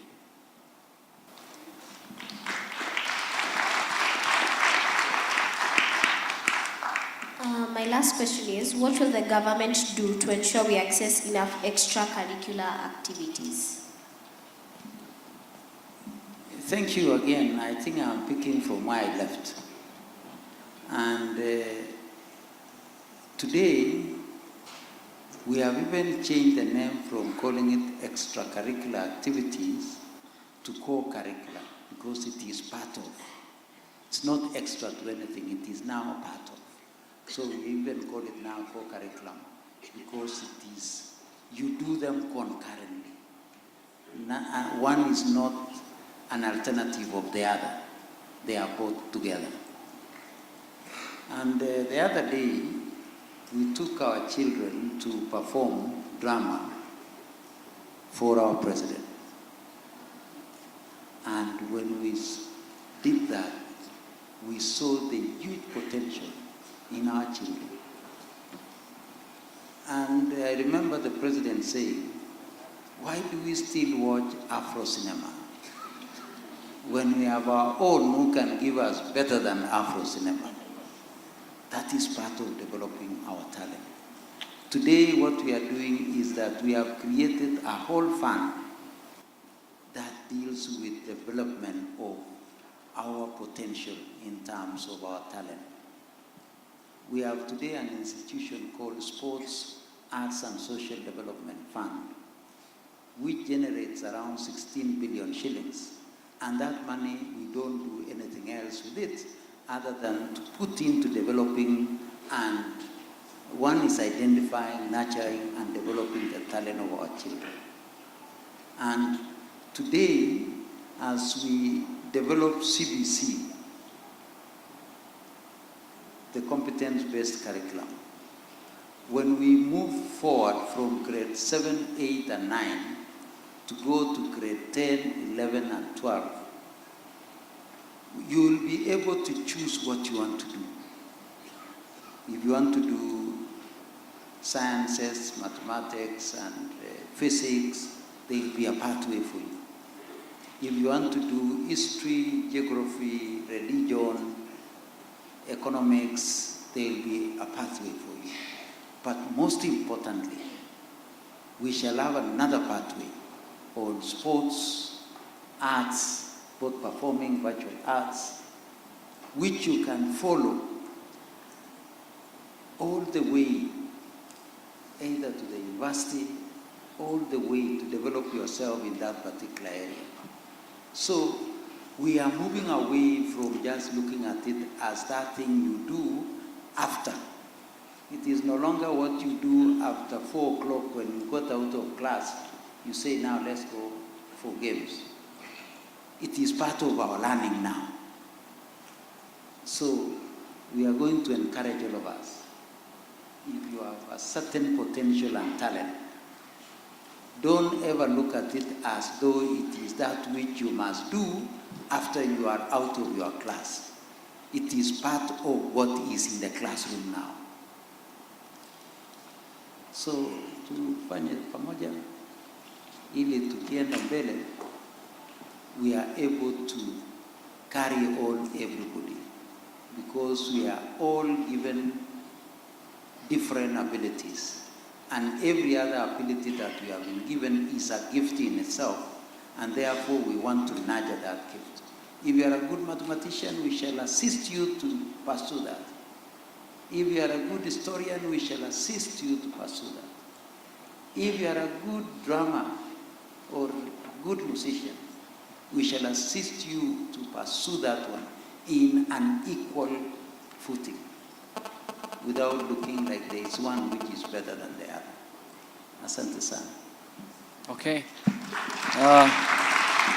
I believe we can do better than that. Tumpongeze. Okay. I also have a question for Dr. Bellu Kipsang. I am a peer counselor at my school, and we have gone through the training, but I think sometimes it's not adequate, because sometimes students are usually going through tough times, and they're still coming to school. I was just trying to ask, is it possible that we can have a professional counselor in every school, stationed at every school, because people are going through problems, and sometimes they find them directing them to the children, and the children get so stuffed with them, and until they cannot perform well. So I even know people who are very well, they have a very, very good academic potential, and because of things that they go through, not because of their fault, sometimes even because of the parents, what can we do about it? Can we even try getting a peer counselor, not a peer counselor, a professional counselor in every school? Yes, sir. Thank you very much. You know, today we have so many challenges, not only among our children, but in the society in general. And therefore we need a framework that we fall back to when we go through these challenges. And in a school environment, counseling and what we call chaplaincy, and working with our religious leaders, we are creating an environment where we shall be having both this counseling environment and also a way in which we have spiritual nourishment, which in one way or the other will also support the whole question of counseling. So that these particular chaplains from across our religion, today we have what we call interreligious council. which is working out a framework where we shall create a support system for our children. Today, when you go to places like the military today, like the police, you will get a framework that supports them through what we call a chaplaincy system. There will be an imam, there will be a priest, there will be a reverend, and most of them have been trained also on counseling and mental support. So this is part of the things that we are doing. We are also trying to assist teachers in situations that we are not able to provide. Today, both primary and secondary schools, we have 35,000 schools, and both at primary and secondary level. And that's why we are trying to see how do we create a framework that we can share the resource that is there. But I can say, as you have said, it is so important. And some of the challenges that we are having are not only challenges of the child, some of them are challenges that emanate from the challenges that we have in our homes. And the parent might not be able to provide that particular support because they would also be going through almost a situation that compromises the support that you would have required. And as you said, therefore, is that we may not necessarily have one counselor for every school, but we shall create opportunities for professional counselors to be available in schools in certain frequencies so that they can be able to be available both to the children and to our teachers. I'm a teacher myself, and sometimes our teachers are also going through the same situation and they need support. So while we sometimes run to our teachers to give us support, they also need a fallback so that they can also be supported. And some of their challenges might be the exposure that we give them. You know, 10 kids would go to a teacher giving them challenges. This teacher sometimes internalizes them unknowingly until they become a problem to them. So they also need somebody who will provide for them. So we shall try as much as possible, and we are already having a framework on chaplaincy. I'm sure it is one of the areas that was discussed by the team that was going around the country. So we shall do a framework at school level, visiting level, to support our children and to support our teachers. Thank you. Yeah. Thank you so much, PS. I don't know whether our panelists, you are satisfied. You know, that is the person who is accountable to all education issues. I see a question.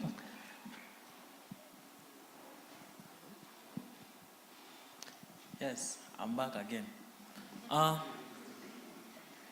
My questions still go to Abdulsoman Nasir. Question kama mbili hivi. Then to Dr. Belio Kipsang, question moja. Then tutaendelea. Haya, question ya kwanza. Sijui, it is a coincidence that in every 10 children who are abled differently, you find 8 or 9 of them come from a humble background. And I don't know what or if the government have put in place measures on how to provide the equipment that are usually used by such students, because from what I know, those equipments are too expensive. For example, if a wheelchair,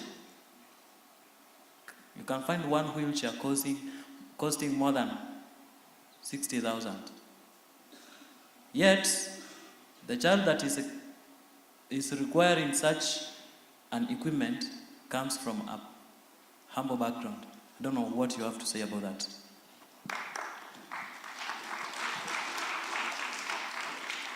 Governor, please. Thank you. Gentle has come up with very interesting statistics. Where he says that 8 out of 10 children who are able differently come from humble backgrounds. I just want it to be, I want you all to realize being born able differently does not matter your backgrounds per se. Maybe, and I'm not doubting the survey that he has quoted and the figures and the statistics, but I think it could be as well also that those who are from well-to-do backgrounds, maybe they have not been accessed as much when this kind of a report was being done. But I would like us not to bring a differential between those who are from well-to-do backgrounds and those who are from not so well-to-do backgrounds, that this is something that is only on those who are from poor backgrounds that are suffering, or maybe not even the right word is not even suffering, but they're the ones who have more children who are born differently. Where I come from, for a very long time, as a matter of fact, and I'm glad through continuous education, there was a period in time where there were some communities as well who actually believed that having a child who was born differently was either, others would call it an omen, others would call it all sorts of things. But we have evolved as a country, we have evolved as a people, and where we are right now, we are way, way far ahead. The county government of Mombasa, we have quite a number of schools within ourselves that are for children who are born differently, able differently rather. And for ourselves as ECD centers, we have done what needs to be done. The current budget, we have equipped, budgeted for the necessary equipment for those children when they're going to that school. I remember in my previous year, I was a member of parliament, and one of the schools that was within my jurisdiction, one of them was Tomboya School for those with cerebral palsy, and I think the school bus that they're using right now is a school bus that was done by myself. Ziwani School for the Deaf was another school that benefited from school furniture. There was a specific and quite a number of equipment. So I'm confident that the members of parliament as well and the national government are doing what needs to be done. But at least on our part, in terms of the ECDs, we're definitely doing what needs to be done. The other issue that we are currently contemplating, and we're working on the figures right now, is to see a possibility of providing transportation for all children who have disability to be able to go to school. And we are talking to the schools that have the buses. An example is the same Tomboya, where they cannot be able to manage with the current cost of fuel and everything. They cannot be able to manage to run that bus. So as a county government, we are now coming on board to see how we can support them in such kind of programs. So I hope I've been able to answer you on that, but at least I can comfortably say for the ACD schools within Mombasa County, for those who are able differently, we are definitely going to equip them with the necessary equipment. Thank you. Thank you. Thank you, Governor. And is there a supplementary question to that?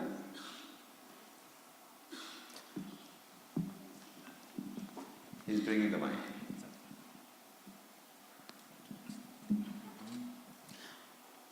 before tuendelee na Governor Mombasa County, let me go to Dr. Belio Kipsang. I would like to know, because the equipments, let's say that for us the VIUs, the Braille machines, are equipment that gets spoiled maybe after a period of time. How do you usually replace them? Or how often do you replace the equipment? Yes, because kwa shule yetu form 1s are suffering.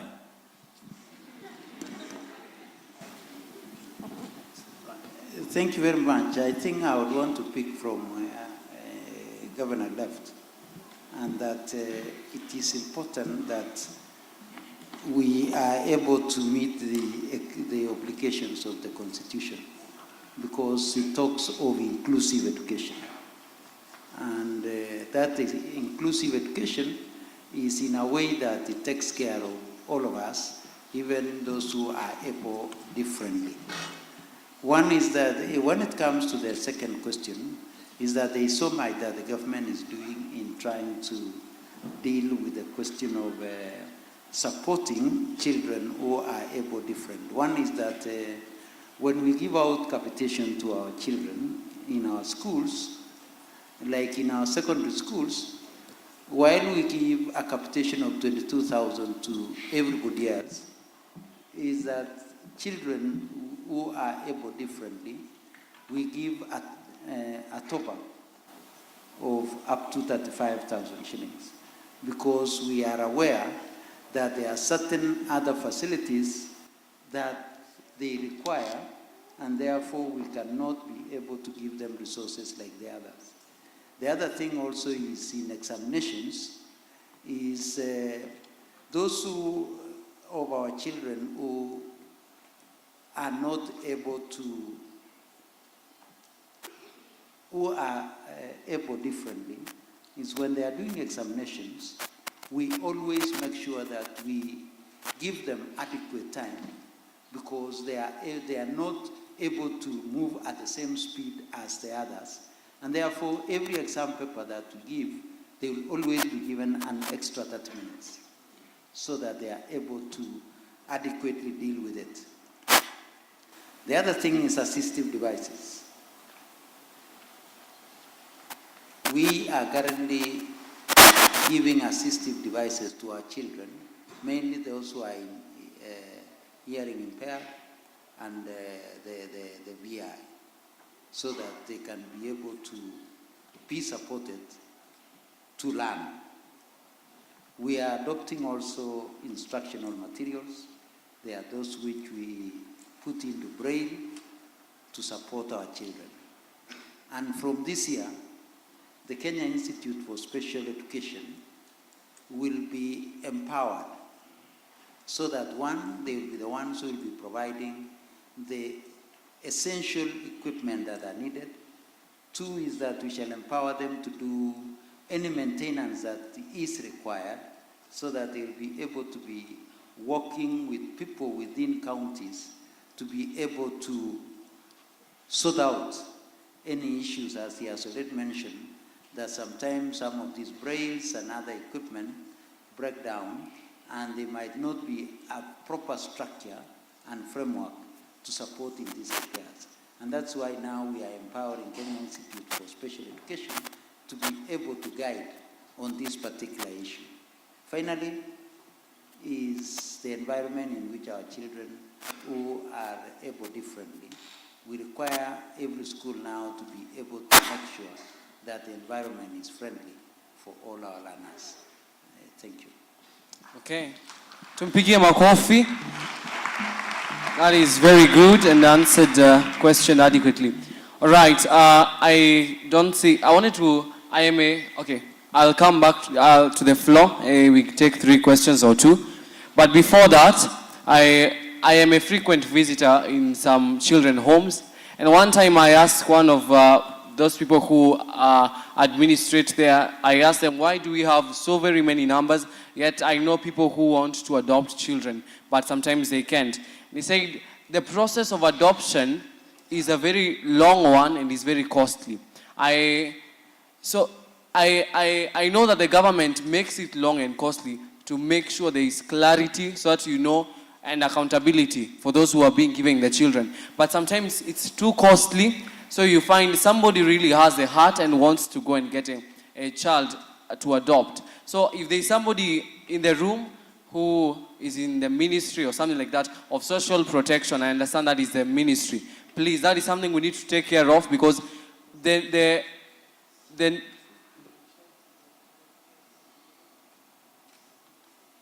okay, so we really need to have a look at that, because it's really a long process, and many of us, many of those people who want to adopt the children find it long, and so they give up along the way. So if we can look at that, maybe that can be. Well, now I want to go to the people at the floor. There was a hand that was raised there.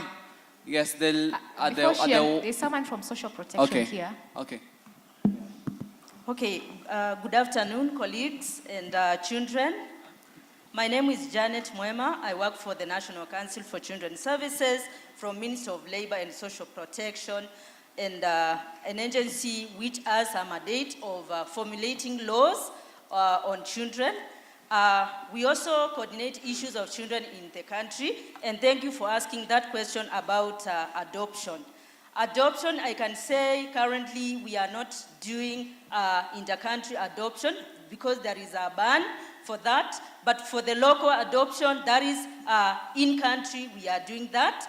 And matters adoption, they are anchored in the ministry and in that agency where I sit. As per the Children Act 2022, number 29, we are going to make regulations on adoption so that the process of adopting children can be easy. And so many children who are finding their way because of one reason or another in these institutions of care, they can be able to be adopted and be given a family. Because adoption should enable children to have a family, but not to enable a family to have a child. Because all the children, they have that right to have a family. Thank you. Okay.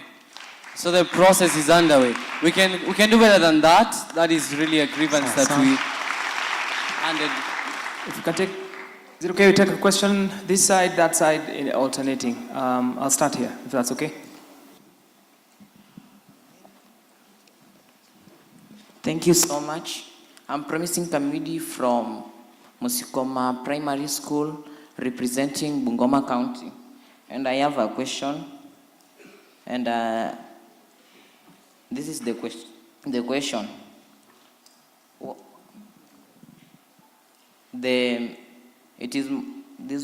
question will go to maybe the governor of Mombasa County. Why are some of the children who come from the poor family are not given bursaries, but you can find those from able families are given the bursaries?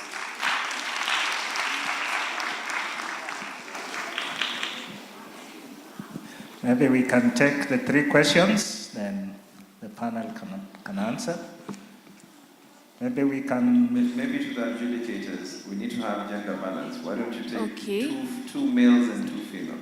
Yes. 2 boys and 2 girls, that makes it 4. Let's get a girl, please. I'm Adongo Atieno from the Salvation Army Kolanya Girls National School that is in Busia County. So I have a question to His Excellency Abdul Nasir. We are getting concerned of students who are differently abled, that is visually impaired, those with hearing problems, but we are forgetting this group of students who are autistic. We have 2 public schools in the country. You can imagine the whole country that is concerned for those who are autistic. And the other schools are private and they're so expensive.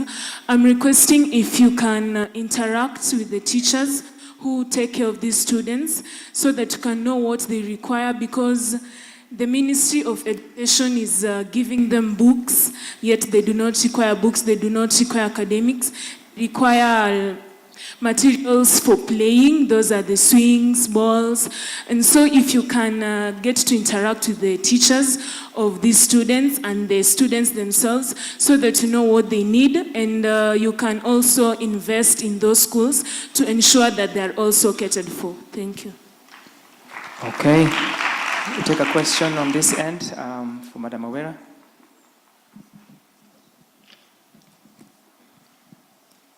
Thank you. My name is Abdi Majid. I'm from Wajir County, and my governor is not around. To start with, I thank my governor for the great work he's doing in our county, especially in health and education. So I have two questions. Since my governor is not around, maybe I will direct one of the question to Mr. Belio Kipsang and the other one to Mrs. Wawera. So the first question is that it concerns security in northeastern region, especially Wajir and Mandera. In the northern region, as we all know, insecurity have really affected learning. Learners and teachers fear sometimes to go to school. What measures is the government taking to solve this issue?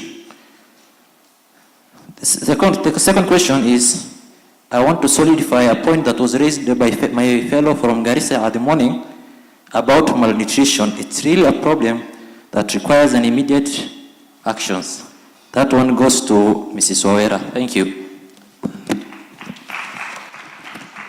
I think we can pick the last question from Magal, please.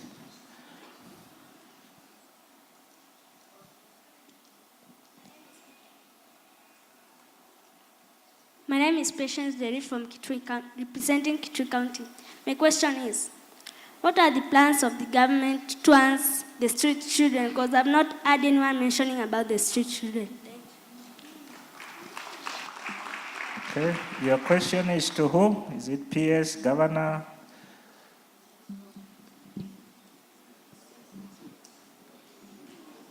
To the PS, Dr. Belio Kipsang. Okay.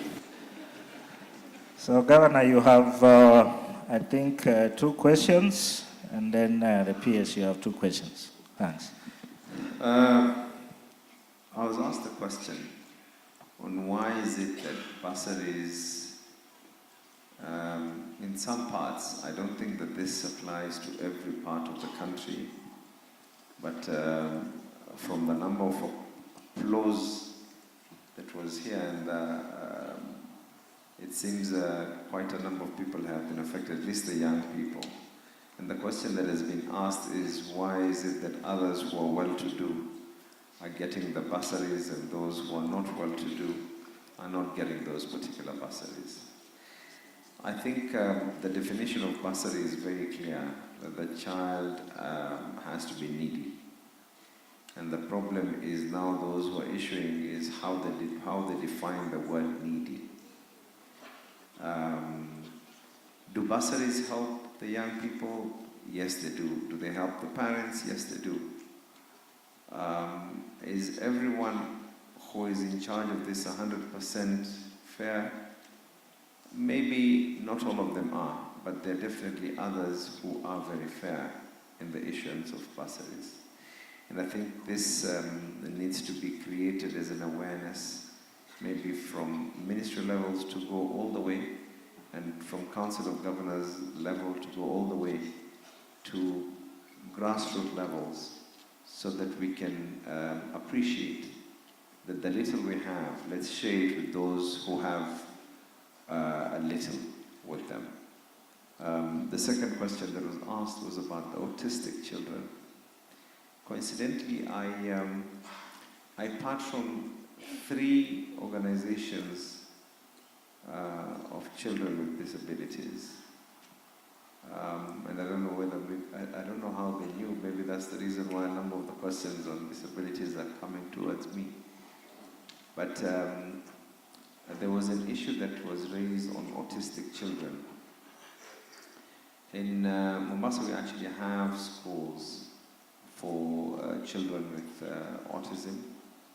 And I agree with you, you cannot give a child who is autistic a book, but they are able differently, and the majority, you'll be surprised the IQ level, the intelligence on these young children is extremely high as long as they get the right things. As a county government, what we are currently planning on doing with the financial year that we have in place is to put in teachers in our ECDs for those with children with special needs.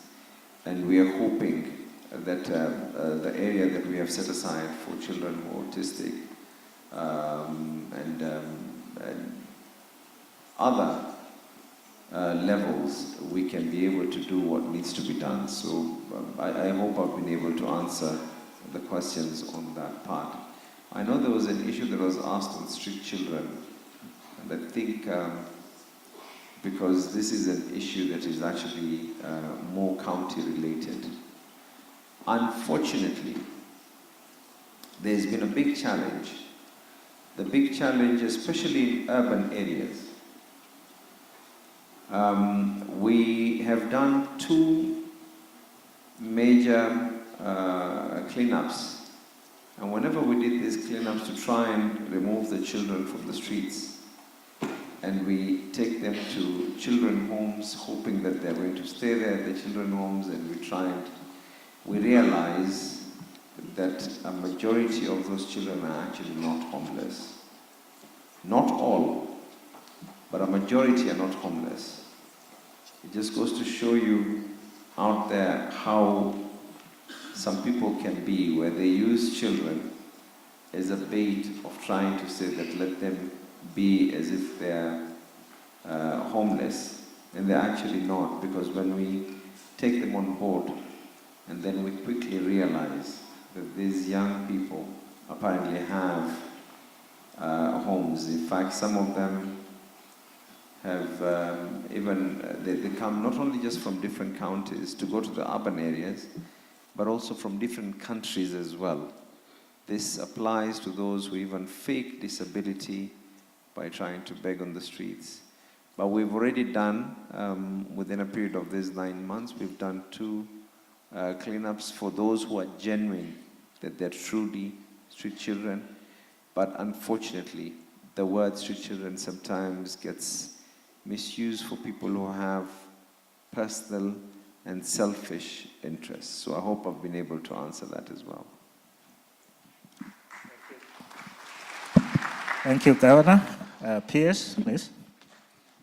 I think on what Governor said, it is some of those things where both the national government and the county government work together to see how to deal with some of these challenges.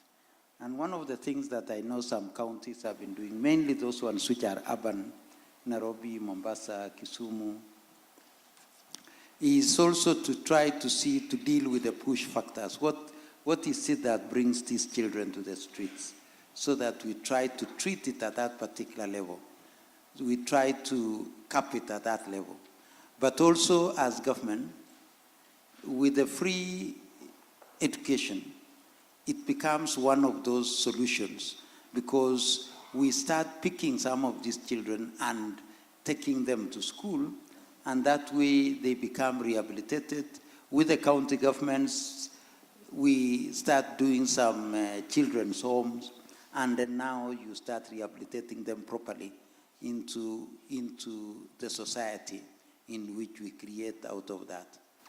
On the issue of Wajir, yes, we acknowledge we still have some challenges, but there's been quite a lot of engagement within government, from education, from the Ministry of Interior and National Security, from local communities, because local communities also provide a lot of information, and we continuously engage ourselves, because security issues are always a moving target, where you sort it out and there's still other emerging issues.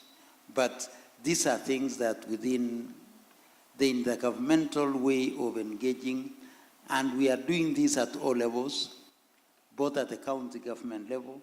The county government level today, they have also human capital all the way. We have ward administrators, we have our chiefs. So all these people share information, share intelligence.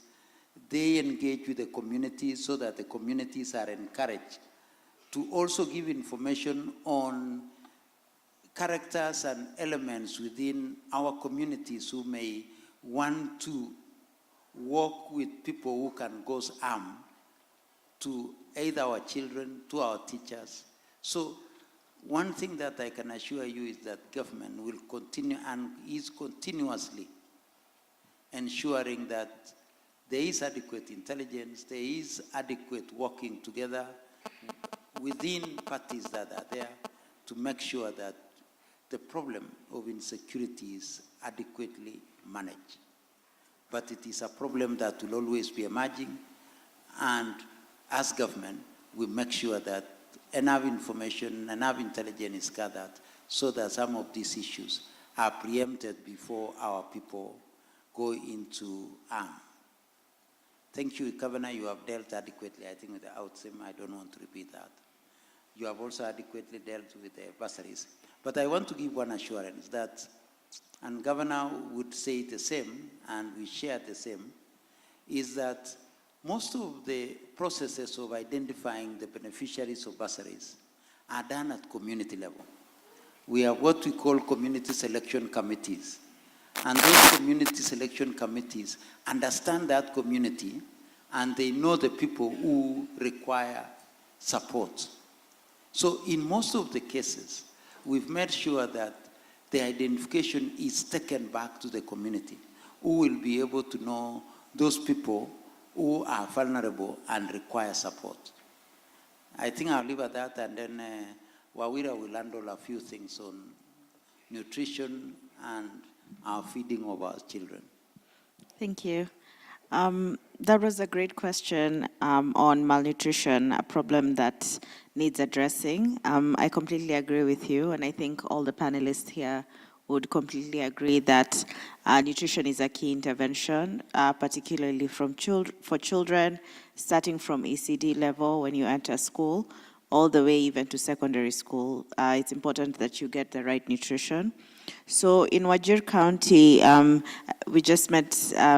just met your governor for the first time, so we're going to pick up the conversation and see how we can support Wajir County.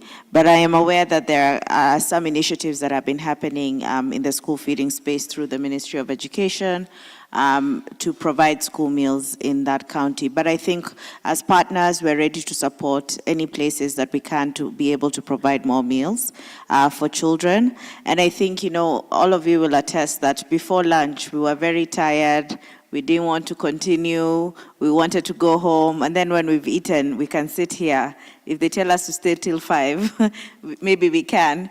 So by eating that one meal that we ate today, we feel energized, we feel like we're alert, we're able to raise our hands and ask questions.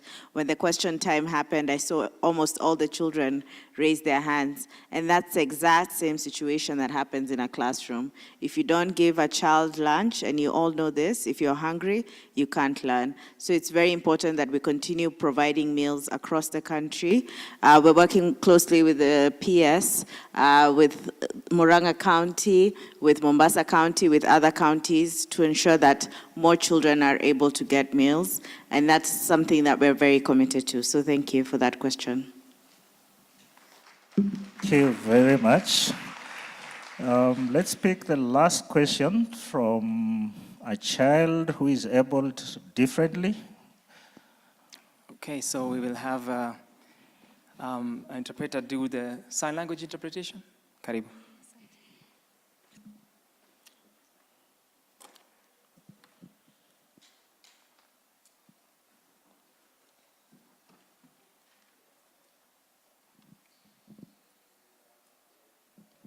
Hello everyone, my name is Abel, that is my sign name. That is the deaf community culture, we always use sign names. So on to my first question. I come from Kericho County and I'm honored to be here. I have a question. and also a request that the learners with disability, because most of them are boarders, if at all they can be given the NEMIS, which they'll be using for hospitals. And also another question, we have seen, for example, for the deaf community, the language that is used to set exams mostly is not favorable for them. So could we have maybe a curriculum, or maybe through the PS, this direct to the PS, they can be able to help us to see how we can be able to be inclusive, especially for the deaf community, because they use Kenyan Sign Language. And also, the third question, our learners, some of the learners are not able to get some bursaries, so sometimes it's really hard for them to access schools because of school fees challenges. So would you be able, the government, could it be able to create ways whereby we try to have more advocacy for learners with disability accessing schools, or maybe have a subsidy for them to go to school and also for the universities? Thank you.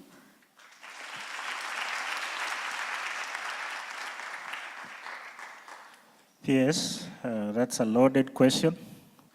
Any chance that we have a girl who is abled differently? A girl who is abled differently? Yeah. My name is Innocent Katumi from Meru, and I have a question about the accession of job to different abled people. Majority of the disabled people cannot get job easily because some of the government say that there is no application. That is my question. Secondly, disabled people, some of students, many people may judge them by cheating them. And this question goes to our PS about the protection of disabled people when they are going to school and when they are back to home. Some of people make use of us by cheating us or giving us something that can destroy our destiny, so that they may take us to different places that we are not aware of. I would like to ask if you can help us help us to assess those questions. Thank you.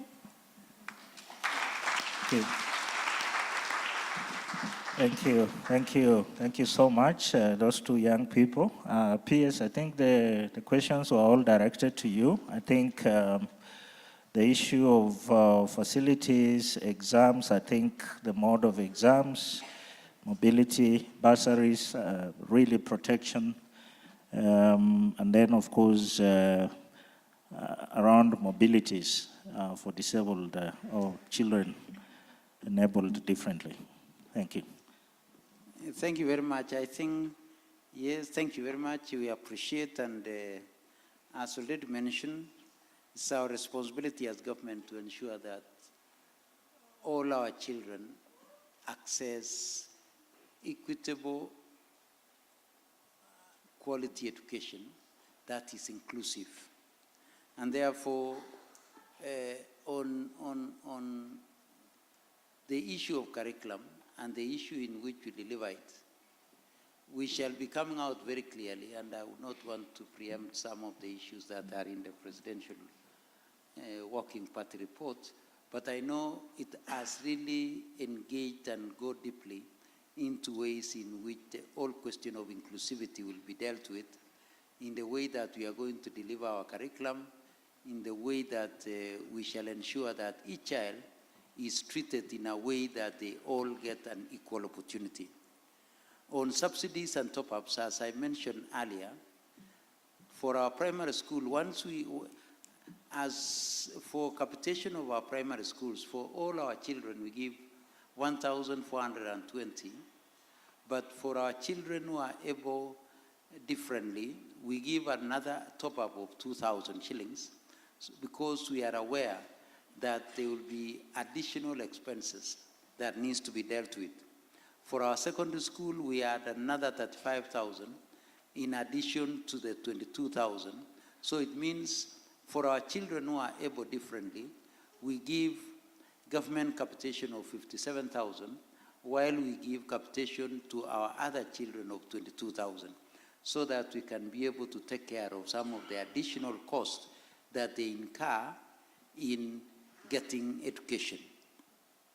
On the issue of security, it is our responsibility as government to make sure that every citizen feels safe and is safe. And therefore, I would want to give that assurance that we shall continue as government to make sure all our children, that's one, and all our citizens are safe. And a critical focus will be put to those who may be more exposed and vulnerable, including our children who are able differently. So I can give that particular assurance that it is the responsibility of all of us, and primarily of government, to ensure that our children are safe. Two is also our obligations as parents to make sure that our children are in an environment that they feel protected and they feel comfortable that nothing will harm them. On the other issues, I think on issues of medical care, on issues of making sure that you are adequately taken care of, I am aware, and the governor will tell you, that the two levels of government are working very closely to ensure that we have a universal health care, so that all of us do not need to incur any cost when we are getting medical attention. Mainly, as again said, our children who are able differently and may require additional care, mainly medical care, as we move forward. Between the two levels of government, we can give that assurance that all of us, and particularly our children, will be able to get adequate and proper medical care. Thank you. Right. Okay.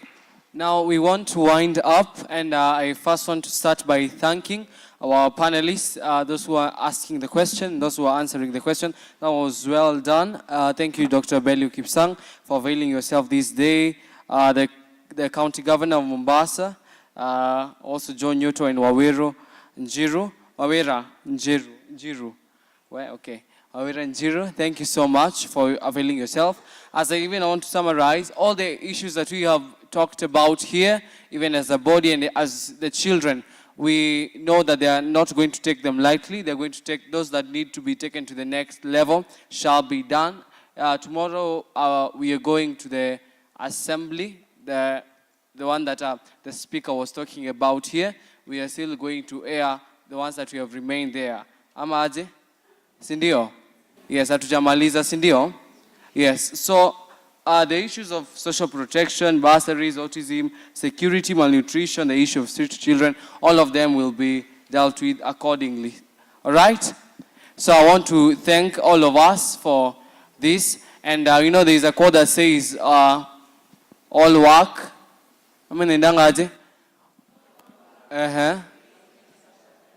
Okay, so I want to invite to hand over the mic. But before that, let us stand, kidogo. Let us stand. I don't know if we can get some music from there.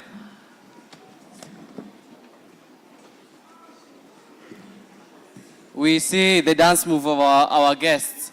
So that even as we continue to the next session. All right. Technical team. All right, kila mtu na style yake, twende. Hey,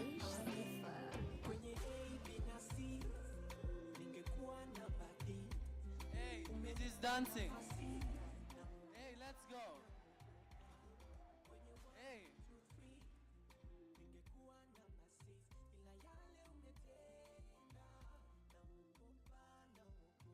no dancing huko juu. Everybody.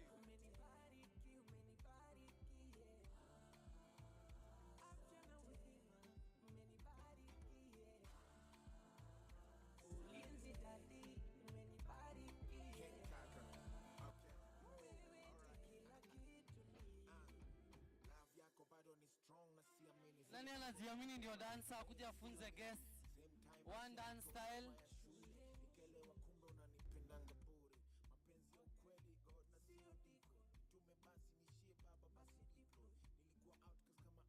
Alright. Asante sana. Okay, asante.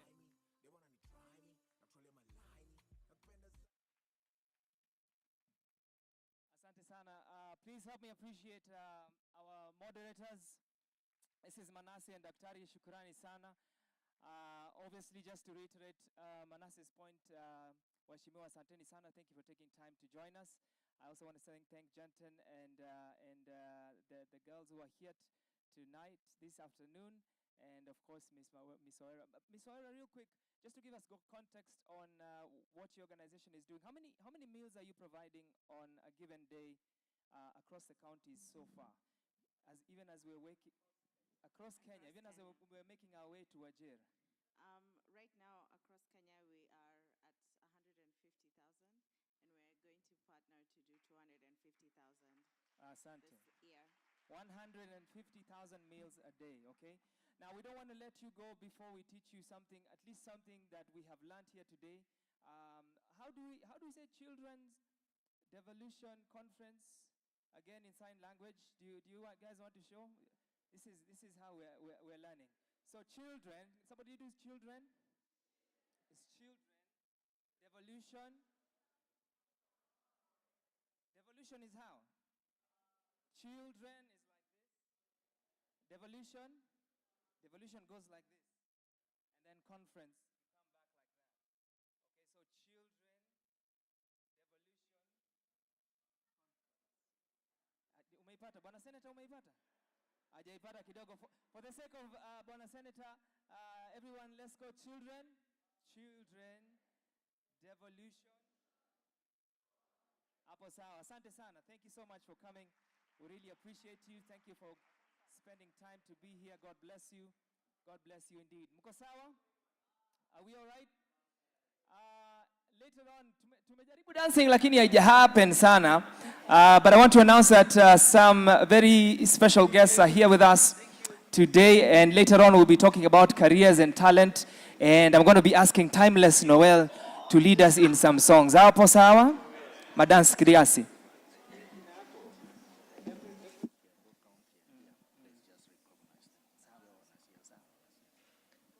Asanteni sana. One more time, help me appreciate our guests and our panelists. All right, asante. We also want to, you can be bringing down the screen. Technical team, we can drop the screen and ready it for the video. Ladies and gentlemen, we have 2 quick more sessions to go before we call it a day.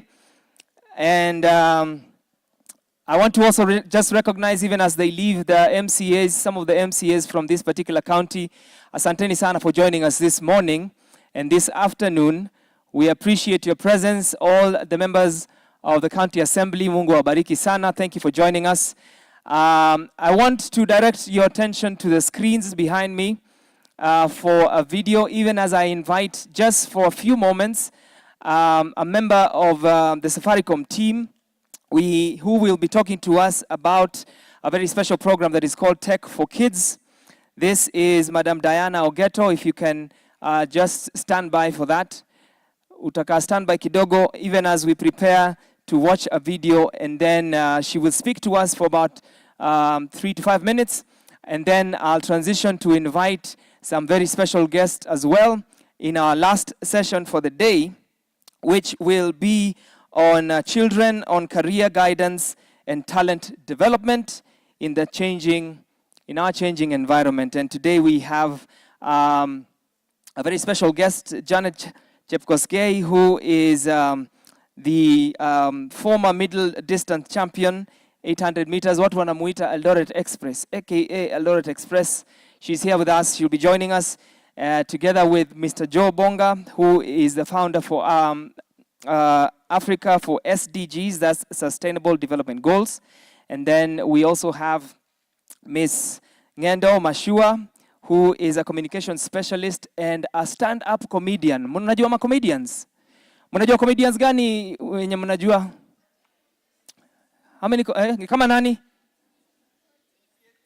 MC Tricky is a comedian. Who else is a comedian? Nani? DJ Shiti? Nani? Haya, huyo sijamsikia. Obumba? Okay. Nani mwingine? Terence, mnajua Terence? Terence, sawa. Otis? Hey, hawa siwajui sana, lakini sawa. They're all comedians.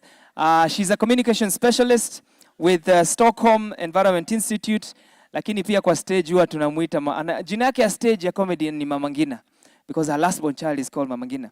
It's called Ngina. And then finally we'll have our friend Timeless Noel, who's a media personality as well as an artist, a gospel artist, and he'll be joining us here on stage as well. But for now, let me direct our attention to the screen for this video, and then I will invite Madam Diana Ogeto on behalf of Safaricom. If you're ready with the video, let's proceed. Asante.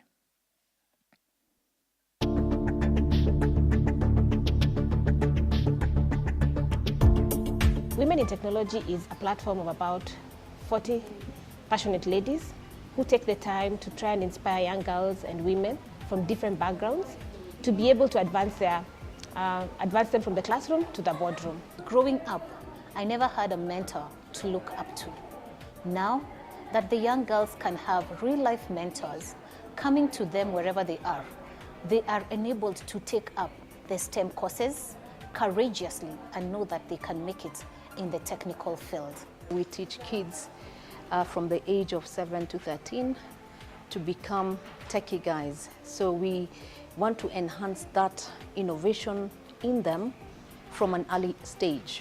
We support young students by encouraging them to pursue careers in technology, and we guide them on choosing the right path. Our work is to reach out to the high school girls when they are still on the tender age, to just encourage them take up the STEM courses. This will help them focus on what courses they'll get into when they are going into campus. In Technovation, our success story comes in seeing these girls identify these problems and get to do this coding by themselves. We've had many girls come in and after taking part in the program, we've had them coming back as mentors and mentoring other girls into the challenge, and that's one thing that we see as a win in Technovation. For campus outreach, actually targeting campus and college students aged.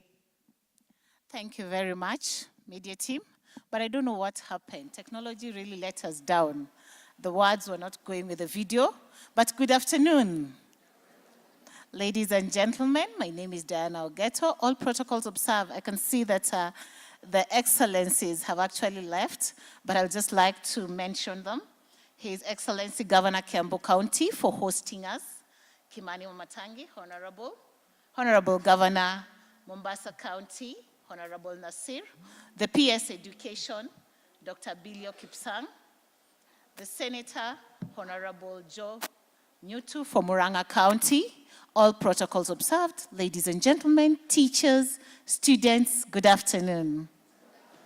My name is Diana Ogeto, and I come to you from Safaricom, Women in Technology, coming bearing good news. Do you like good news? So what would you like from Safaricom? Who can tell me what Safaricom does for you? When you hear Safaricom, what do you hear?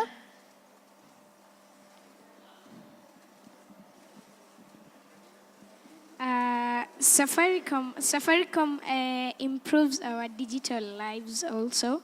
It makes us to see more in the internet. By the way, nice. I'm Nevin Mogambi from Eronge Adventist. Very nice. Let's clap for her. Oh, sorry. She said she's? His? Nevin. Oh, sorry, David. Let's clap for him. And one girl here, just right here. Oh, okay.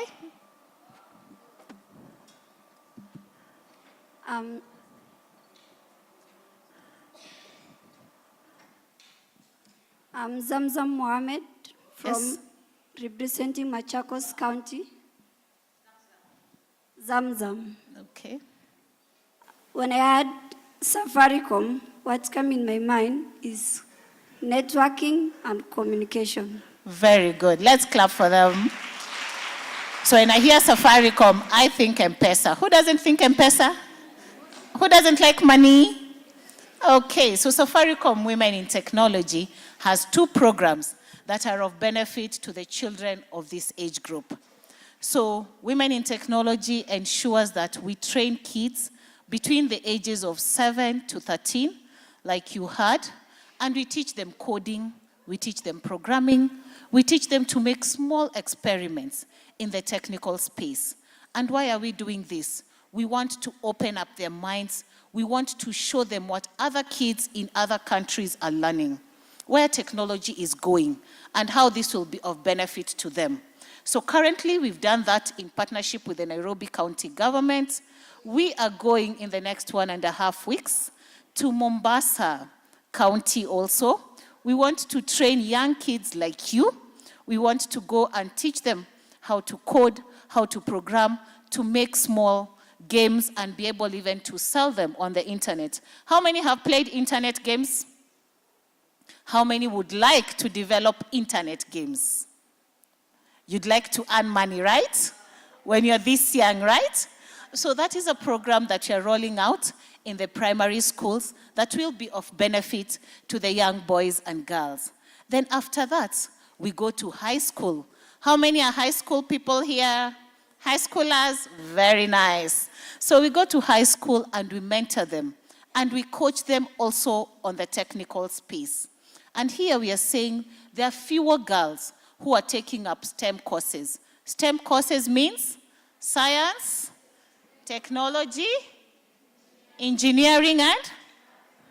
So how many are taking those courses in the high school? How many are taking physics, mathematics, chemistry, and biology? Very nice. Clap for yourselves. So we are telling you that if you take these courses, you have a bigger playing field. You are going to change the world in very many ways. Nowadays, we are looking for things to be automated. No one wants to do all the manual work. And this is what we are saying, that we are going also to give you an opportunity. After we train you, we mentor you through Women in Technology, we are going to give you an opportunity to compete with girls and boys in the world. Not just in Kenya, in the world. And we want you to solve problems in your community.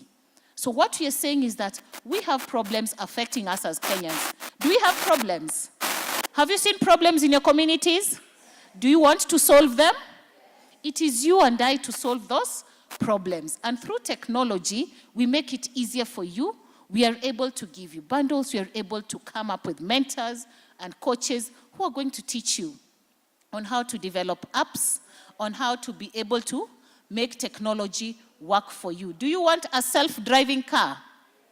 You are the ones to bring it to Kenya. Would you love to see that? Or a talking fridge?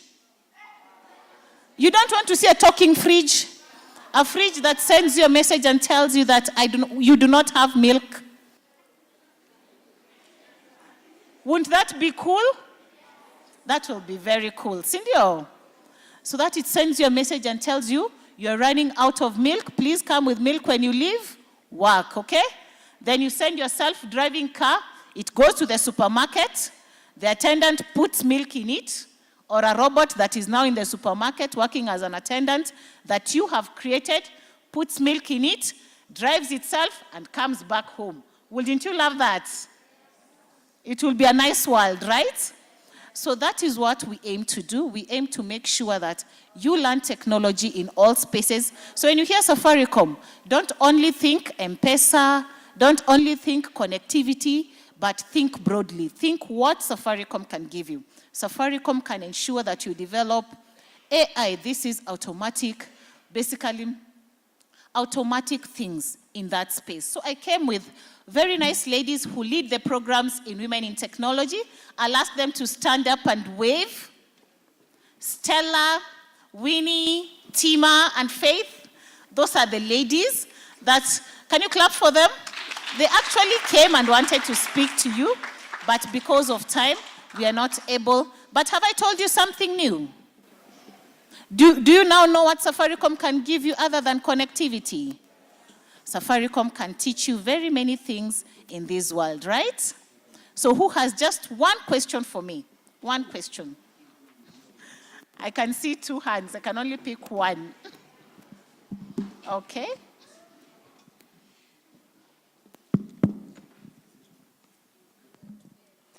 Thank you. I'm Grace Nabiswa Nafula from Moi Girls High School, Eldoret, representing Uasin Gishu County. So there is a question on if there is anything that has been done in women in technology to cater for the girls who are in schools or for the special needs. Yeah, that's it. Thank you so much. So yes, we are training our mentors to learn. Basically, we are starting with what our lovely lady is doing here, to be able to actually interpret in sign language. We are not yet there, but we have interns who are coming on board. We have trained our workforce, and we allow those girls to come on a day with us and actually just sit with us, learn what technology is about. So we have staff who are specialized in interpretation to the differently abled, and we're able to get these girls, they come on board, and we train them for a day. So we don't have a program, a full program for them, but we are thinking of that. That is in our pipeline. Thank you very much for that question. Thank you very much, ladies and gentlemen. That was it for me. Thank you so much. Can we get a round of applause? Can we get a bigger round of applause? How many are happy and proud of how Safaricom is involving children, ladies in tech? How many are happy? So can we give them feedback and tell them that we are happy? We are happy. Now, I think we can go straight into our next session. Once again, my name is Mukam Dali, and I want to welcome my co-host, Mr. Imran Hassan. Imran Hassan. Clap for Imran as he approaches the stage. So together with Imran, maybe Imran you can occupy, okay, you have a mic? Okay.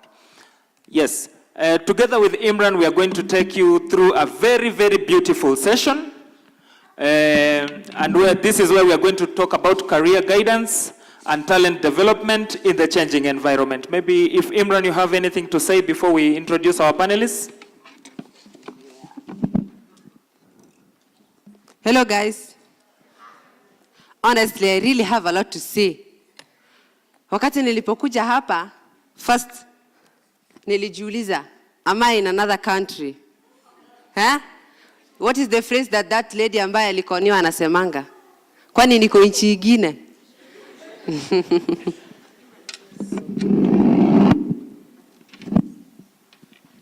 So, first thing, huku ni kubaridi sana.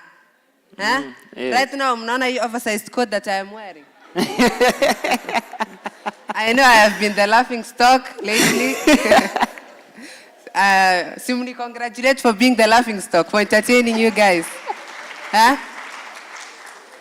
This is my legacy from my father. Eh? Oh, beautiful. Yes. Aliitupa lakini. Yeah. I actually wanted to be given an opportunity to talk to this Council of Governors, together with the Principal Secretary and the other governors who are here. I really wanted to be given a great opportunity so that I can talk to these people. You know, I really had a lot to ask them. I really did. And I had a lot of suggestions to make. But unfortunately, who has a question? Everybody in the house has a question. So when will Imran get a time to ask a question? So I'm Imran Hassan from the terrifying region, northeastern region. Not Yes. anymore. Yes, oh, really? Not anymore. I don't think that's the case, actually. Really? I don't think that's the case. With devolution, there's so much going on in that region. Yeah, there's actually a lot that's going on. Yes. But there's a lot of distance. A lot of? A lot of distance among the people. Like mtu akisikia, like someone who has come from northeastern region. Yani kuna kakitu kana kusumbua, sijui ni nini.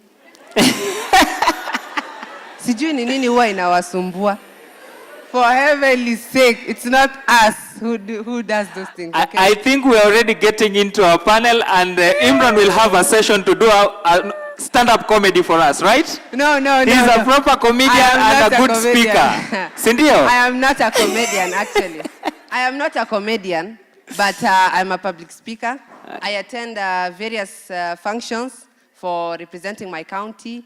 And last time I was the guest of honor for the Day of the African Child at Garissa University. Yeah. And that's what the children's president was saying, actually. Smith, yeah, Mr. Smith, His Excellency. I'd like you to make, nilikuwa kwanza nataka unifanye mimi PA wako, so that I can answer those questions that they are raising. Ako wapi yeye? He's not here. Ungenifanya PA wako. I could answer those questions. I tackled these people for you. Yes.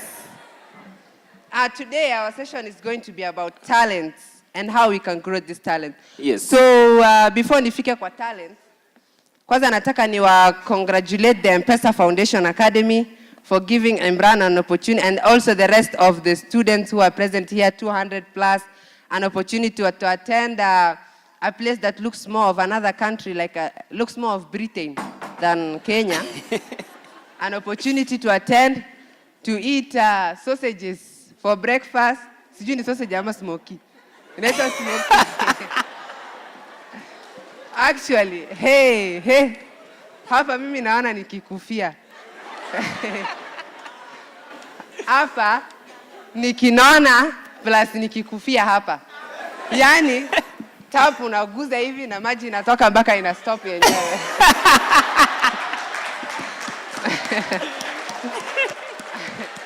Situambieni ukweli. Situambiane ukweli, sisi ni Wakenya, hizi vitu hatujaona. Tuambiane tu ukweli. Ati shawa unafungua, ati unapeleka katikati ni maji ya kawaida, ukipeleka juu inaanza kukuchoma. Ndio nini tena? Wacha tu. Ati lunch ni chicken.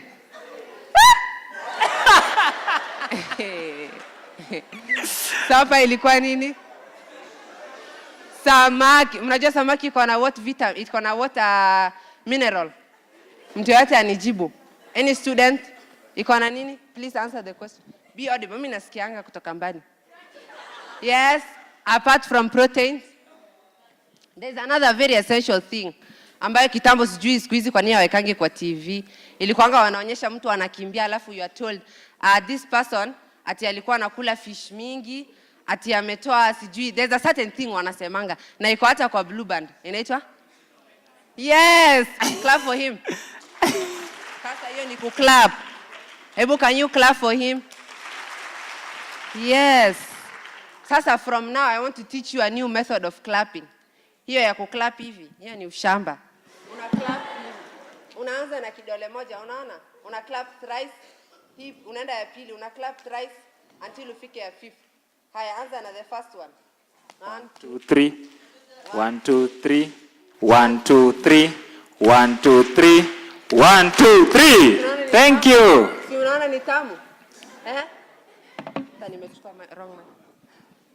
Yes, I think I'll be done with my... Actually, I have a lot to tell you guys, but... That's why I'm saying we need a special session for him. We need a special session for him. In the meantime, maybe we can invite our panelists to the stage.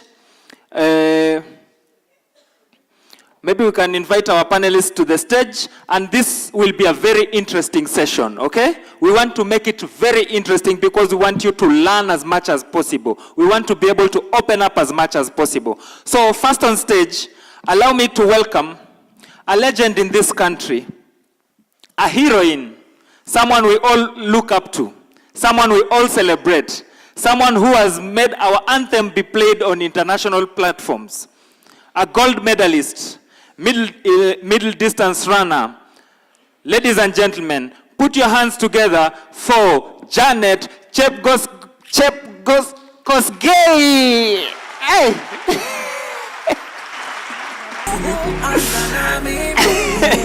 Labda mimi nikikimbia nitateleza hivyo vile nimeteleza na ulimi.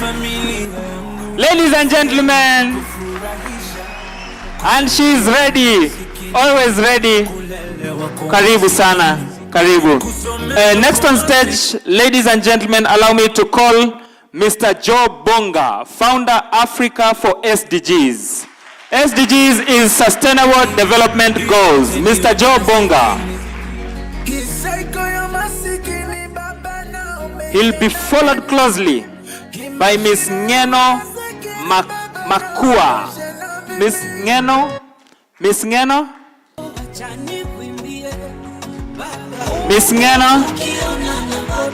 And you'll forgive me if I pronounce that word wrong. I come from the coast region of this country.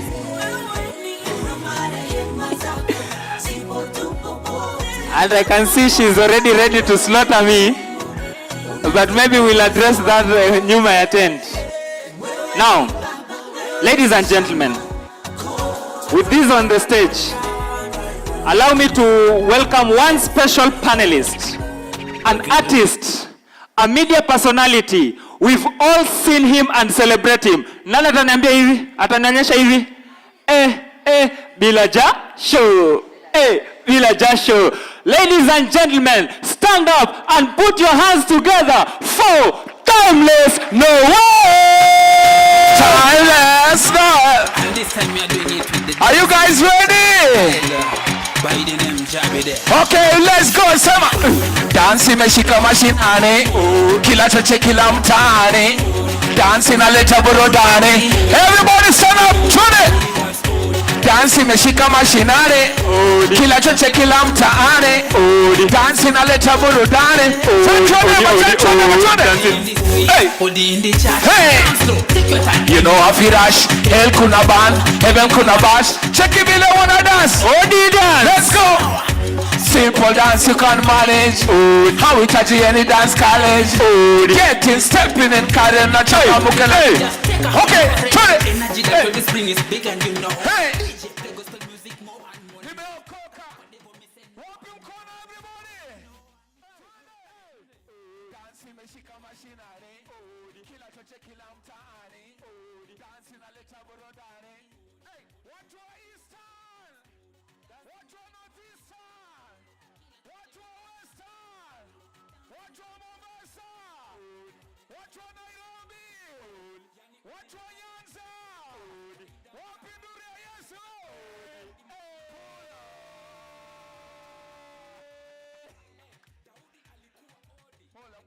Sijakuja peke yangu. Nimekuja na mtamo wa nguvu sana. Watu wangu, hebu jaribu kuambia meshako. Itakuwa ngori. Itakuwa ngori. Hey, itakuwa ngori. Sema, pause. Mwisho wa story. Have invites none other than Didi Man.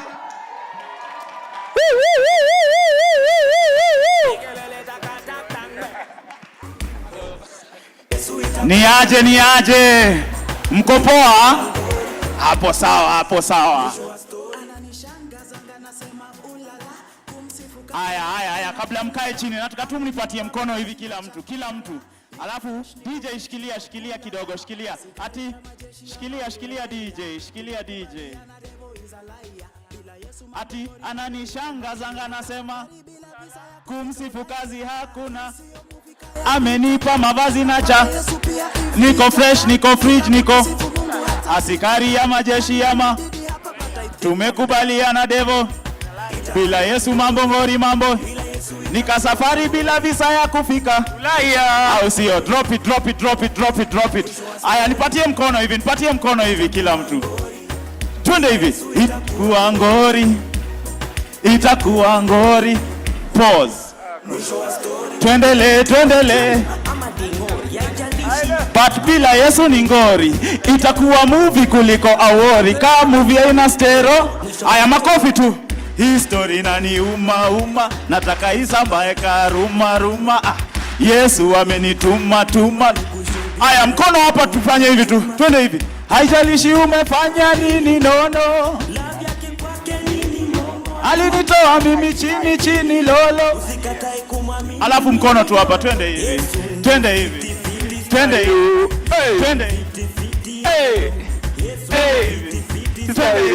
Alafu niwasikie mkiimba ati itakuwa ngori.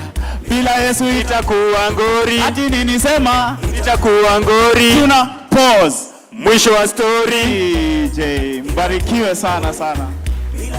Thank you so much, Didi man. Thank you so much, Didi man. We've all listened and loved these people, si ndio? Sote tunawapenda, si ndio?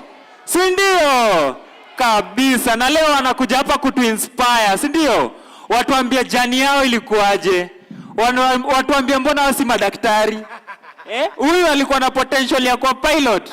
Hata yeye ndo alikuwa anataka kusomea. Lakini ndo wewe uko hapa. Mwalimu wa maths hapa ni wapi?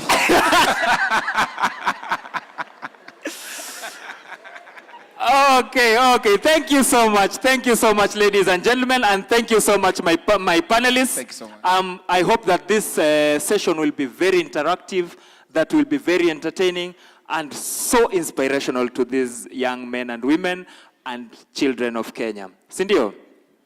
So maybe I know our very able gold medalist, our very able, and allow me not to say the second name, kwa sababu mi si long distance runner, na kutokuwa long distance runner imeenda mpaka kwa mdomo, inaishia katikati. Allow me to call you Janet, okay? Allow me to start with you because I know again umekuwa na sisi kuanzia asubuhi. You've listened to some of our sessions, and I know you also have a scheduled flight back to Eldoret today. But maybe to just be able to inspire some of the young girls, I know you have a program on the same. And just to tell us, beyond the white collar jobs, beyond kuwa daktari na lawyer, maybe can you guide us in terms of even being able to inspire these children in exploiting their talent into a well-paying job or into earning something from their talents?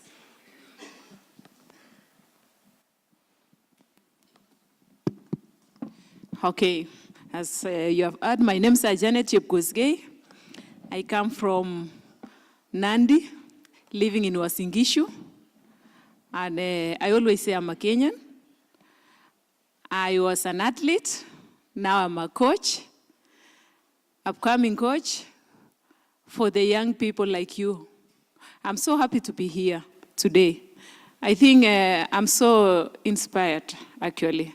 I almost cried when I arrived here because I saw big talents. It's unfortunate that the PS has left. I had some few ideas also which I could suggest. Actually, I don't know how to speak when I'm sitting down. Okay. Feel free, yes. Unajua sisi ni wakimbiaji. So hata tunaweza kimbia hapa kwa stage. So kukaa chini hapo ni mambo ingine. I'm not used to sitting down. Yeah. Sometimes I'm a teacher also. Apart from being an athlete, I'm also, I work with the Kenya Police. My station is Kitui. I've heard someone saying, you come from Kitui. I'm an inspector of police. I'm a coach. I work with World Athletics. I work in the refugee camp of Kakuma. And I'm a motivational speaker in the primary and secondary school kids. I started my career while I was young, like you people. And it has taken me places. Nikiona watoto kama hawa, I know everyone has a talent. Kila mtu ako na talent. You say you would be a teacher or what? I wanted to be a nurse actually. If you check my profile, there is somewhere saying Janet Chepkosgei wanted to be a nurse. But immediately after my Form 4, I was called to join a camp because while I was in high school, I was doing just running because I wanted to go out of the gate, not to stay in the school. Si ndio? Hata nyinyi najua kuna wale wanaenda kucheza mpira juu kuna kwenda out. And then in the evening you come back with mkate ama chips. Nowadays you don't come back with it. So I did my Form 1 to Form 4, participating to the nationals, sometimes to the regionals, but I never really took it seriously. But after my Form 4, because I wanted to leave this country to go to US, I decided to be serious, somehow serious actually. So I joined a camp and I started to train. Unfortunately, the same year, I managed to go to Kingston, Jamaica, and won a gold medal in the 800 meters. Oh. So I started to postpone my scholarship. Actually, I had scholarship to go to US. I was invited to Liberty University. I was invited to South Carolina University to start in nursing. So I started postponing it. I'll come in October. Let me start a season. After some few years, I was a world champion. I was able to drive my car. I was able to build a house for my parents. And I was able to take my siblings to a better school. That's what my career has taken me to. I want to challenge you people. I've been working with young kids, actually. Special kids. Last week, we had a team coming back from Berlin. They won medals. I've seen special kids here. If you know you are special, in Kenya, it's unfortunate that the ministry, it has not reached to the county level or sub-county level. Most of the schools, they know there is a program for special kids, maybe those who live in towns, some few schools.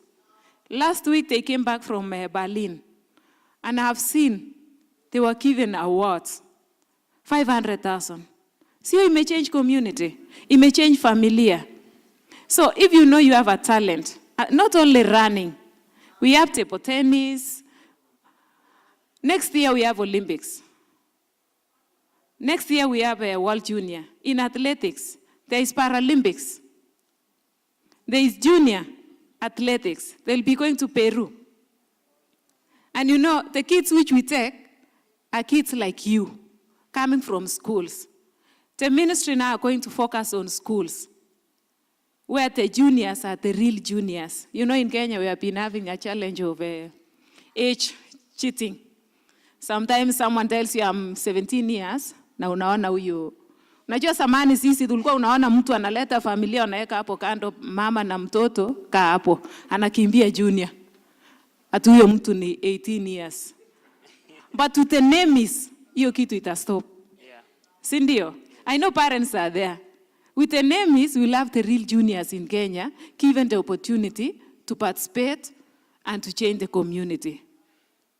And you know, when we go outside there, we try to make friends. In my community, I met some friends actually from the US, from Italy, and I've been able to sponsor more than 10 kids for a scholarship to study in US after Form 4. Last year, I had 6 Form 4s, which actually I look for sponsorship sometimes. You know, when God has blessed you, also bless someone else. Sindio? Yes. Upariki mwingine. So I had 6 students, and all of them walipata C+ kwa Form 4. Sio ni Max mzuri? Nani alisema mkimbiaji ni mchinga? Ni uongo, si ndio? Ati ukifanya sports uwezi perform vizuri kwa class, you will do it. In fact, sports, it's something we always say, mwenye anafanya sport is able to manage time yake vizuri. It's a secret. Someone who does sport is always disciplined. Uwezi pata yeye akiranda huko nje. Uwezi pata yeye akifanya mambo yake ingine. So I encourage you people, you take sports to the next level. With the ministry now, I know and I'm sure you kids, you will have a better future.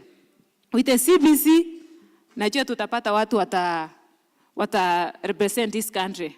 Unajua hapo ukiimbiwa national anthem, unaona athletes wanalia. It comes from the earth. Ni president peke yake ndio anaimbiwa, alafu wewe mbona usiimbiwe? Sports can change your family. Ukienda nje ulete hiyo gold, juzi walipewa 750 plus something else, $1 million. But you know, discipline is the key. Hard work is the key. Respect is the key. Bila hiyo, hakuna mahali tutapita. So I encourage you, I like because these are students, they're in school, and I know you will do better. With the CBC system, I know we'll get better talents, better people, better society. So my point today is, let's take education and sports together, and we will achieve more. If there is any question, you're welcome. Thank you so much. Thank you so much, Ms. Janet. I'm sure there are burning questions even from my colleague there, my co-host, Imran. Maybe do you have a question for Janet before we go on to the next panelist? Okay, thank you. Thank you, Ms. Janet.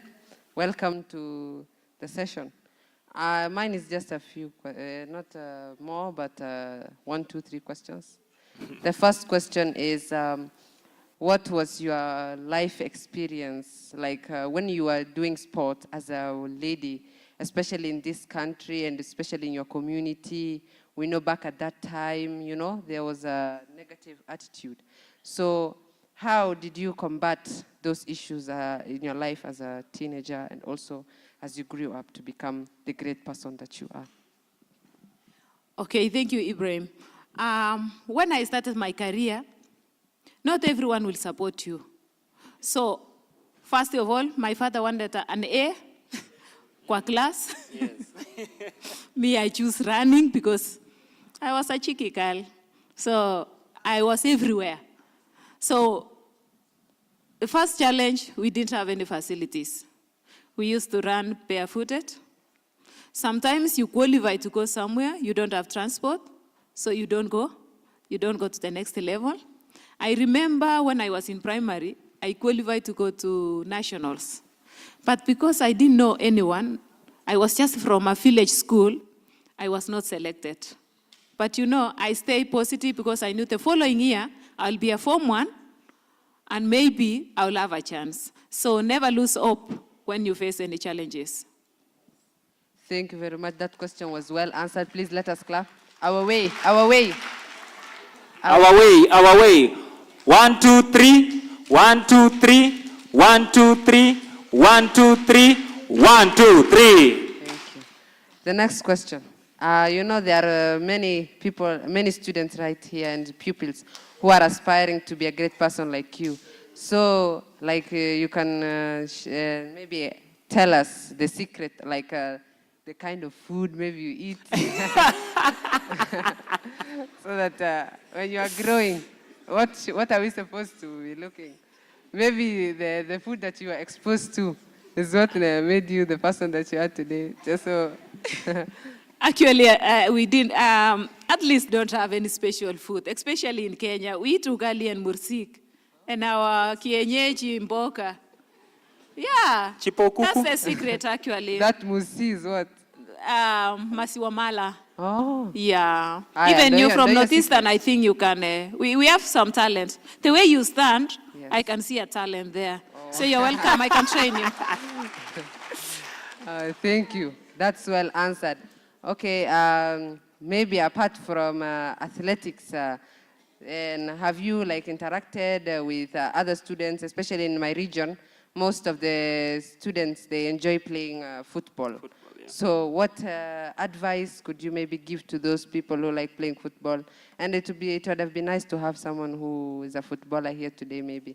But since you are already here and you are a great person, so please inform us, like, what are tips? What I can advise actually is not only in athletics where we can succeed. We can succeed in all fields of sports. I know of a lady who plays badminton, the Kenyan lady. She's doing well. And she's doing well and she's performing, she's going places, even in football. Football we can do well. There's some academics sponsors who comes to Kenya sometimes. So I'll encourage you with your school that wherever there is any competition, or if someone hears of any sponsorship or a scholarship, and we know we have a talent, we can try to nurture, through the counties, we can nurture those talents. Football we can do well, as we do in athletics. An example is, we never knew that apart from the Kalenjin and the Kikuyu, Kamba, someone else from western part of Kenya can do athletics. You can see what Omanyala is doing. Yeah, it's not a Kalenjin, but he's doing well, Sindio. Yeah, I have a boy actually, whom I met 2 years ago, Corona time. It's not a Kalenjin, it's called Emmanuel Wanyonyi. I was passing by, and then there was sports in school, one of the schools in Mosoriat, and I said, let me go check it. I saw this boy, and everyone told me, he's not, he's a Luya, he cannot run. I went to my coach actually, who is a Mzungu, and I told, I have someone who can run, and he can beat our Jonathan. And he told me, Janet, I love your dream. But it's not a Kalenjin, how can he perform? And I say, no, can we try this boy?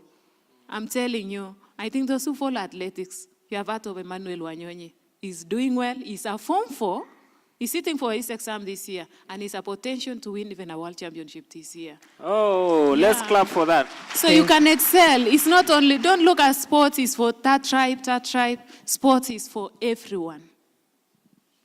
Yes, thank you. Maybe someone has a question towards Janet? Maybe before we go to the floor, can we have the next panelist? We finish with the panelists, then we can go to the floor. At this point, ladies and gentlemen, we bring in Mr. Joe Bonga, who is the founder of Africa for SDGs. SDGs, maybe you can explain just briefly what SDGs are, and maybe some of the opportunities, especially for career development and talent development within SDGs. Thank you. All right, thank you.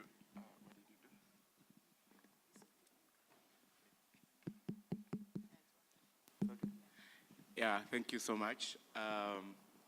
So SDGs, should I stand or should I stand? Now that she started standing, almost running, I think for those of us from Western, you know why lawyers run, right? So did you put some food in front and then say, come for it? Anyway, there is hope for us. So, so Africa for SDGs is an initiative that seeks to see how young people can participate on sustainable development goals. So what happens in 2015, world leaders met in New York. And when they met, they came up with a vision for the world to eradicate poverty, reduce hunger, and many other things. And one of the things that they agreed was that every country must domesticate this agenda. And this came after the Millennium Development Goals, which were 8. Now SDGs are 17. And one of the things, maybe the best way I can explain it for you to understand is the rationale was we are human beings. That's the first thing. We are human beings. And we are existing on Earth or in our global community. So this is our planet, and we, as human beings, we must relate with one another. And when we relate with one another, we must make sure that our relationships benefit us, either in our spiritual development, our social development, and also in our economic development. So then they thought about the third thing, which was prosperity. So we call them the 5 Ps. One is planet. This is our home. But this home is made up of people, which is the second P. And these people, they relate, and as they relate to one another, they generate social development or social capital, and also they are able to generate economic capital or economic development. And then on the other angle of it, they realize that when we start doing that in an healthy environment, we go to the third P, which is prosperity. We prosper. When you have your talent and you're doing very well, when you have your career and you're doing very well, you start to prosper. But those talents and whatever you do, they don't happen in a vacuum. They happen within this planet as you engage with one another. Now, we have also encountered a lot of problems when it comes to opportunities for economic progress and even social engagement. So what has happened is they came up with an idea that you, living in a planet, interacting with one another, you cannot do that if you're not doing it in a peaceful manner. So we have the planet, then we have people, and then we have prosperity. And the more they prosper, they start having inequalities or things start happening. You know, like my friend Imran was saying, he needs an expensive suit. Maybe somebody might not be able to afford that expensive suit, and then he will try to steal it, right? So there are things that will start happening. And so that was the reason why they thought about the fourth P, which is peace. So with peaceful existence or coexistence, we're able to enjoy ourselves, our engagement here, and we're also able to take good care of our planet. And then the last thing, which is the last P of the 5 Ps, was partnership, that we are not able to do this on our own. So what happens is, you need to work with me, I need to work with you, we need to work with him, we need to work with one another for us to be able to realize these goals. So what happens in your context, in 2014, the same world leaders met before the SDGs, and they came up with what we call ESD. Now, ESD is Education for Sustainable Development. So now we are working with the Ministry of Education to make sure that every institution is ESD compliant. So if your school is not ESD compliant, you can talk to me. Our offices are at the Ministry of Education. And ESD now encompasses 3 things: the head, the heart, and the hands. So the head is for knowledge, which together the government agencies are developing curriculums. And then the heart is for values. So values, attitudes, and a sense of urgency. So you must have a good, like she can run, she can win races, but if she doesn't have the discipline that she's talked about, then she can go nowhere. And I can tell you in my village, people run, and I'm very sure if they were to run in global spaces, maybe they can win. But they run at night, you know, and they run without clothes, so they can't compete in any meaningful sports. But that shouldn't scare you from marrying my sister or somebody from my village.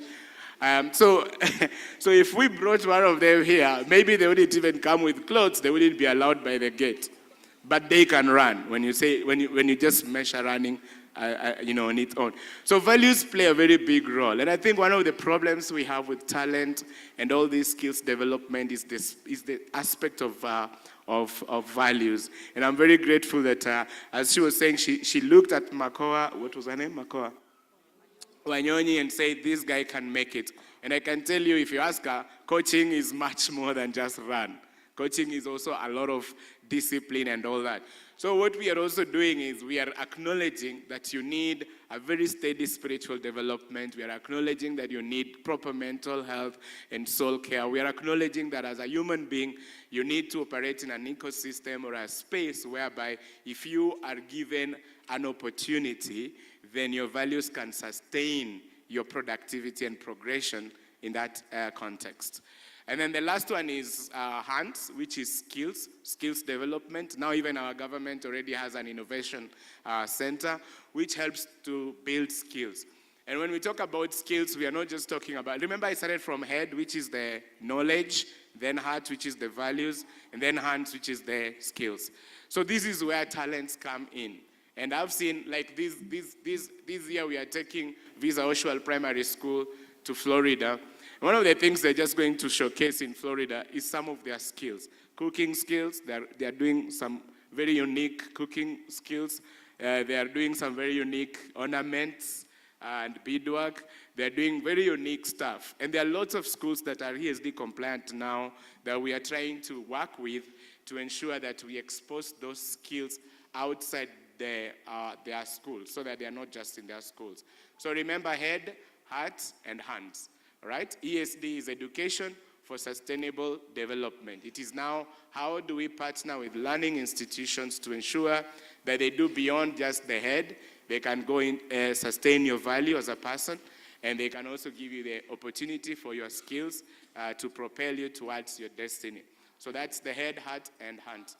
And remember the 5 P's of SDGs: planet, people, prosperity, peace, and partnership. So all that, if they work together, we say they operate, or they fulfill what we call the full human sustainability pillars, which is spiritual development, social development, economic development, and environmental development. So being a steward, an environmental steward. So that's what's happening there. And just before I take my seat, I also wanted to reiterate the fact that I really think talent, we are very ripe for the talent right now, because in Africa we are about 1.3 billion people. And out of 1.3 billion people, 41% are below 15. In Kenya, actually, it is 43% are below 15. So if you look at it, we have very, very many young people in this continent. And what happens is now talent becomes very competitive. When you have a very energetic demographics or a very energetic age, it means they're in their sporty age, they're in their prime time for talent. And what happens? We were sitting here and she just told me, I wish I was younger, I would dance even much more. Now imagine we have a population that 50% can dance. That means that for you to be the best dancer, you really have to be good. Our parents were in the days when if you just, one dancer alone was a village dancer. Like, wow, bring that son to be the one dancing for all funerals. Oh, sorry. The problem of coming from Western. So all funerals, they were the ones to dance. But right now, this guy can dance here, and then somebody just from there, and somebody from there dances very well. You're like, where have you been? So that means that there is a lot of competition. There is a lot of the spaces. When there is a lot of competition, the spaces for performance shrink for every individual. Yeah. So what happens now, we have 19 million students, according to the Ministry of Education, 19 million students. And then out of all these, we have about 500 that access university education, 500,000.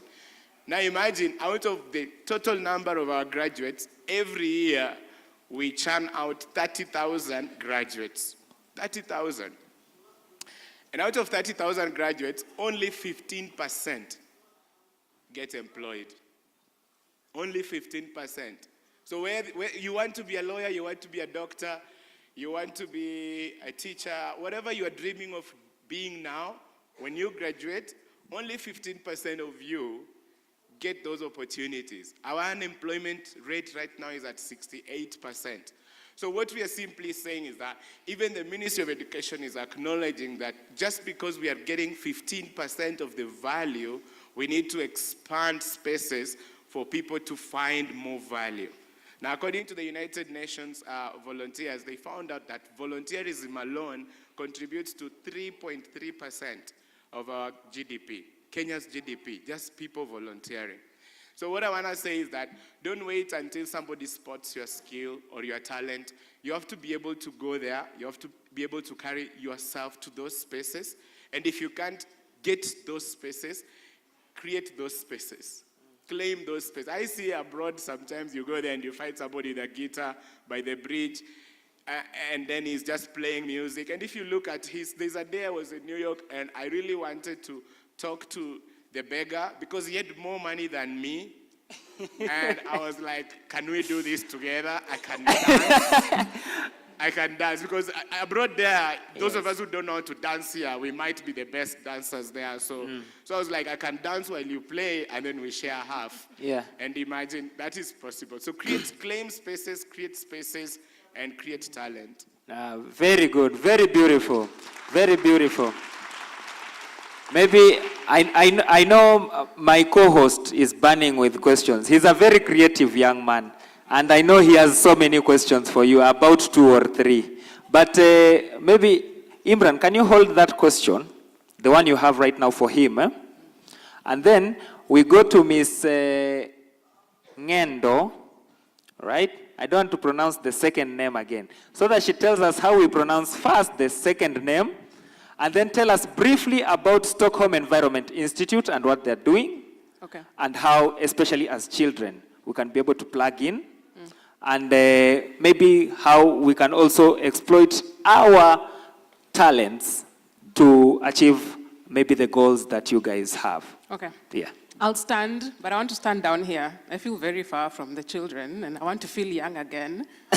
Na kuna wale wamelala, nataka uangalie neighbor yako mfanye hivi. Mwambie Acha tuanze amke. kuhesabu wenye wamelala.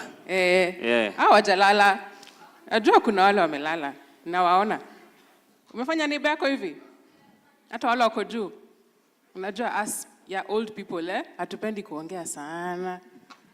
Umenyamaza tu huko juu. Nilikuwa na observe. Anyway, my name is Ngendo Mashua. Jina yangu ni ngumu kidogo. I am 16 years old. Sindio? 16. Hey, mna doubt. Hata mwezi ni encourage. I'm 16 years old with 20 years of experience. Oh, now it's believable. Mwana ni ukweli. And I am a communications specialist. Ina make sense? Mimi ni mtu wa communication. Sio kinia Lilian Muli wa TV. I do, hey, atasaki kwen. I don't like, I'll explain what I do. And I work at the Stockholm Environment Institute. Stockholm is the capital for which country? Let's see. All our class. Mitcha. Yes. Stockholm is the capital of which country? Sweden. Correct. Give him a round of applause. So I work in Stockholm. I work in Sweden. Nimeenda kuiba siri huko. Alafu nirudi Kenya, si ndio? Lakini msiwaambie. That's why I work as a communication specialist. Now, in the Stockholm Environment Institute, short inaitwa SEI, sio SEI, kuna watu wanasemaga SEI, SEI. I work with a lot of scientists. You know scientists? I work with a lot of scientists. And our work, okay, not me, I'm not a scientist. Their work is to come up with, to look at the environment, look at data. Ushaijiuliza watu wa weather wanajuanga kesho kutanyesha. Do you ask yourself? They look at data. You know about windsocks? Ama yo amjafunzwa, anaja mimi ni 844. They look at the data. Do you know what data is? They look at the numbers and they can predict the future. Can I give you a fun fact? Okay, it's not so much fun. It's actually not very good. It's still a fact. The only clean air we have on Earth, is only 10 kilometers going up. 10 kilometers of clean air. So when you hear climate change and global warming, those are the realities. That's what the scientists there do. My work, you know they write books, eh? Scientists, they are doctors, they are PhDs, they like writing a lot of books, big books. My work is to compress these books and the knowledge so that I can talk to people like you and I who are not scientists. Does that make sense? That is what you call communication. Am I communicating? Okay, that's good. Apart from being a communications specialist, I'm also a stand-up comedian. Am I funny? Sijawachekesha kama Churchill. Najaribu. I should talk, yes, I was actually going to say, Imran, you have a talent. You and Manasseh have a talent in public speaking, and you should exploit. Don't let that dream die. Itakufa? Isikufe? As soon as I saw you walking na hiyo koti, nikajua huyu. You amekuja kutuchekesha. And you command attention, which is really, sindio? As old people, we can tell talent, sindio? So, mnaweza ona Imran kando, mumrushie kakitu, na usinisahau Imran. So I'm also a stand-up comedian and I go by the name Mama Ngena. Mnajua Mama Ngena? Wani wetu. Tunafanana naye? Uongo. I'm not related to that family. So that's what I do. I'm a communication specialist, and I just want to encourage you. Talent grows into a career. Someone like Churchill. Mnajua Churchill? He started maybe like Imran. Alianza kuongea maybe kanisani ama shule. Unajua, there's always that one or two people kwa shuleni wanakuanga loud. Mko na wao? Si ndio ule mmoja wao? Ongeaga sana. So I want to encourage you, explore your talent and it will grow into a career that will pay you a good salary. You can get a good car, buy yourself a nice phone. What else do you want to do with your money? Holiday. Si ndio? Mkuje Sweden mnitembelee. Spend your own money, msidepend na ya wazazi, and you can do it. I'll just give you a little bit of my personal story. I was a bad child. I was almost being taken to an approved school. I was really bad. I was a bad teenager. I went through it all. Nilisumbua mama yangu sana. But there's one teacher who identified talent, it can turn around to be something positive. And she's the one who shaped me to be who I am today. What was my talent? I didn't know my talent until I was a loud kid. Unajua tu sikukosa kwa noisemakers list. Hata kabla mwalimu aingie naenda tu na kneel down, I knew. And she knew huyu noisemaker, but I used my talent for the wrong reasons, which is very possible. Sindio? Like people who are con men and robbers, they are very good with mathematics. Mwizi akikuona town uko na handbag, anafanyaga hesabu zake. But wakifanya hesabu for something good and become maybe a scientist, so wanaweza kuwa faa kwa society. Yeah, so if you are like me, those days naughty and not listening to the teacher, jaribu tu, turn it around, and now is the time when you're still young. Sindio? So what do I do again? I'm a communication specialist. Yes. Iyo, imetosha. Beautiful. Nwangapi wako journalism club? Nwangapi wako journalism club? Oh, beautiful. Maybe just so that we allow our very own athlete. Niliwaambia mara kwanza anaenda wapi? Anaenda wapi? Eldoret. Na ndojo yako busy na anakimbianga hivi, anataka kutoka hapa mbio mpaka JKIA mbio. So tunataka tumpatie time atoke mbio, si ndio? So tunataka atupatie tu closing remarks, atuambie tu something small, and then we can all allow her to go and get her flight. Thank you. Karibu, Ms. Janet. Okay, thank you so much. I think everyone here is learning something. Even me, I've learned something. Nikitoka hapa, nimeshatengeneza marafiki. Nyi mkitoka hapa, umetengeneza rafiki? The president alisema already amekuwa rafiki wa 8 counties. Mi nimesha tengeneza yangu. Na wewe, umetengeneza? Yeah, I can see someone there. So I want to wish you well these coming days. Make sure you learn something, go home with something good, and always be hardworking. Try to get that talent which you don't know you have it, but you have it. Okay? Enda fanya tu, ulale, ukumbuke ni nini naesa fanya vizuri kwa maisha yangu. What I always tell my student is, ukijiangalia hivi, nikianza na t-shirt, msasi amekununulia, kiatu amekununulia, kila kitu amekununulia, si ndio? So whatever you have in your body sio yako, ni ya msasi yako, si ndio? Umenunuliwa, si ndio? What will you do to have something which is yours? Hiyo ndio mimi nakuachia. What will you do in your life to have something which is yours and you will be able to give to someone else? Thank you so much. Nakimbia Eldoret. Thank you so much. Wapi makofi? Makofi yetu, makofi yetu. Makofi yetu. 1, 2, 3. 1, 2, 3. 1, 2, 3. 1, 2, 3. 1, 2, 3. Kuna watu wazee sana hapa hawezi piga makofi.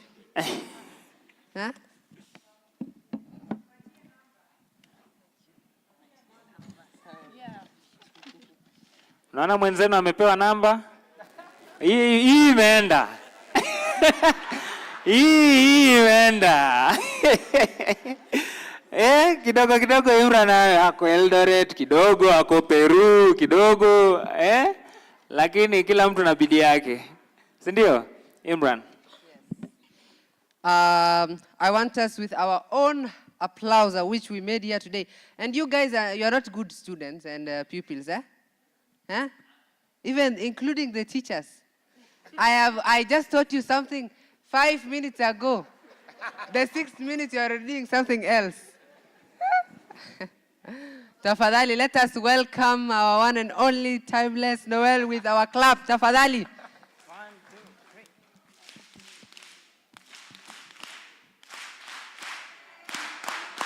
2, 3. Yes, welcome. Turn to your neighbor and tell your neighbor, Neighbor. You are beautiful. You are beautiful. Umeambia kijana you are beautiful. Hey, my boys, ni nini mbaya? Ni nini mbaya? Muko poa? Muko fiti? Muko sawa? Ebu sit upright, sit upright, sit upright. Kwa sababu nataka kuwapatia secrets, si ndio? Who wants to be successful? Na nataka kuwa, yani, akuwe celebrity, yani ajulikane this whole world. You're a celebrity. Umeinua kila mtu, si ndio? Yes. Eka chini. Guess what? Before uzaliwe, God alijua utakuwa successful. Jipigeni makofi tafadhali. That's the first thing. That's a fact. Vile umekuja kwa hii dunia, it's a fact that that dream that you have inside you, doctor, lawyer, dancer, engineer, teacher, lecturer, president, that's you. But mwizi si wewe, si ndio? Ambia beshta ko si mimi si mwizi. Mimi si mwizi. Okay, so Timeless Noel, I'm a TV presenter on Citizen TV, a show called Bambika. Say 1. 1. 2, I'm an MC. 3, I'm a dancer. 4, I'm a brand influencer. 5, I'm a last born. And 6, I support Arsenal. So, niko hapa juu yenyu. I've gone to over 500 schools in Kenya just inspiring young people. Kwa sababu that's my calling. There's one thing you need to know as young people. Say success and failure is predictable. Is predictable. Success and failure is predictable. For you guys kukuja hapa, mumeniprovia you are successful. Si ndio? Mwenye analala ameniprovia ni failure. Si ndio? Kwa sababu there's time for everything. Everything is predictable. Personally for me, sijakuwa na jani poa. Nilienda kwa shule, tulikuwa tunoga kwa river. Na niliambia watu, what do you want to be? I want to become a media personality. Na classmate wakacheka. But personally, I believed. Sindio? So today I'm going to teach you 3 B's. Say 3 B's. 3 B's. Say believe. Believe. The second one, behave. And the third one, become. The minute you believe you have a dream, let's say for instance, you believe in a media personality. Imagine the dream inside you, si wendo umeka, ni God ndo ameka, sindio? So, in your environment, be careful as students. The friend, ule unaita bestie, anaweza kuangusha. Hata teacher, haezi kuwa nakutambua. Even your parent, sometimes I believe in your dream. Kwa sababu I'm a perfect example. I told my parents I want to become a dancer. Wakaniambia, wewe, nikukute, sindio? But God ndo alinekea that dream. So after nili believe, nika behave. In school, there is a time for everything. You guys, you need to read. Kwa sababu kwa shule, you'll get good grades and it will open doors. Sindio? Kwa sababu kuna mtu anasema, I'm a dancer, sifai kusoma. Let me tell you, nimeenda paka University of Nairobi. And I'm a dancer. Makofi ya university. Comrade amefika, comrade. And then, when you behave, you will become.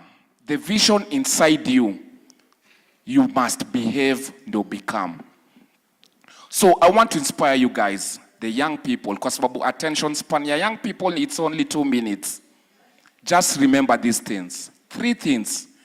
Believe, behave, and become. Success and failure is predictable. And you need to know who you are. Personally, my journey jakuwa rahisi. We're in a generation inaitwa microwave generation. You don't want to be patient. Unataka kuwa celeb within 1 second. Let me tell you, nilianza career yangu 2007 na Odi Dance ikatoka 2018. Odi Dance imekuwa the song that represents Kenya. Ilienda viral. After Odi Dance, nikapata the only platform as a hype man to be live on Citizen TV. And after that, I did a song called Bila Jasho. It had over 300,000 challenges worldwide. I'm the only dancer in Kenya to do that in the history of Kenya. Wapi makofi? So personally for you, I don't know who you are. Maybe you are a doctor, when a DJ, when engineer, ama wewe ni mwizi. Unadanganywa kuwe mwizi. Please remember this thing. Success and failure is predictable. So kama pa kuna msanii, I have good news for you. If you know you are a gospel singer, I have a production called Wekatik. And today, courtesy of Wekatik Production, the demand is over here. We are going to record one song for you for free. So thank you so much. Wapi makofi? Thank you so much. Maybe before my colleague Imran takes over, I wish the following chaperones to see Miss Agnes outside. Siaya County, Tana River County, Kisumu, and Vihiga. Agnes is waiting for you at the registration desk. Tafadhali, the chaperones. Imran. All right. Thank you very much, Timeless Noel, for such a great thing. Simona venye ametu entertain. Mbona kuna watu wamelala? Na ni ukweli yako, kuna watu wamelala hapa. Unajua kuna wale wanakaa hivi lakini wamelala. Brain imelala lakini macho iko wazi. Anakuangalia lakini amelala. Okay, mine is just a few questions. Back to business. It's just a few questions. The first one is your background. Like, for example, at home, like any of your parents maybe advised you, your mentor, maybe. How was your background at home and where you began your journey? Okay, my journey is weird because my father was a banker at the Central Bank of Kenya, and then my mama anauza mboga kwa kibanda. You see, it's weird, right? Please musiniuliza maswali nyingi, it's weird. But so my background was weird. I went to State House Primary School, and then after that, nikakuwa kijana mutukutu, nikapelekwa to an international school in Kenya called Chulaimbo Secondary School. PO Box 87 Maseno. Education is treasure. Yes, hapo nikasafa sana. So at that time I was bitter, but I didn't know my consequences. Ndio ilinipeleka hapo. So please, kindly, you need to respect your teachers and parents, because one thing, kwa class, tulikuwa na a bad group around me, watu wa Nairobi. Tulikuwa tuna disrupt, tunaonyesha walimu ni wajinga. Kumbe we didn't know they are our mentors. I want to say thank you to all the teachers. Wapi makofi ya walimu tafadhali. I respect you so much, and I wish nafa kurudi kwanza class 1 nisikie every message inatoka kwa mwalimu, because they had good plans for us. So after that, I feel very bad that I wasted my life. I wasted so many people. Mimi nilikuwa kijana mjeuri kiasi. And then after that, I got good grades. I went to University of Nairobi. Nikafanya business management. And then I was empty. Kwa sababu nawaambia, pursue your dream. So vile nilikuwa campus, nilikuwa na feel I'm a dancer. Nasikia kwa heart na naambia dance. But environment na naambia good grades. Dance, good grades. Dance, good grades. But I didn't know business management ndio inifanya nijue skills on how to interact with people and how to manage my brand. So that's the importance of education. So thank you so much, my parents, wherever you are. And then, yeah, that's the whole journey. Okay, wow. Can we clap for him? Thank you, sir. Msidhani nimewasahau nyinyi na warudia. Haya, yako ni just one last one to reduce the pressure from you. You have told us that throughout your journey, like you began being, what is it called? So you just started becoming a big dancer, and then all of a sudden the Citizen TV, you are now a live dancer, maybe you are an MC. So when did this turning of event take place in your entire life that changed your whole life? When did it happen? Okay, so... And maybe Timeless, as you answer him, you also mentioned that you started, is it in 2007? 2007, yeah. What made you to keep pushing And maybe what can you tell the younger?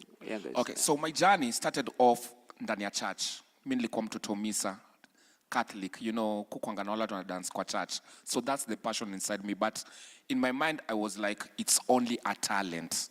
It's my hobby, you know, in quotes, it's my hobby. So every time Nikki dance, guys were like, wow, you're unique. Nikenda high school, man, no, you're unique. Music festival. Shule ilikuwa inafikanga tu zonals, unajua? Hapo tu. Yani, hata mtoki nje ya shule, but the minute I joined the school, we went till provisional.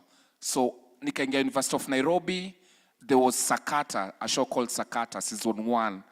Tukaenda hadi finals, you see. So there's something inside me and was like, wow, there's something unique. So I realized it is a gift that God has given me. Not anyone, God I'm installed inside. So the minute I realized, I started to invest in it. Because the minute you leave that passion inside, it will die. If you leave it, it will die. So I told my parents, I told the guys in my circles about the vision, and they started to support me. So one thing, campus, mtanona nimezeeka nikisema, oi, just know, 27 hapo nilikuwa nimemaliza campus. 27, so I joined a crew called Air Force Dancers. It was live on Citizen TV. They realized I was unique, and then I joined Kubamba crew, Kwenda Missions, and then after that, there was a show in Eldoret, and they gave me one platform, only 5 minutes, to do my hype set. And let me tell you, from that day till today, waliambia utatoka Citizen TV. Yes, thank you.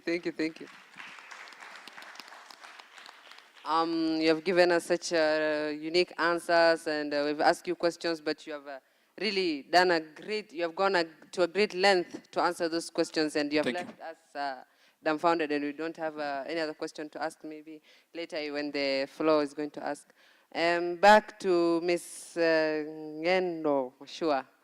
And my question was, it's not that much, I just wanted to ask a little bit of you said that about weather forecasting and all that, can you people produce a digital thing where it can be given to all the children around the country, where they know that the temperature, how is it, you know, maybe they are, like for example myself, I'm a climate activist. Yeah, I'm a climate champion, for Save the Children. So mine is just, I was emphasizing on that digital material. Maybe you can bring it out, maybe so that the children, they can know the temperature, maybe when it's going to rain, so that they can feel what they're supposed to do next. So, and also farmers, those people, you can help them. So, what is That's a very good question. So SEI, we only deal with the data. We do not, then we give the data to other organizations like United Nations, the UN, and they implement, together with other partners, what needs to be done to reduce climate change. But what the UN has done, the Secretary General, Antonio Guterres, who's the boss at the UN, he has appointed a young lady who's, I think, 26, she's called Sophia, and she's the youth advisor on all issues climate change, and she's the one who champions for youth to access what you were saying, like weather forecast and how climate change is affecting the world. So those platforms exist, and SEI, we just provide the data for them now to come up with tools to combat climate change. And I like that you mentioned farmers, because farmers are at the center of my heart. That's where I started off. I started off by helping farmers communicate their needs to partners like institutions that can help them with better seeds, better farming methods. So those tools do exist, and I'm happy to hear you're a climate activist. Yes, yeah. Thank you. Can we clap for her? Properly, our way. 1, 2, 3, 1, 2, 3, 1, 2, 3, 1, 2, 3, 1, 2, 3. Thank you. And I am quite disappointed that I need to keep singing this song again and again. My last question to you, Mrs. Ngendo, is the climate change and global warming with effects to children. It has really affected many children, especially us in the region, ASAL places, you know. So we are affected greatly, and we are requesting that maybe you can activate the government, maybe you inform them, maybe send some data to them, tell them that this is about to happen in that place, please go and check on that, try, maybe, you know, you are saying that you foresee what's going to happen. So you can maybe do that, or what are your suggestions about what I've just told you? So in terms of engaging the government of Kenya is actually doing a lot with the data that is provided to them by different institutions, not just from the Stockholm Environment Institute. And I agree that children are one of the most affected group in terms of climate change. Because I say your problems are present and future. For us old people, our problems are only present. So I'm very happy that even the UN Secretary General got a young person to advise him, because his position is very powerful.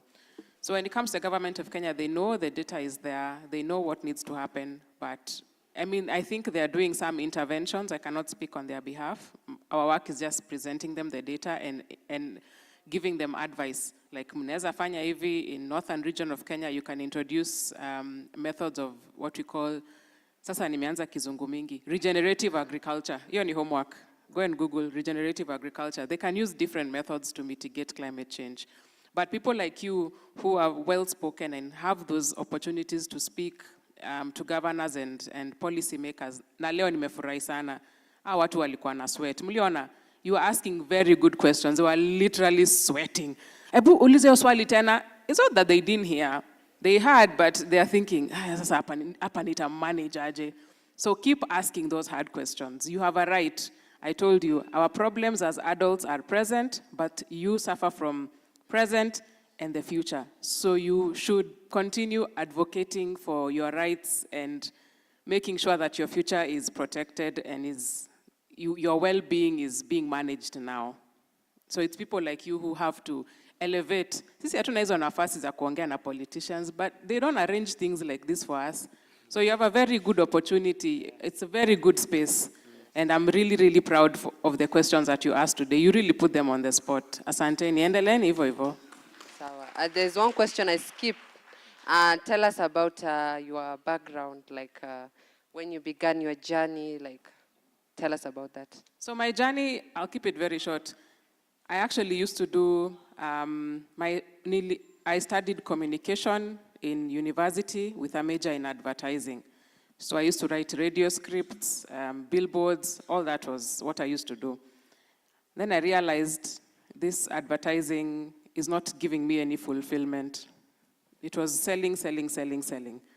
I was not doing anything that was impacting my life, the life of my community. There was nothing. So I changed career, and I decided to go into the development world. That's why I work for a non-governmental organization. So I started off working at an organization called AGRA, which is based in Kenya, but works across 11 Africa countries. And we worked with farmers, and our work was being the middle point between understanding the farmers' problems, hizi shida tunazisikiza, alafu tunapelekea the government of the respective country. Tunaambia the farmers in Kiambu are complaining that they are not getting adequate extension services. Extension officers come and tell you, hii ndio mbegu utapanda saa hii, utaweka maji saa hii, blah, blah, blah. So that's where I started. And I started seeing the changes that farmers were experiencing. You know, walikuwa nakaa kwa nyumba ya matope. But now when we brought the interventions, wanajenga nyumba ya mabati, ananunua pikipiki, mtoto anatolewa public school, anapelekwa private school. So I started seeing, okay, I'm getting some fulfillment from this. So because of what I had learned in campus and high school in terms of communication, I decided this is where I'm going to stay. And that's how I ended up at the Stockholm Environment Institute. Because I used to listen to scientists speak, I didn't understand anything. They can come here and talk climate change, mitigation, regenerative, they talk and talk, hautashika kitu. And I'm like, the people they are talking to are not understanding what they're saying. So I was like, if I'm not understanding, then the children are not understanding. So even the work that I do, and I forgot to tell you my most important job. I'm a mother of 3 children. That's my most important. Wachana na communication na stand-up. Mother, being a mom. So I said, if I'm not understanding, then how will the children understand? So that's what has encouraged me and motivated for me to stay where I am. Neza tuma salamu. Okay, Salam. Moja tu, just to my husband, imwambia asanti kwa kunileta na Oh, kunipatia opportunity. tuko live kabisa, mwambie. Oh, yeah, tuko live. Apali ako pale. Apokea salamu. Salamu amezipokea. Husband asimame. Asimame aseme hivi. Awave tu aseme tuko pamoja. Si ndio? Tuko pamoja kabisa.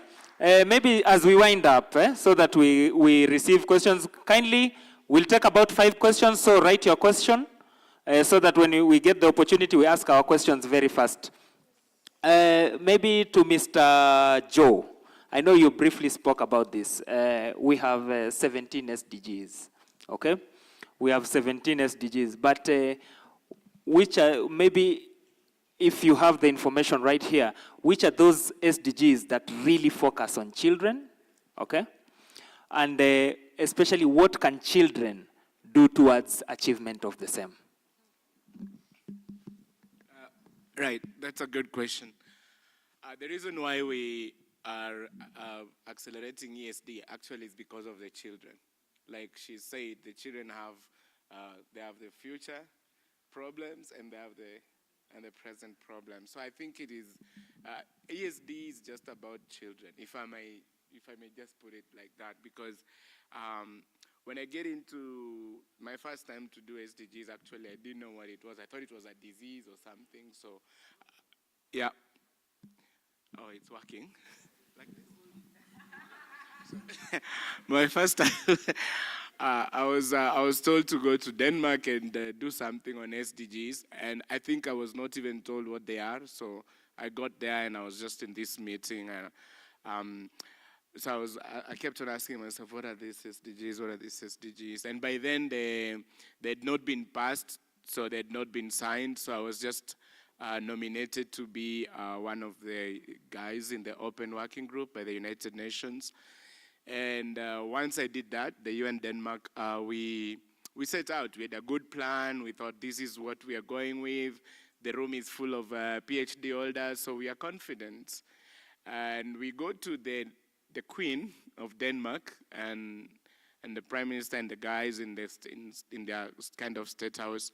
And she says, I don't like this plan. And we were like, what do you mean? She says, this plan is about 2030, and you're talking about people who are adults now, going to implement it now. Where are the children? So that really, really inspired me, because she said she's not going to sign it. She's not going to New York to sign something that the children are not aware of.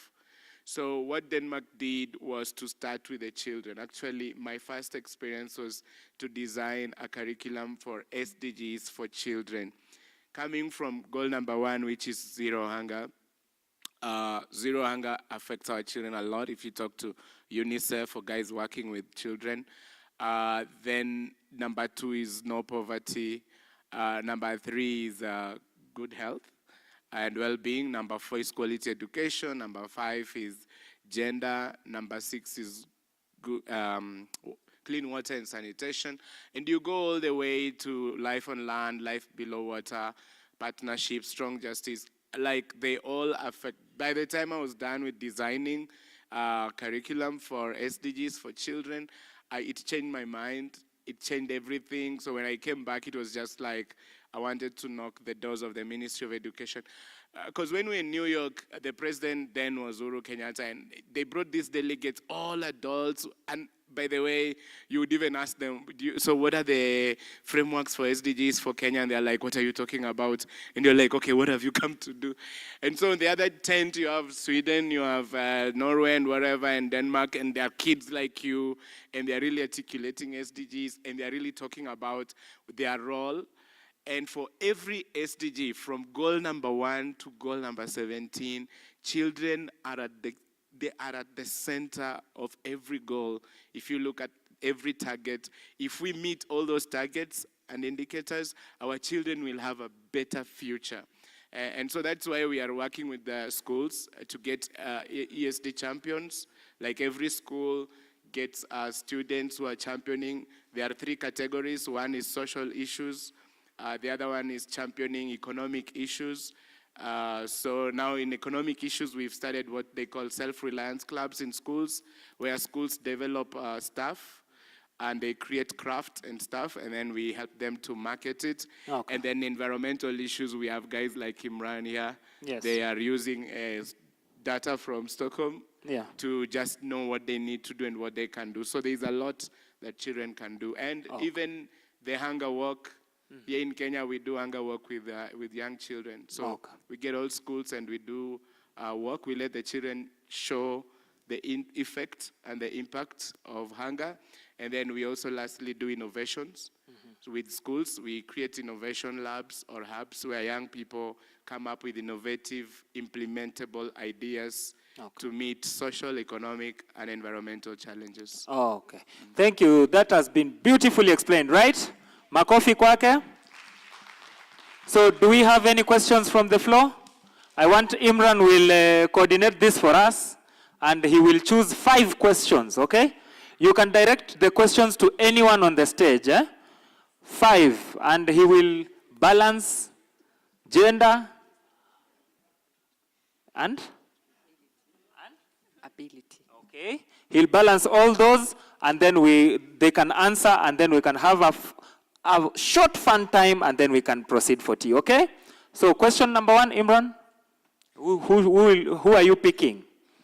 This is what we are going to do, We are going to pick alternatively.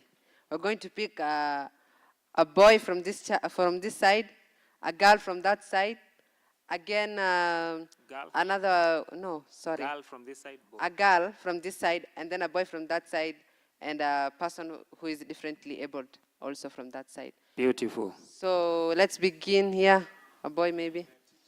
I want to get a primary student. Yeah, that.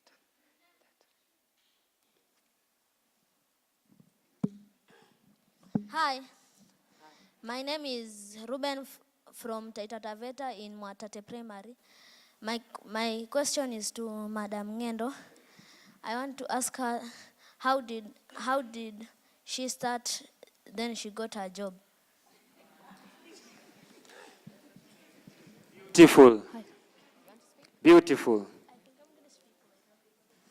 That's a good question, and I like that you call me madam. You make me feel very important. Thank you. Thank you so much, sir. How did I start? I think after high school, I discovered I'm very courageous. I don't fear people. I don't fear anything. I just do. It's called doing it afraid, where you don't fear. You just stand up and you say what you want to say.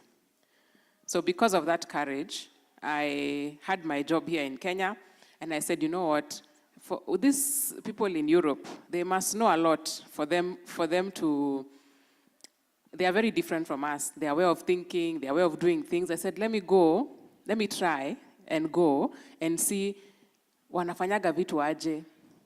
Why are they so smart? How do they do things so differently? So I just applied. As I started applying for jobs, I was not even checking which country. I think I was averaging 20 jobs a day. Nilikuwa tu na apply, unatuma CV huko, tuma CV huko, ile itakuja ndio nitachukua. So this one for Sweden came. In fact, fun fact, I applied in this same institute 3 times and they kept rejecting me. Then the 4th time, they're the ones who called me and said, okay, tumeona CV yako mara 3, now okay, listen, you can come and work for us. So do not limit yourself. Munaambiagwa the sky is the limit. Are you told that? That's a lie. You know why? Has man reached the moon? Has man reached the moon? So the sky cannot be the limit, sindio?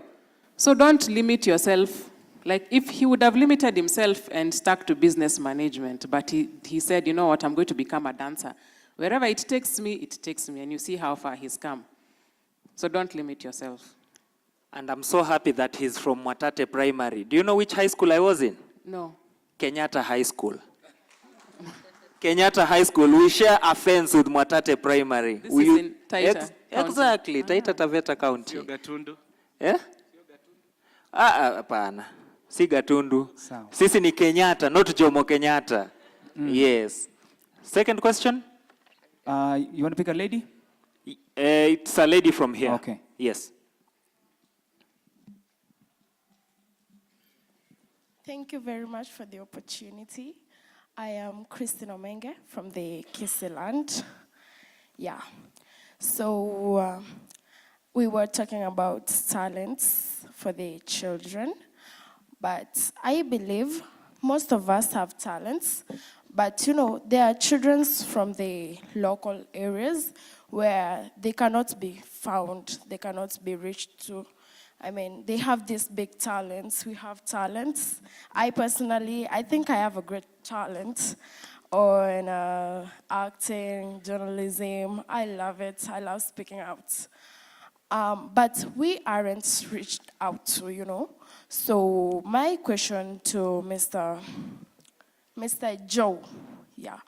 My question to Mr. Joe is this: what have you done to reach out to these kids in the streets, there, in the villages, in the locals, so that they can show out their talents out here? They have big talents, I believe. Yeah. So tell us, what do you intend to do so that us can also be reached to show out our talents? Thank you. Wow, okay. That's a good question. Ata karibu nisahau ni Mkenya. That's already a talent, you know. I was listening to Linda Nyangweso one time and I was almost disappointed when she showed up and she's Kenyan. So I think that's a good question because that's also a challenge that we have a lot. If you talk to the United Nations organizations, actually even the United Nations organizations are still struggling with what we would define as community engagements. And there is still a very big, a lot of contradictions that define that, and we are like, okay. So what we do is every county, we have, through the Ministry of Education, every county education director nominates schools that work with the ESD. So ESD is Education for Sustainable Development. And in 2017, the government of Kenya made it a law that every learning institution must be ESD compliant. Now it's been a slow progress, it's been a slow process as well. And so what we came in to do for the ministry is to accelerate the 4 pillars and then to also find the, the talents and the skills that can accelerate each pillar. So whether it's spiritual development, whether it is social, economic, or environmental. So the county directors, like we work, model school, Kenyatta is one of the model schools, so they give us what they call model schools. So we work with 47 model schools. I think now there are over 200. And then each model school brings another model school. So Taita brought Agre, yeah, Dr. Agre. Then we have Taita Uni brought CIT. So we realized it was slow because we are waiting for the CEDs to nominate, and then they were also nominating just the best schools in the county. They're just nominating the best schools, and then every other school doesn't know. So when we show them that Alliance is going to Norway, is going to Malaysia, and Mangu Boys here, they are going to, I think, Singapore somewhere, every school is like, how do you do, what is this? And we are like, okay, fine. What is the best way to do it? And that's partly why we are here, is also to make sure that you is already here. You can go back as an ambassador or a champion of ESD because it's a policy.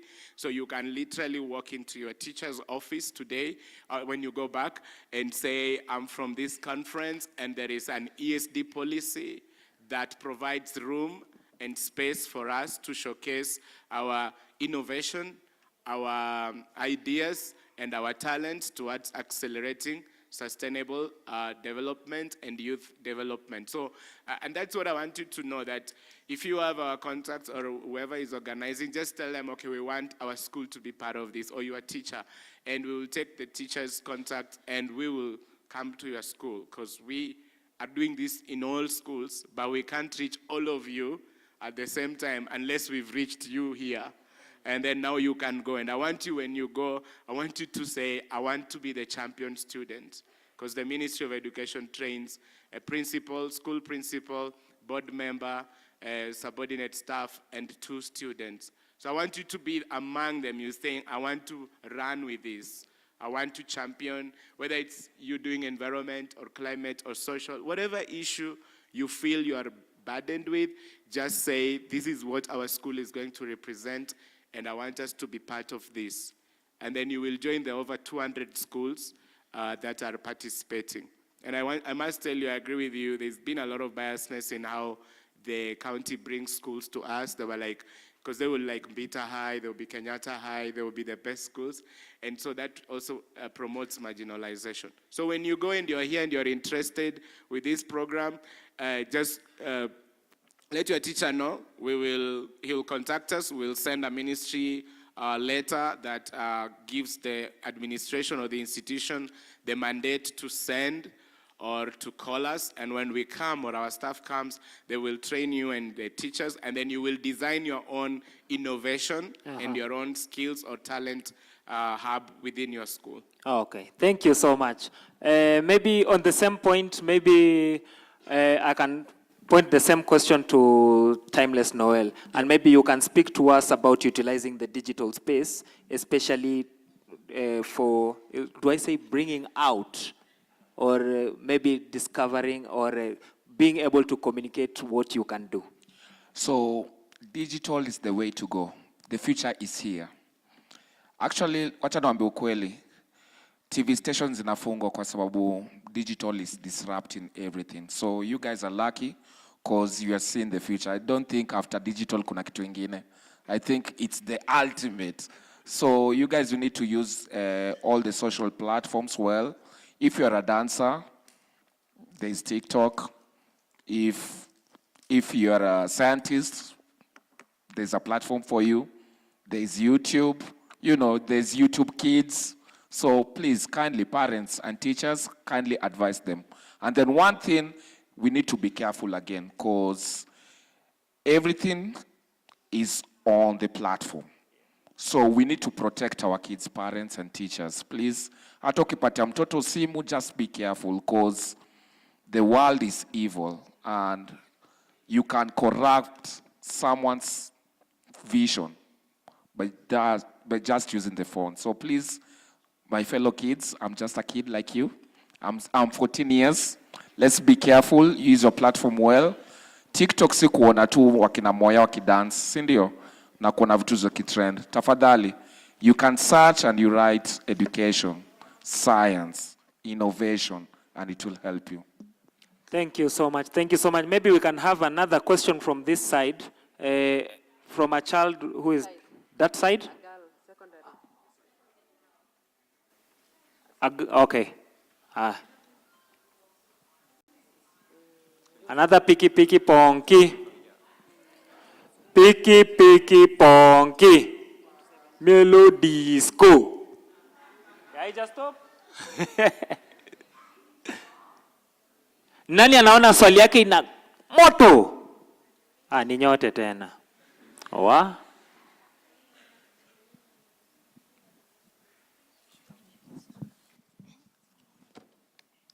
Hi everyone. Hi.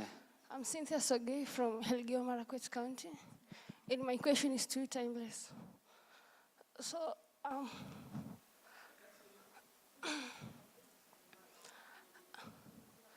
if someone wants to join your dance crew, what will he or she do, or to join your dance crew? Okay, awesome. You want to be my professional dancer? One thing, you need to bust a move. Ebu dance kwanza, nione. By the way, unaweza pata job sahi. Hakuna cha haya. Indo platform. Si ndio hii, mimi siangalangi kesho. Can you dance? No, like some people in Elgeyo Marakwet. Na niliwawarn. So you're representing other dancers? Yeah. Okay, you're a dancer, but I can answer this question. One thing, kuna categories. Kuna for kids, kuna teens, and young adults. For young kids, that's 1 year to 18, you need an consent from your parent. Mzazi lazima kubali.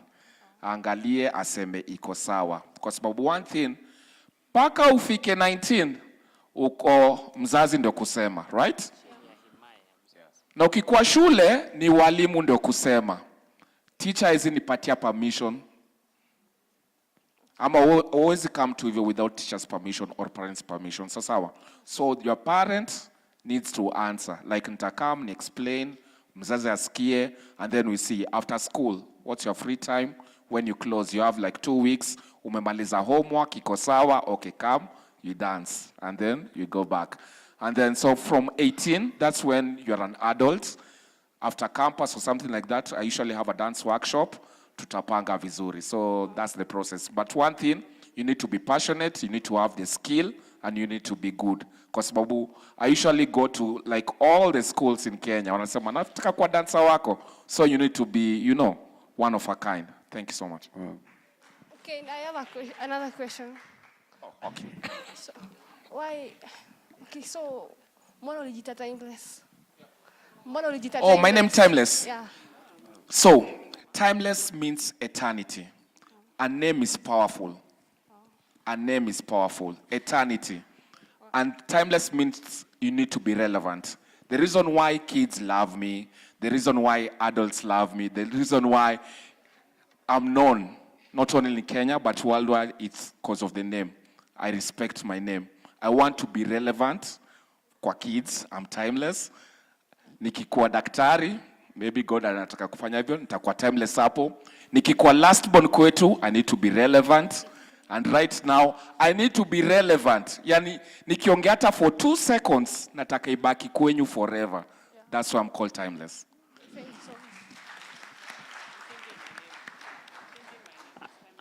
Okay, and then we have one last question.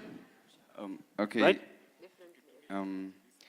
My name is Kimtai Prince from representing Kericho from Londeni Boys High School, the school president. Here with me I have a question to Timeless. Oh my God, I love body dance. It's just that I don't know how to dance. But then I have a talent. I do public speaking back there in Kericho. I have a question for you. You say that after all that which you went through, you managed to go to university, right? Meaning you had a good grade back in high school. Yeah. Now, how did you manage? Like, how did you do all that, the school thing and your music shows and everything? How did you balance it? Yeah. I'm a believer. There's a book, I know there are Muslims and there are Christians over here. There's a book called Ecclesiastes. Inasemanga, there's time for everything, right? So there's time to dance, there's time to read. And one thing, tumepatiwa, the beauty about life is everyone wamepatiwa time. How you're going to use it, it depends on you. So personally for me, I know how to account on my time. Hata kama mimi naitwa timeless, natumianga time vizuri. Right? So after reading, after studies, watu wakienda games, nilikuwa na dance. So unacheki, kwa sababu mnajua kwa high school. Mnajijua anga tu base. Mkikaa watu mnapiga story. Story za jaba. Story ya Arsenal. Story za nini. But mimi personally, time ya free, nilikuwa na rehearse. And that time inamaanisha I got a good grade na nikakuwa poa kwa kudance, you see. So after that till now, hiyo ndio siri. There's time for everything. Use it wisely. Thank you so much. Thank you so much. Sindio, do we feel happy? Do we feel inspired? Do we feel like tukitoka hapa we are going to explore our talents? Do we feel that there's something beyond just white collar jobs? White collar jobs nini? White collar jobs nini? Just shout. Kazi ya ofisi. Ni lazima uko kwa ofisi. Unaweza anza kuansa hii, si ndio? That means tumeambiwa mambo ya discipline, tumeambiwa mambo ya consistency, lazima you keep doing it every day, si ndio? We'll have a very beautiful session with him saa hii hapa as a closure of this session, Okay?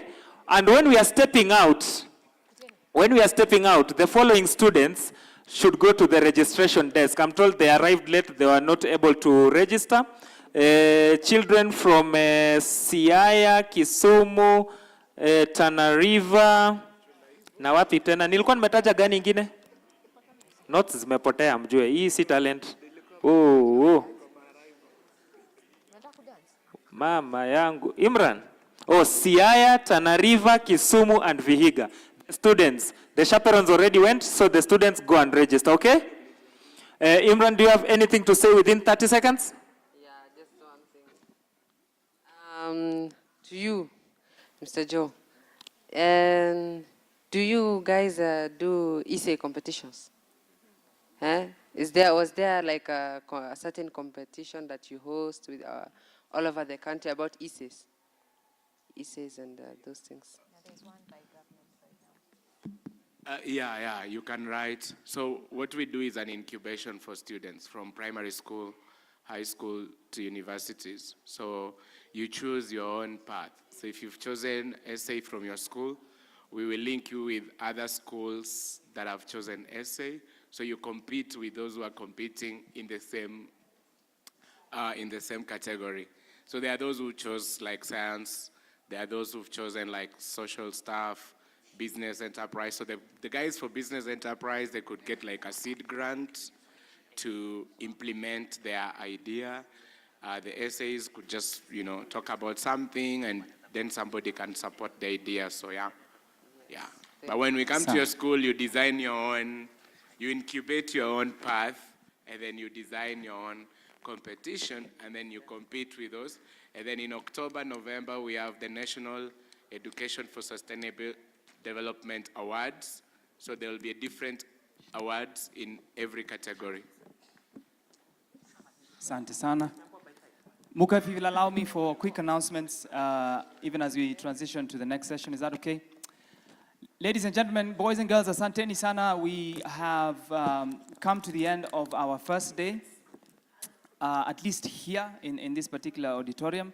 But help me appreciate our panelists. Tafadhali makofi yao.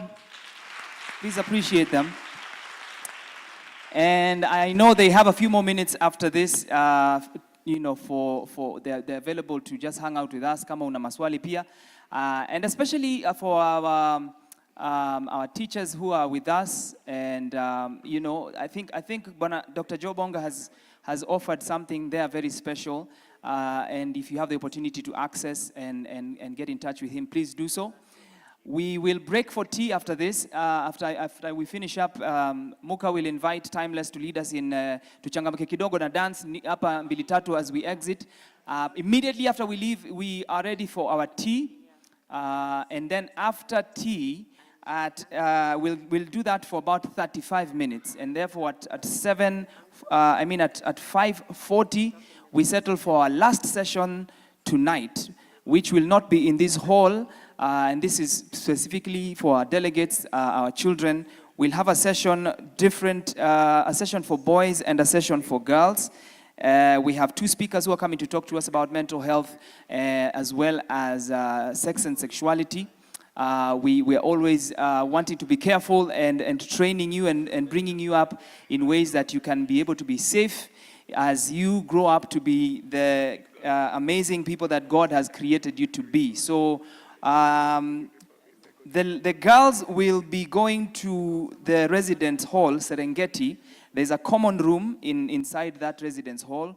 At exactly 5:40, we will gather there for just slightly, I think it's going to be 50 minutes. We'll do those sessions for 50 minutes, and then we'll have dinner at 7. So girls, you're going to be at Serengeti, common room, and then the boys, you'll be in your common room inside the Mara. These are the halls of residence. So boys Mukomara in the common room, and the ladies, the girls, are going to be in Serengeti. Okay, is that okay? So that's exactly, be there by 5:40, seated and ready for that 50-minute session, and then we'll be going for dinner, and after dinner, tunapatana tena hapa kesho for day 2. I want to thank you so much for your patience. Thank you for your engagement. Muko na maswali poa sana. Muka, as we finish, over to you. Thank you so much. Maybe I have nothing to say, but to welcome Mr. Timeless. Sisemi Noel. Aya, tuamuke tafadhali, tusimame. Na kama wewe ni wa Manchester United usisimame. Are you guys ready? Watu wanataka kujibamba hapa wakuje kwa sababu hapa ni kujinai, si ndio? Kamini karibia. DJ wangu kutoka London, where are you? Do your thing. Let's go, right DJ? Everybody put your hands up. Sound ipande kiasi. Haya, twende. Bounce. Okay, let's go like this. Down. Everybody. Are you ready? Let's go to the side. Everybody. Hadi mumechoka, twende. Down, up, down, up, down, up. Okay, mkono mbili chini, twende. Up, down, up. Watu wameondoka wewe. Let's go. Weka mkono mbili, twende.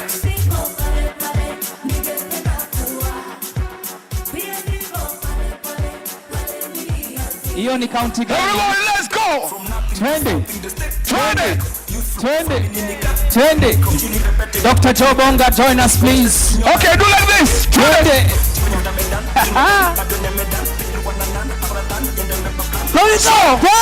Touch your neighbor, mshike hivi. 3, 4. Kando. Haraka. 1, 2, everybody jump up. Jump up. Okay, 20. Hey. Hapa somoji shati babako wapi wewe? Hey, haya. 20.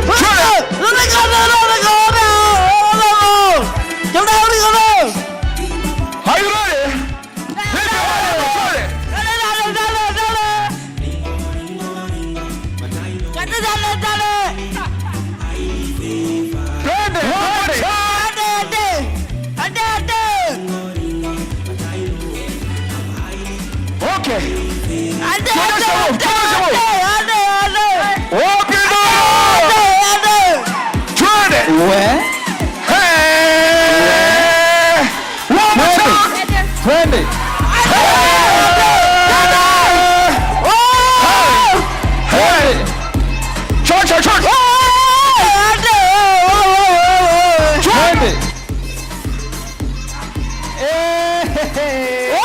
Okay. Is there any girl? Come. Haya, twende.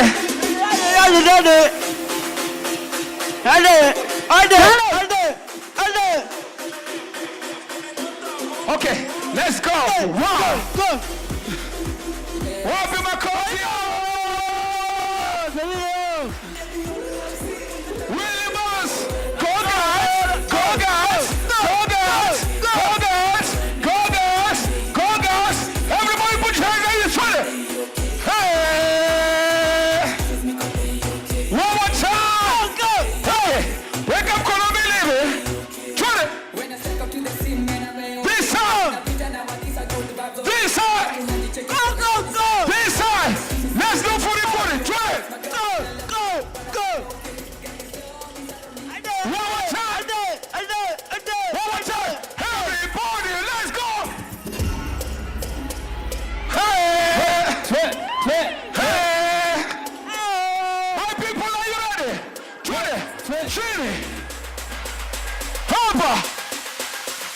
Hopper. 1, 2, jump up. Jump up. Okay, so we are going to jump 4 times this side, 4 times this side. Are you ready? Let's go. 1, 2, 1, 2, Subusha. Let's go. Hey! Twende! Okay. This one is called Boda Boda dance. Sorry. Boda Boda. Boda Boda. 1, 2. Boda Boda. 1, 1. Boda Boda. Touch your neighbor. Angalia jirani. Touch your neighbor. Touch your neighbor. It's called Kadunga dance. Twende. Hey, Kadunga. Kadunga. Kadunga. So, there's this song called Bila Jasho. Si mnaijua? Sikia. Takuwa jama vijana. Hapa tunakunywa maji si ya changa. Hakuna kung'ang'ana. Hizi zinatoka hapa bila jasho. Bila jasho. Bila jasho. Haya, remix twende. Eh. Kula neno, kula neno. Kula neno, kula neno. Kula neno, kula neno. Say what? Okay. Thank you so much, Mazambari. Copy my coffee. God bless you.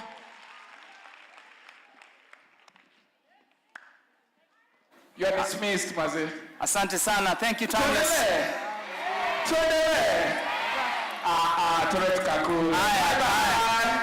Tuendelee. DJ, hold up kidogo. If your name is Mikeson from Bomet, just meet me at the sound desk there. Mikeson from the Bomet, kidogo unatafutwa hapo, sawa? Otherwise tunaendelea na ngoma ama tunaenda chai? Tunaenda chai. DJ wapatie basi, wapatie.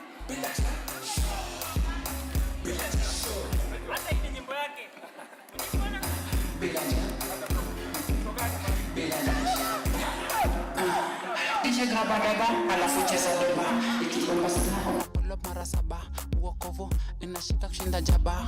Bila jasho na jibamba niko soba. Arababababa, alafu leta raba. Bad vibes, tunarabe dila raba. Wakisikia hii song, wajue ni baba. Piga TikTok, wajue ni takuwaje mavijana. Nenda ukule. Maji siyo changa. Hakuna kung'ang'ana. Isi tunatoka hapa bila cha. Hapo. Show. Bila cha. Show. Bila cha show. Isi tunatoka hapa bila cha. Bila cha show. Bila cha show. Bila cha show. Isi tunatoka hapa kuna msana kutesa bila hatia. Mpaka unalia. Siwe na pressure. Yesu wako huia. Atabeba mzigo yako hupu nasikia. Ukiweka nguvu mingi kuna vile uko